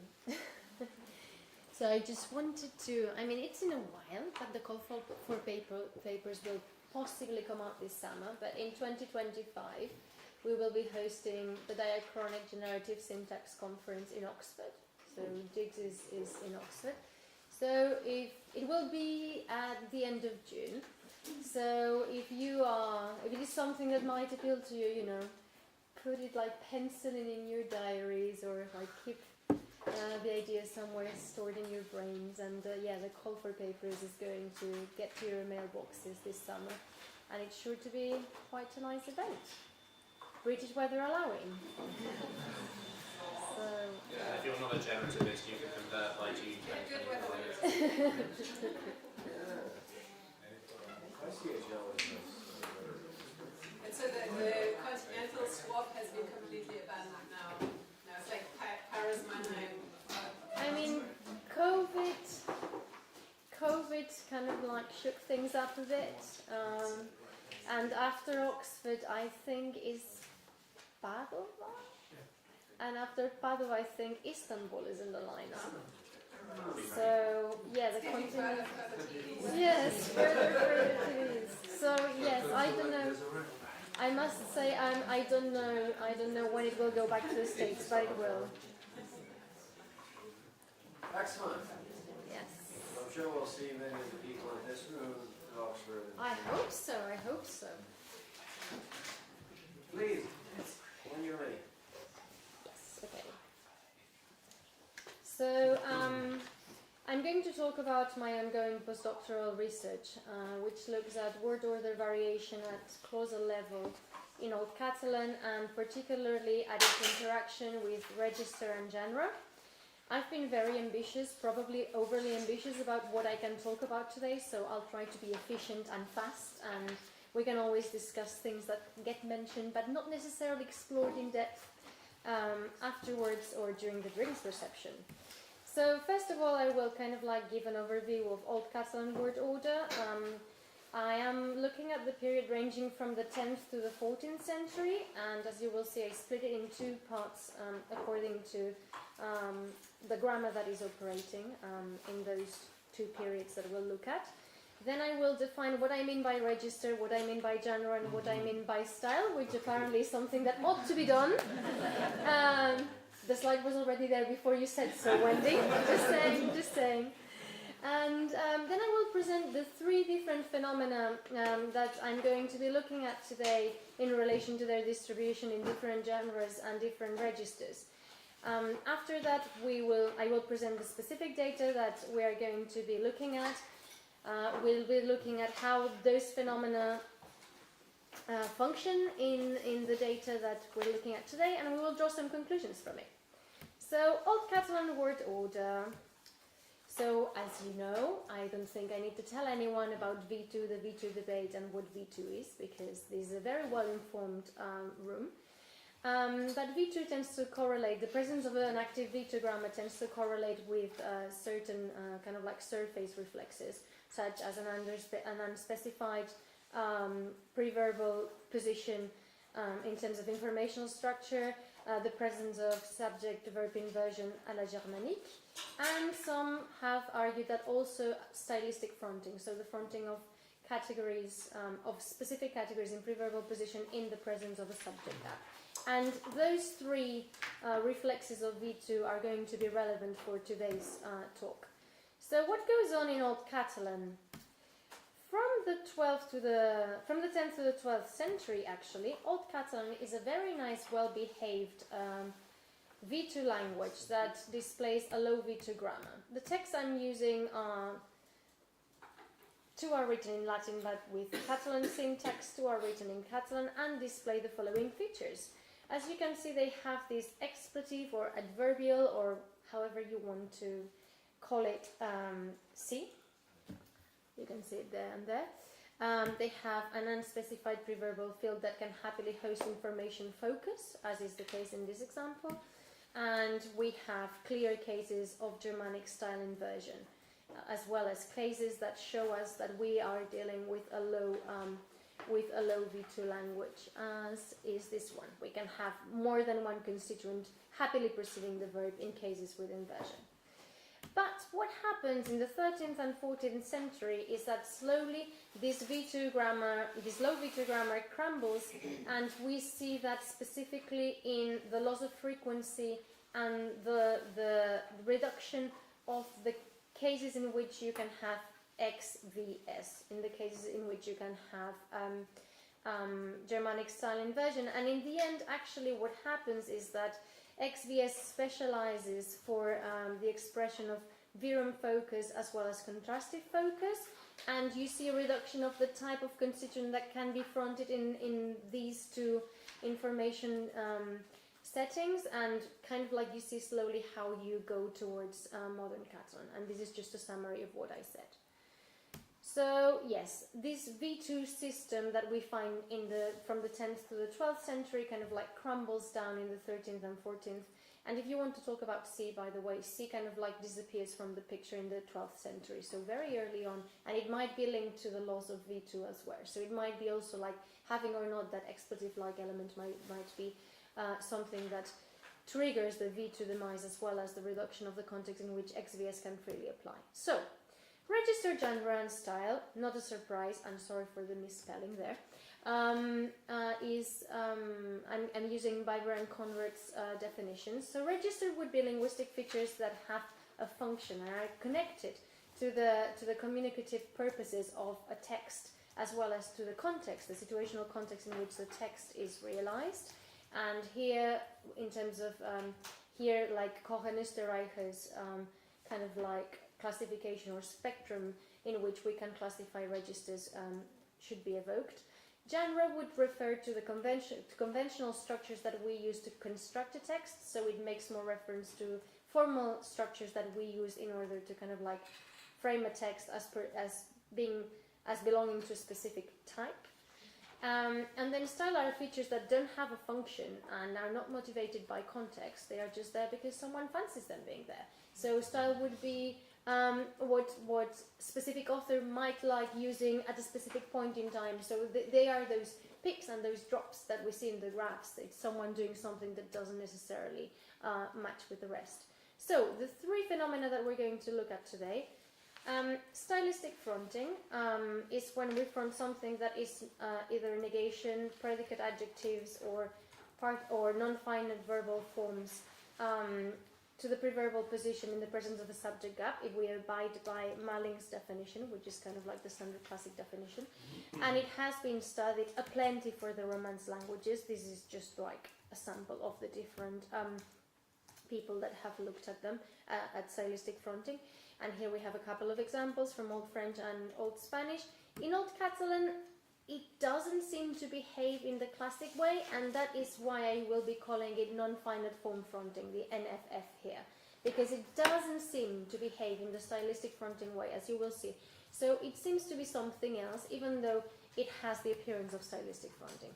Then I will be looking at cases of object-verb-subject sequences, not XVS, but OVS specifically, which have been kind of like very much described as surface as a surface reflex of an active V2 grammar, and also as a cue that helps the acquisition of V2 specifically because they are part of XVS, so sequences that can provide Germanic style inversion and that can provide a robust cue for the acquisition of that. And then finally, I will be looking at the distribution of accusative infinitive sentences. And now you may think, oh, but that's Latin. Well, for Old Castilian, Pantin actually described the presence of accusative and infinitive sentences as being a learned borrowing from Latin into the grammar of Old Castilian. And he very much described like criteria for classifying a structure as being a learned borrowing into the grammar of the language. And while here we have an example, so here we have something that plays a role in the main clause, but also acts as the subject of a verb that is in the infinitive in Old Spanish. And while we find those in Catalan, we are going to ask ourselves, what is their distribution, and can we say that they are part of the grammar as Pantin argues for Old Castilian? Okay? So today we're going to look at 3 genres. We're going to look at legal text, so customs, laws, right? Texts that say what ought to be done. We're going to be looking at court documents, which are basically documents submitted to courts written up by lawyers or notaries, but that talk about someone complaining most of the time about their neighbors stealing their mule. And then chronicles, and these chronicles are actually pretty particular because they are written in the first person. One is narrated by a king, one is narrated by a knight, but that changes quite a bit the tone of the narration because they are talking about events that were lived autobiographically, right? So we will see that that plays a role in the type of constituent, in the type of structure that we find in them. Now, why have I chosen these specific genres and texts? Specifically because they allow me to control for diatopic variation. They all come from the Kingdom of Valencia, and the chronicles were both written by speakers that were born in the northeastern part of the Crown of Aragon, but that finished their text in the Kingdom of Valencia as well. So they have a similar kind of like parcours, and they allow us to make the text as comparable as possible. So let's talk about this non-finite form fronting. And here you have the incidence of non-finite form fronting. Can you see? Yes, you can. Oh. Here you have the incidence of non-finite form fronting in main clauses, and as you can see, it is not present in main clauses very frequently. In the chronicles we have some cases, but they are scarce. And then we see the frequency in embedded clauses. Obviously, in the 13th century, I have a much larger database for this specific chronicle, which would explain why we have more cases of it. But in this specific chronicle, we also have a lot more reported speech, which, as you will see, will play a role in the distribution of this. So in legal texts in the 13th century, we have one case in main clauses. Here you can see it, and then we have cases in embedded clauses. As you can see, they are, well, you can't see it, but they are informationally old. I don't have space for the context, but it has just been mentioned in the sentence before that God ought to be loved, and here we put emphasis on the fact that we must love him. And then we have, in the case of dit es, an expression that seems to be used formulaically. It is repeated elsewhere within the text, outside the corpus, right? So, and this is the custom, the legal text from the 14th century. We only find this sort of structure in embedded clauses, but it's always with informationally old verbs, and it occurs always within processes, and they always occur with negation. I don't have an explanation for that just yet, but it is actually quite interesting to see that this phenomenon tends to occur with negation. So in court documents, we see the same sort of pattern. It appears in embedded clauses, and the content of the like the verb that is fronted contains old information that has already been mentioned in the context. And in the 14th century court document, again, we find something like non-finite form fronting used in a formulaic manner, which is this one, Romanino Degen, again, Romanino Degen, and we find it 11 times, 3 of which are in the database that I've produced, but it is elsewhere in the text. So we see that there seems to be some sort of convention going on here. In the 13th century, we saw that non-finite form fronting only occurs 5 times in main clauses, otherwise it occurs in embedded clauses, and of the total of occurrences of non-finite form fronting, most of them, 2/3, more than 2/3 actually, occur in reported speech, which is quite interesting on itself. Here we have an example. And this is the king talking to a knight. And why am I saying this is the king? It's because reported speech in this text, which is narrated by the king, supposedly he dictated it in the first person and it was put down, reported speech has been argued to echo chanson de geste.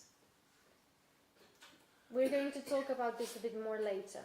But maybe in the narration we have plain language, and maybe in reported speech we have language that wants to sound knightly, because it's exchanges between the king and his knights. And maybe this language that sounds knightly is the language of chanson de geste that would have been from an earlier period. So these would be pockets of archaizing language, right? And here we see that specifically in this case, the non-finite form is actually fronted together with an adverb, which is something that we would not expect in stylistic fronting, which has been argued to be head movement. Okay? We could also argue that these instances of non-finite form fronting have a Virum focus reading if we look at them within the context. Here we have another case of of non-finite form fronting, in this case with a post-verbal subject. And it seems that the fronting of the form triggers subject-verb inversion. Here we have another case with the post-verbal subject. So even though we have nothing that helps us like specifically identify the position of the subject, it could be, given that we could interpret these cases as having a Virum focus reading, that we are dealing with XVS sequences akin to XVS sequences with other elements being fronted, and not with stylistic fronting. And here we have the only case of non-finite form fronting in the 14th century, which happens to appear in direct reported speech, and it appears in an interaction between a knight and the king again. Okay, so it's a very specific context. And yes, Virum focus and informationally old, as we saw before.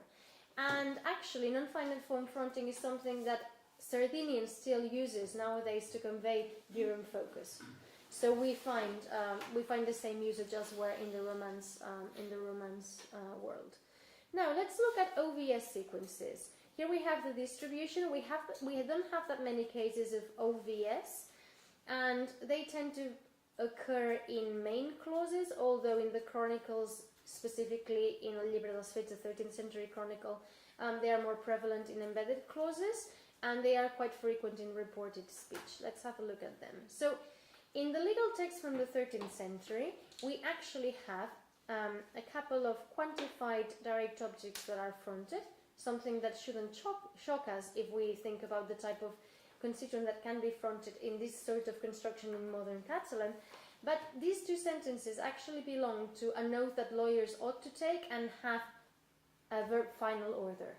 So it is possible that in this case we have OV because of a Latinizing tendency of this sort of oath that would be archaizing. But then we have in embedded clauses a couple of cases where the fronted object actually is informationally new. And here again a quantified one. So we would have information focus in the left periphery in 13th century legal texts. In the 14th century, we already encounter that this direct object pronoun that, as Sam said, seems to be one of the vestiges of V2 when one loses V2. So So we see that in the 14th century we keep having only this type of direct object being fronted. And then we can also have informationally old direct objects when having a Virum focus interpretation or reading. We also have, yes, again, these two would be cases of informationally old constituents with an informationally old reading. And the key thing again is that they co-occur with negation again. We don't have that many examples, I'm showing you them all. And they co-occur with negation as non-finite fronting occurred in that text, which strengthens the fact that the fronting of something seems to be putting emphasis maybe on the polarity or the epistemic modality of the sentence. Here we have another example, in this case from a 13th century court document, which by context either has a Virum or a contrastive focus reading, so it is not informationally new. And again we have this object pronoun appearing in this text specifically with verbs of request, damana, and it, as you can see, it appears in different sections of the text. So again, it seems to have a formulaic ring to it. And then again, we have this case of sus bens, his goods, again being fronted. We already saw it in a preceding clause with negation in that case. But again, it seems to, in a preceding clause, in a preceding example, it seems to repeat itself formulaically. Now, OVS in the 13th century, the same, 13th century chronicle, same. We find the pronoun being fronted once and once, like again and again. And in this case, it's an indirect object, it's not an object, but it's the one other case I could find, and it's informationally old. We don't have cases of information focus in the left periphery in the 13th century chronicle anymore. And in the 14th century, I only have one case of a fronted object, and it is contrastive. So very modern in its distribution. In main clauses, that is. And in embedded clauses, we have a couple of cases, again, the object pronoun and something quantified. So no surprises and very modern in its nature. So finally, let's have a look at accusative and infinitive.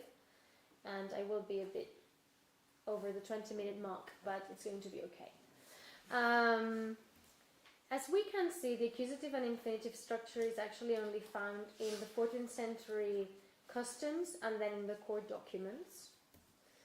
In the 14th century customs, here we have the example, kind of like by the book, with an overt subject.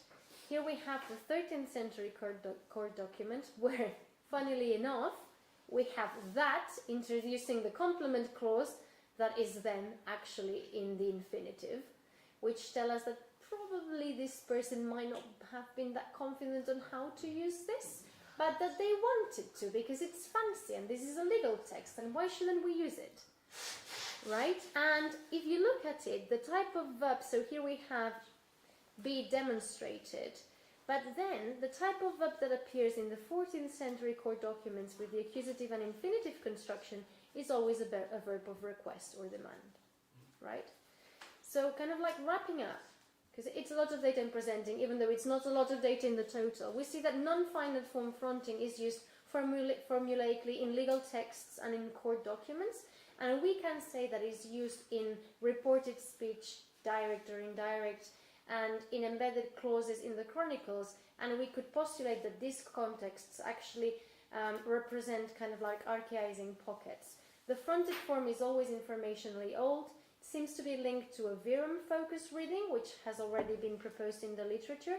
And here I propose that we're no longer dealing with stylistic fronting in the sense of Malling, because it just structurally doesn't look like it. We are dealing with something that wants to look like stylistic fronting, which was an archaizing feature of earlier Catalan, but is actually applied as an XVS sequence with a Virum focus or contrastive focus reading. So it's not the same thing anymore, even though it wants to be. In the case of OVS, we have seen that in the 13th century customs, we did have some cases of information focus in the left periphery, which is similar to what we find in the 10th to 12th centuries, but we don't find it from there on. And from there on, what we have when we see OVS is an OVS that is very much modern-like. It is either the vestigial V2 fronted object pronoun, or we find constituents that can happily be fronted in OVS in modern Catalan with a virum focal reading or a contrastive reading. So we see that we have a very modern-like data. And then in the case of accusative and infinitive, we can totally say that this is not part of the grammar, unlike it was for Old Castilian, because even if it were a genre feature, it is not pervasively applied to legal texts. If it were a register feature, we would expect it to appear in the literature as well, because it would be of elevated register, possibly, and we don't find any cases of it in the literature. So we're going to go with it, like, we're going to say that it is actually a style-related feature, and that some authors, some scribes, legal scribes, knew that it was to be used in legal texts, but actually didn't quite know how to use it. Remember that we had that one case with K even being there, so, you know, they put it there because they were trained and they saw it at some point, but they don't really know what they are doing. They just want to, for the text to sound fancy. So, in conclusion, in Old Catalan and from this relatively small sample, genre doesn't seem to play a role in determining which syntactic features we find in which sort of text. Register seems to be a bit more, register and let's say orality seem to be two factors that allow us to better predict what we will find in what text, but we need to take into account that different texts will have different goals. And in the case of the Chronicles, reported speech wants to sound knightly, wants to sound noble-like, and wants to emulate earlier Catalan, of course possibly the chanson de geste. So in those chronicles, reported speech, direct reported speech, would be an archaizing pocket, right, that contrasts with the narrative text. So this highlights the importance of approaching texts on a text-by-text basis, and defining which domains are innovative and which domains are archaizing within the same text, right? This also highlights the importance of intergenre comparison within a language, because sometimes what we describe as being one genre is very heterogeneous, but this intergenre comparison actually has allowed us to better establish where we find archaizing pockets, and also understand better how the laws of V2 kind of like takes place in Old Catalan, which is not like the purpose of this talk, but like which I'm studying as part of my current project. And then yes, again, highlight the importance of studying the variation within the same text. Where do we find innovation? Where do we find archaizing structures? And why do we have that distribution? In order to better understand how we can put together the puzzle of the language. And just on a final note, Sam talked about the fact that maybe we shouldn't talk about the medieval Romance languages as being either V2 or not V2, but that we could talk about them as being more innovative or less innovative. And I would like to say that looking at the Old Catalan data that I'm looking at, I think that Old Catalan was very innovative, but in a different way from Old French. And this kind of like begs the question of, to what extent can we talk about, how should we explain the syntactic fragmentation of the Romance linguistic continuum in the Middle Ages? I think that's a very big question, but that is actually very interesting. And looking at contact dynamics, the role of Occitan in this continuum, having French in the north, Catalan in the south, would be a fantastic way to better understand the dynamics of the group as a whole. So, moltes gracias.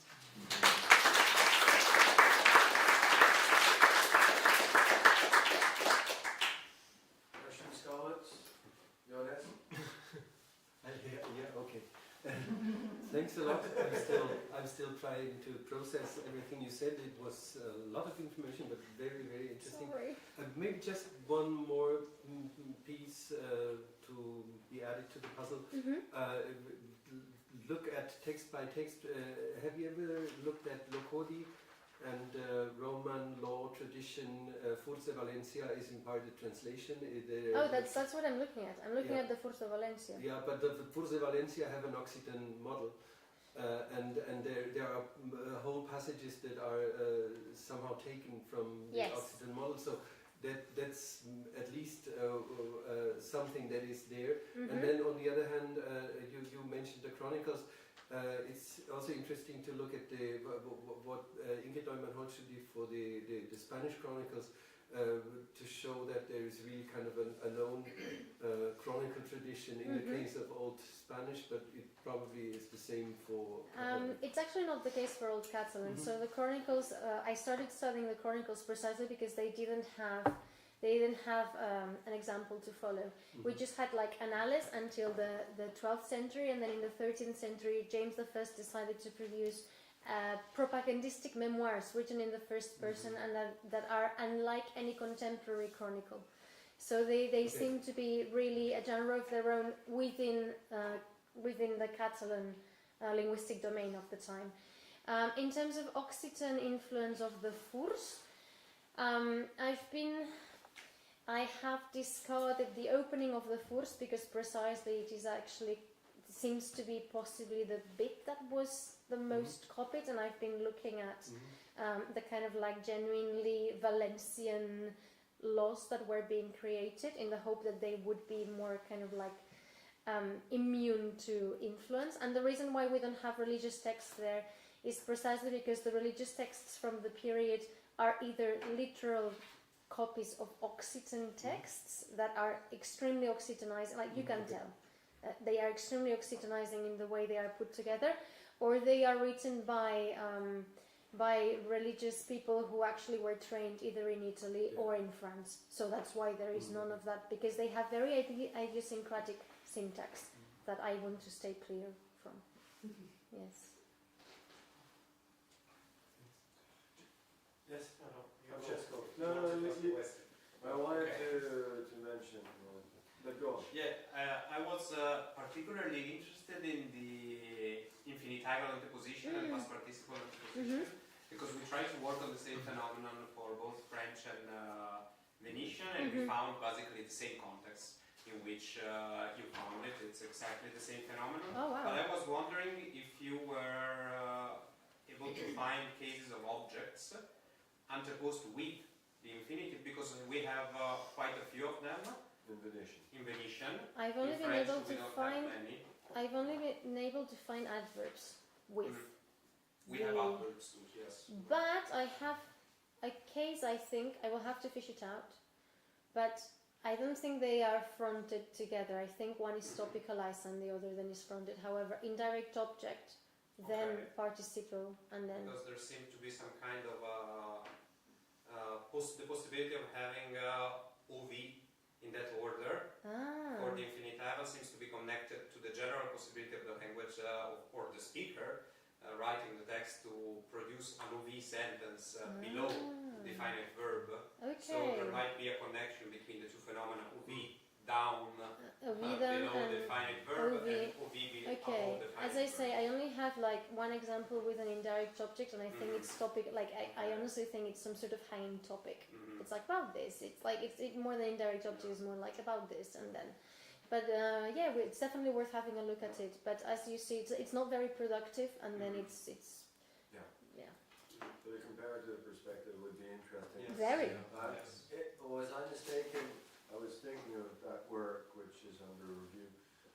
Is it the case that you have the modal with the negation occurs with a modal? Yes. Yes. And Cecilia's idea was to say it's polarity marking. It's a polarity marking because you have yes or no. Yes. So that would make sense with the modal, and it would make sense to have the negation. And I think that's why so I really think that non-finite form fronting in Old Catalan is linked to virum focus, understood as, positioning, the speaker positioning towards the truth value of the proposition, because we find it specifically, like most of the time with modal verbs as well. So that adds up to the picture. You want to make sure that, So, but a comparative look at it would be fantastic, absolutely. But absolutely in that same line of thought. We call it polar virum focus, it's the same sort of... But that explains why you get the negation. Yeah. Yes. Thank you. Thank you.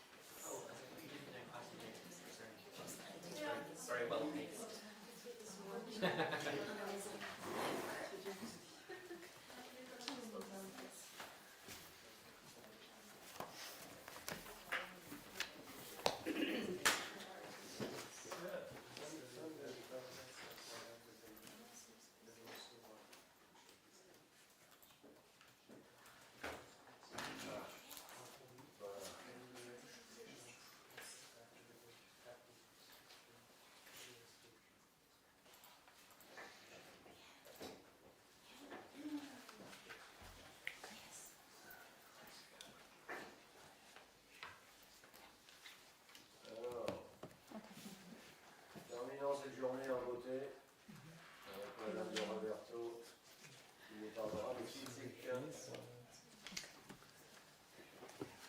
When you're ready.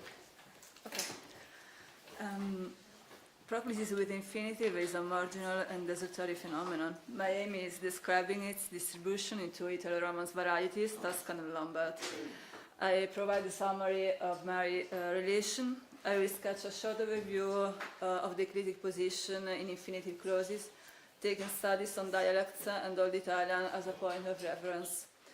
Then I provide traditional grammarian remarks about the structure proclisis plus infinitive. These remarks allow us to detect a certain difficulty in understanding the phenomenon.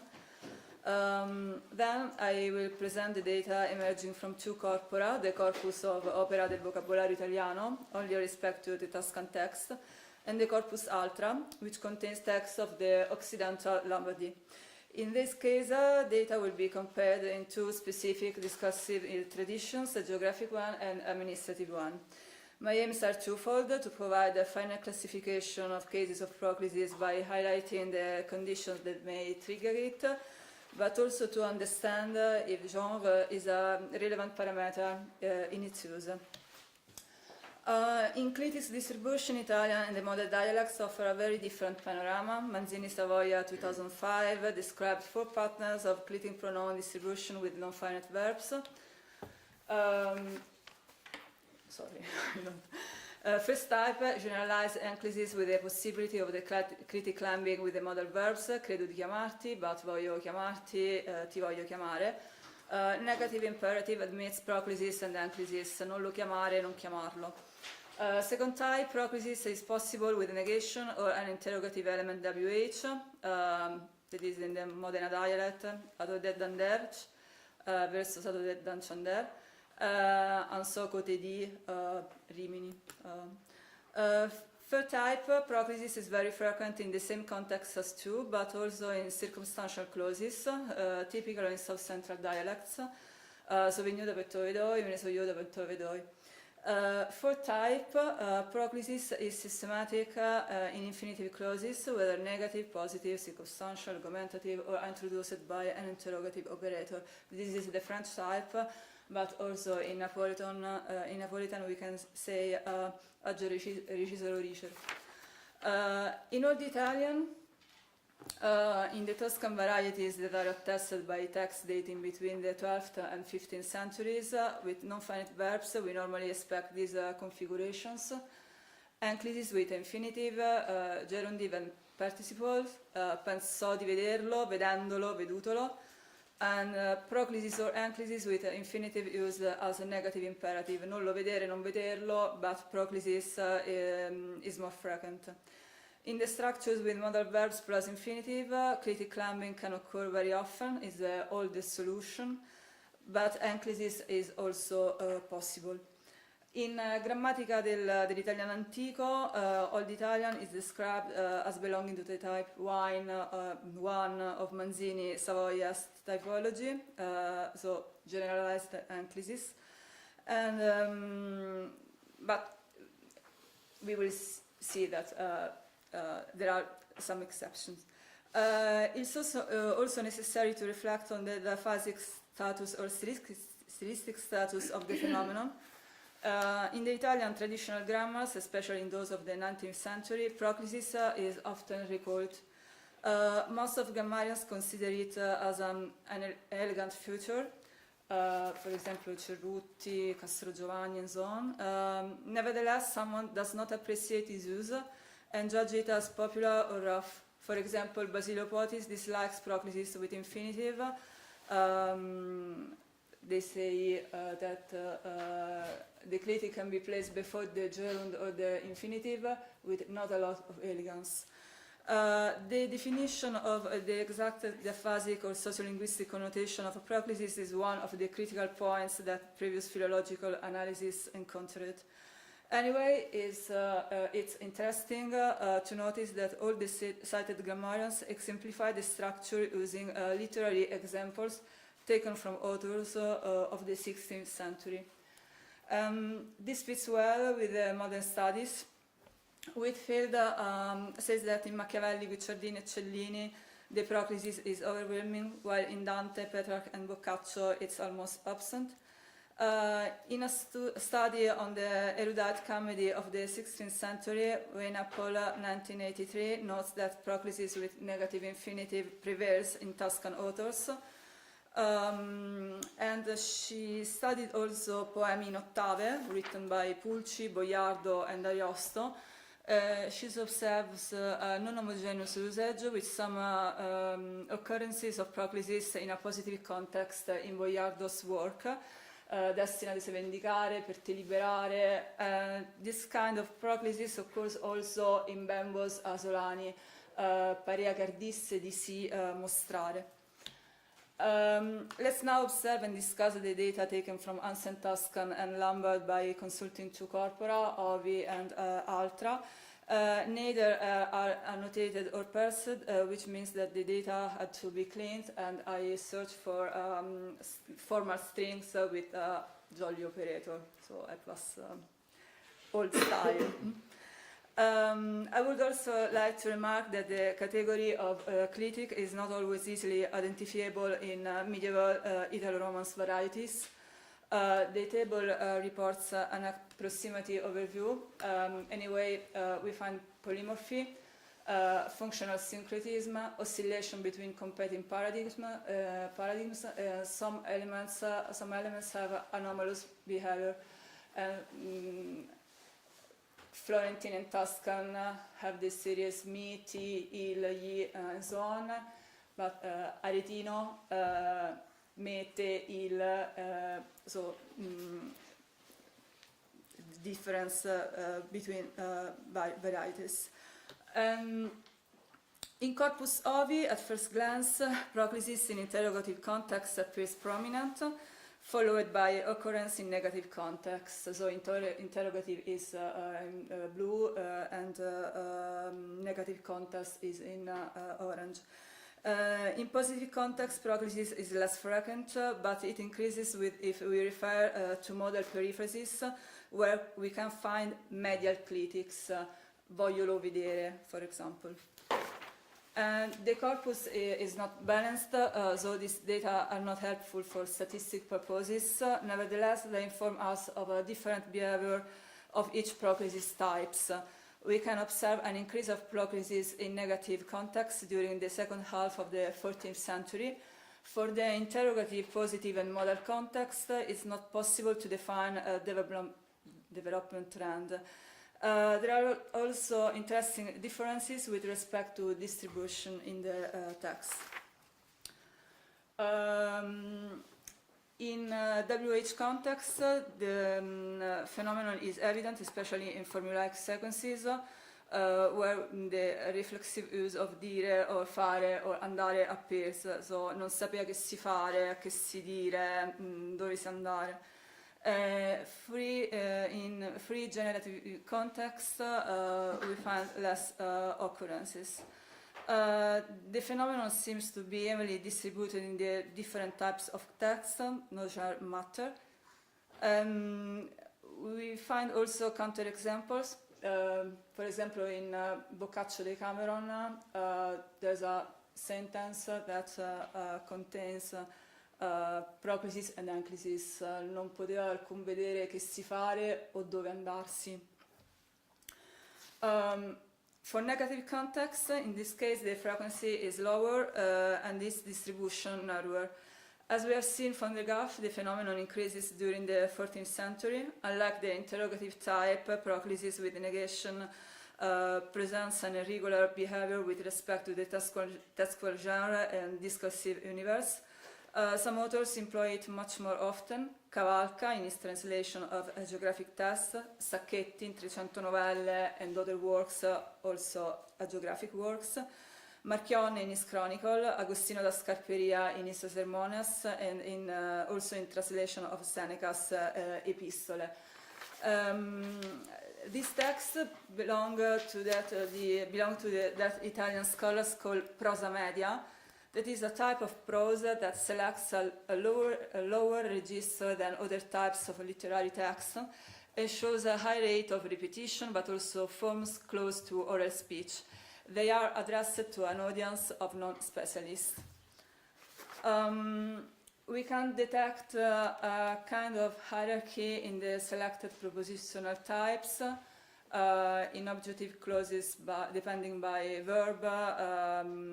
Proclisis with infinitive is more frequent than in final agents than in objective by noun, accusative plus infinitive, causal agents, and so on. We can,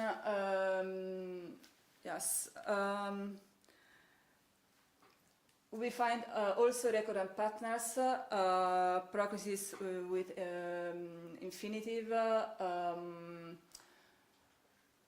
appears in a context of cancellation of modal verbs in coordination, and also in deontic periphrasis guarda di non plus infinitive, guarda non ti fa riprenditore, it works as a negative imperative, and also in evaluative periphrasis più sicuro seria di non si impacciare. For positive context, proclisis is very rarely documented. I found a little over 50 occurrences. This time lyric poetry has greater weight, but otherwise the distribution seems rather random.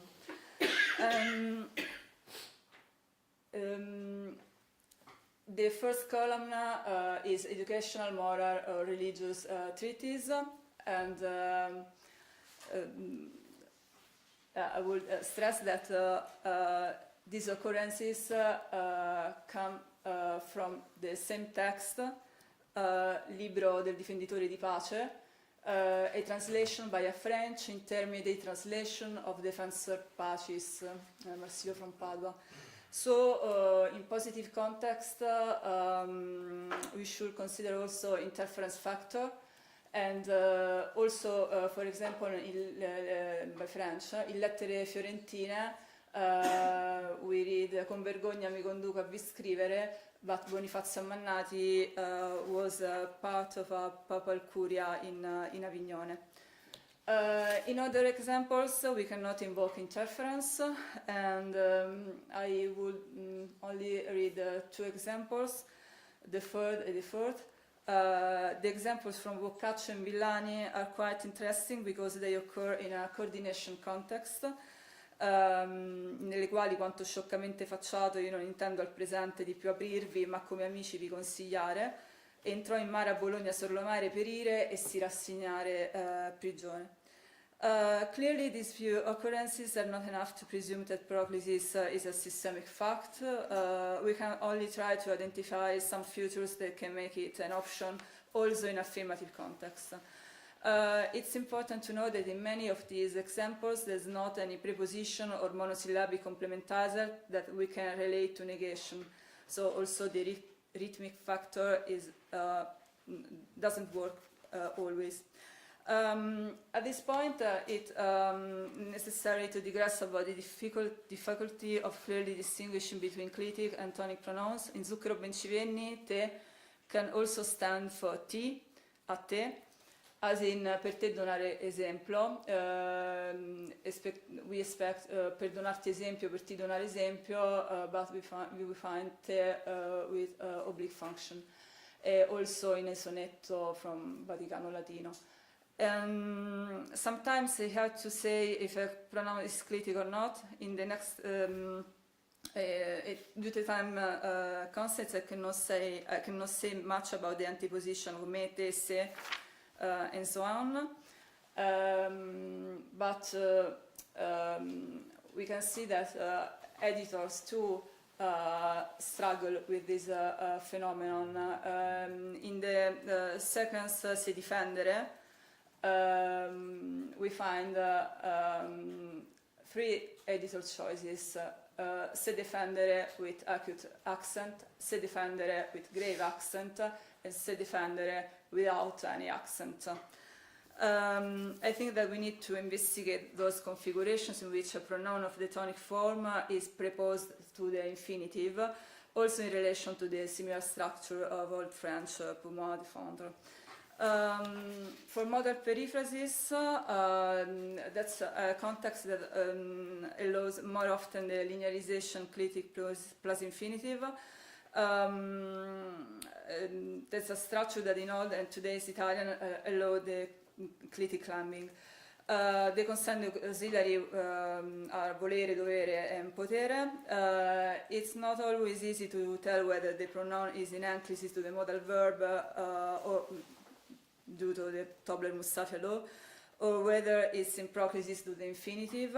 In any case, examples such as those you see in the slide favor the spread of phrasal partners in which the clitic is in medial position before the infinitive. For Lombard data, proclisis is very marginal in Lombard texts. For 13th and 14th centuries, I didn't find any occurrence in any of the three contexts, negative, interrogative, affirmative. In Bonvezin's text, Bonvezin texts don't contain proclisis plus infinitive, but we can find two interesting cases of modal verb plus pronoun lule plus infinitive, vogliandolo consolar, che posta le defende. In la stas scortegar, we have a clitic in medial position, and volsi laudare e debbiano sandar, also we find the same context, the modal context.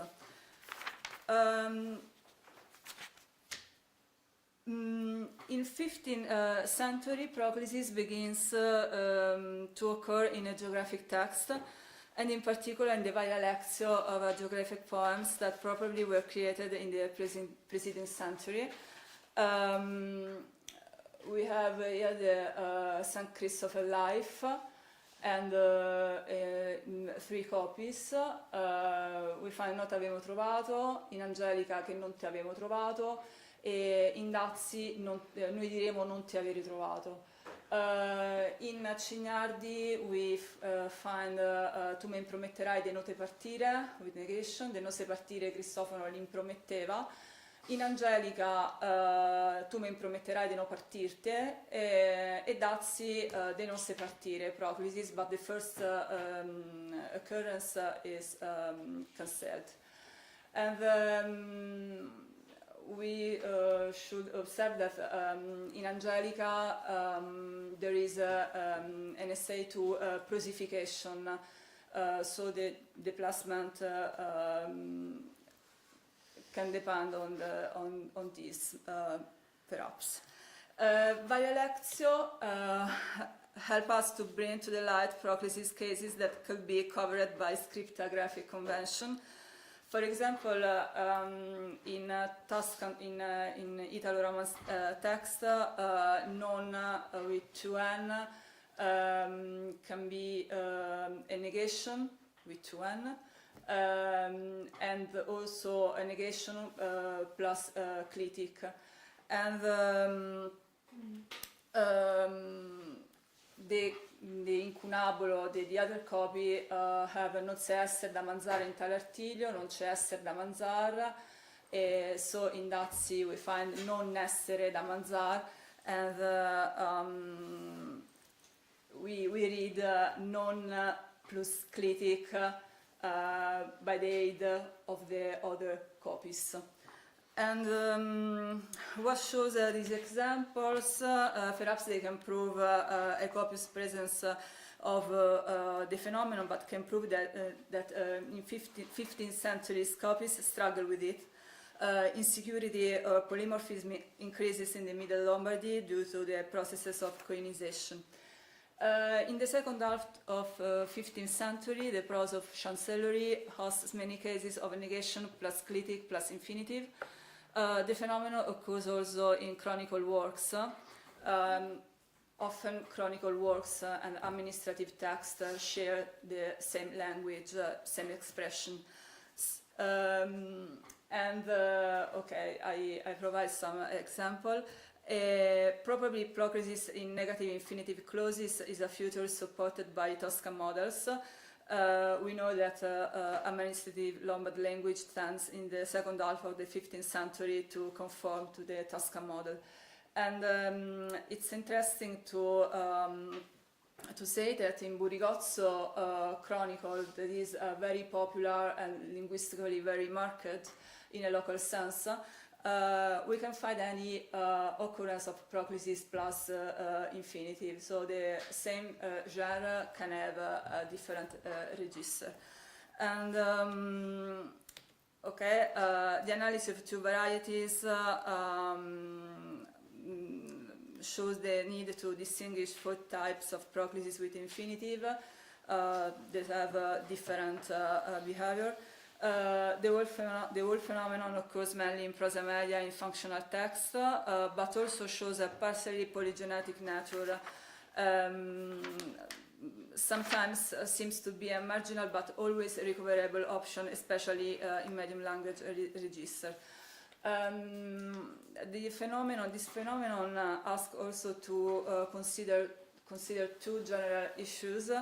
A periodization problem that we have with Italian. Something happens in the second half of 14th century, and Old Italian is a too large label. And also editor's behavior is a critical point. Some editorial choices could mask proclisis, segmentation, accentation, and so on. Among the various explanations we can give of the phenomenon, extension of double Mustafia in the infinitive subordinates, analogy with a negative imperative, the hypothesis of a progressive extension of the proclisis in the entire Romance domain should be considered. This process begins in the infinitive in modal periphrasis, for effect of Tobler-Mustafia law perhaps, and then arrives in infinitives with negative polarity or interrogative modality.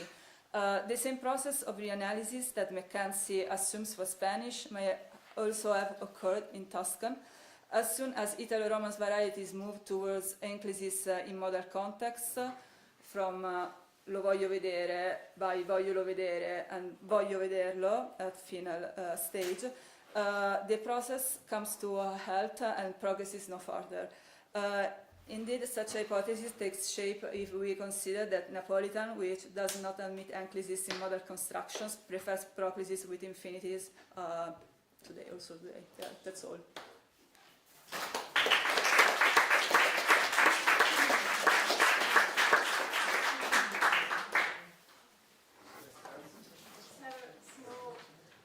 Small clarification question. In your bar charts, the y-axis, are those absolute numbers or normalized frequencies? In my graph, you mean? Yeah, in the bar charts. Yeah, like this. Like, how do you compare the different texts?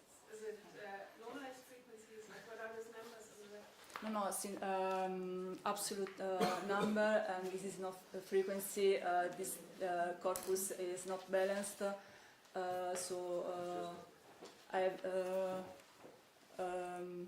is the sum of the occurrences. It's very marginal as phenomenon. Yeah, but you could normalize it with the number of words in the text. No, about I don't dispose of this data. So OVI and also Ultra OK. This is an analog corpus, but OVI is the most representative corpus for Italian, and we have also a balanced corpus media, but there you can find nothing. But you don't know how many words each text has, because I mean, if you have, say, only 2 occurrences in these letters, but it's also a very short text, maybe it's actually. No, but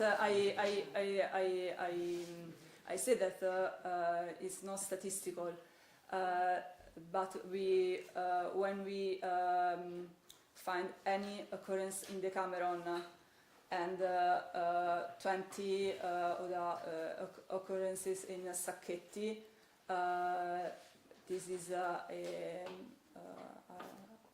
data, I think. But no, it's Yes, just to complete it, I share the pain, but they don't give you the data.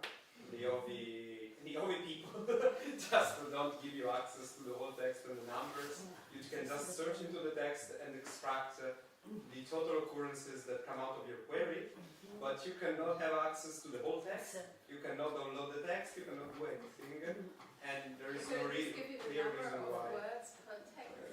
They could, but they don't.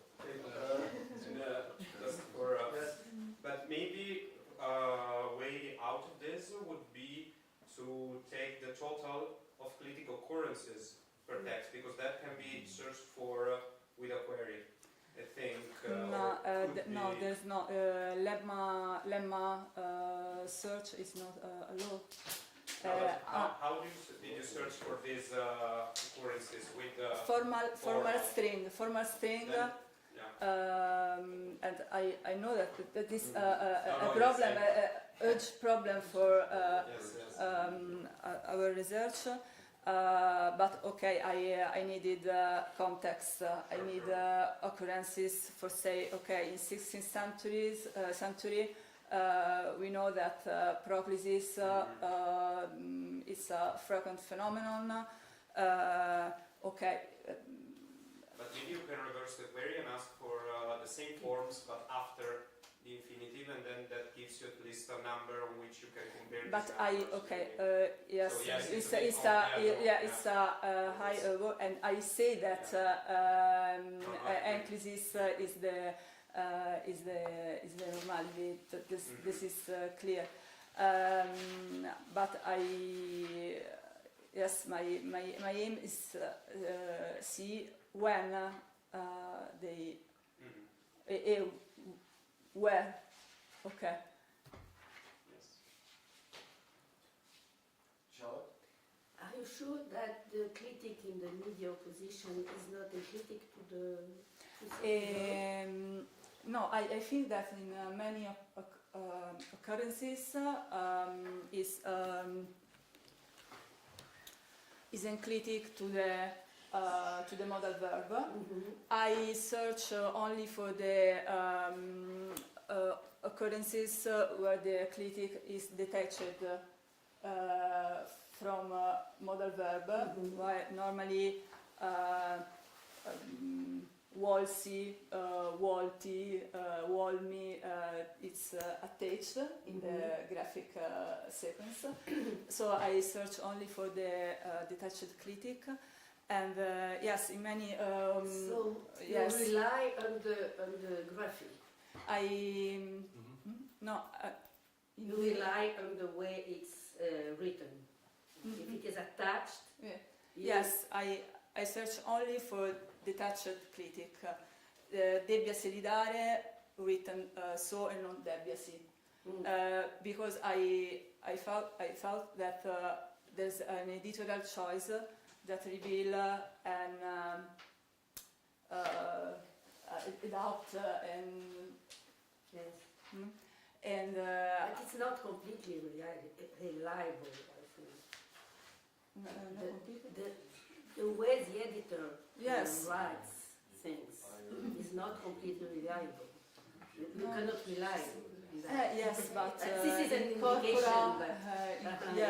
But in corpora we find okay. Thank you very much.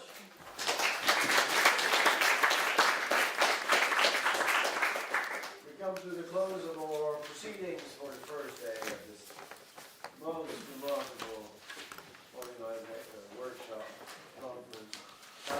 Some practical announcements. I remind you that if you're interested to join at 7:30 at the Café Donaldson, which is inside the castle grounds. We're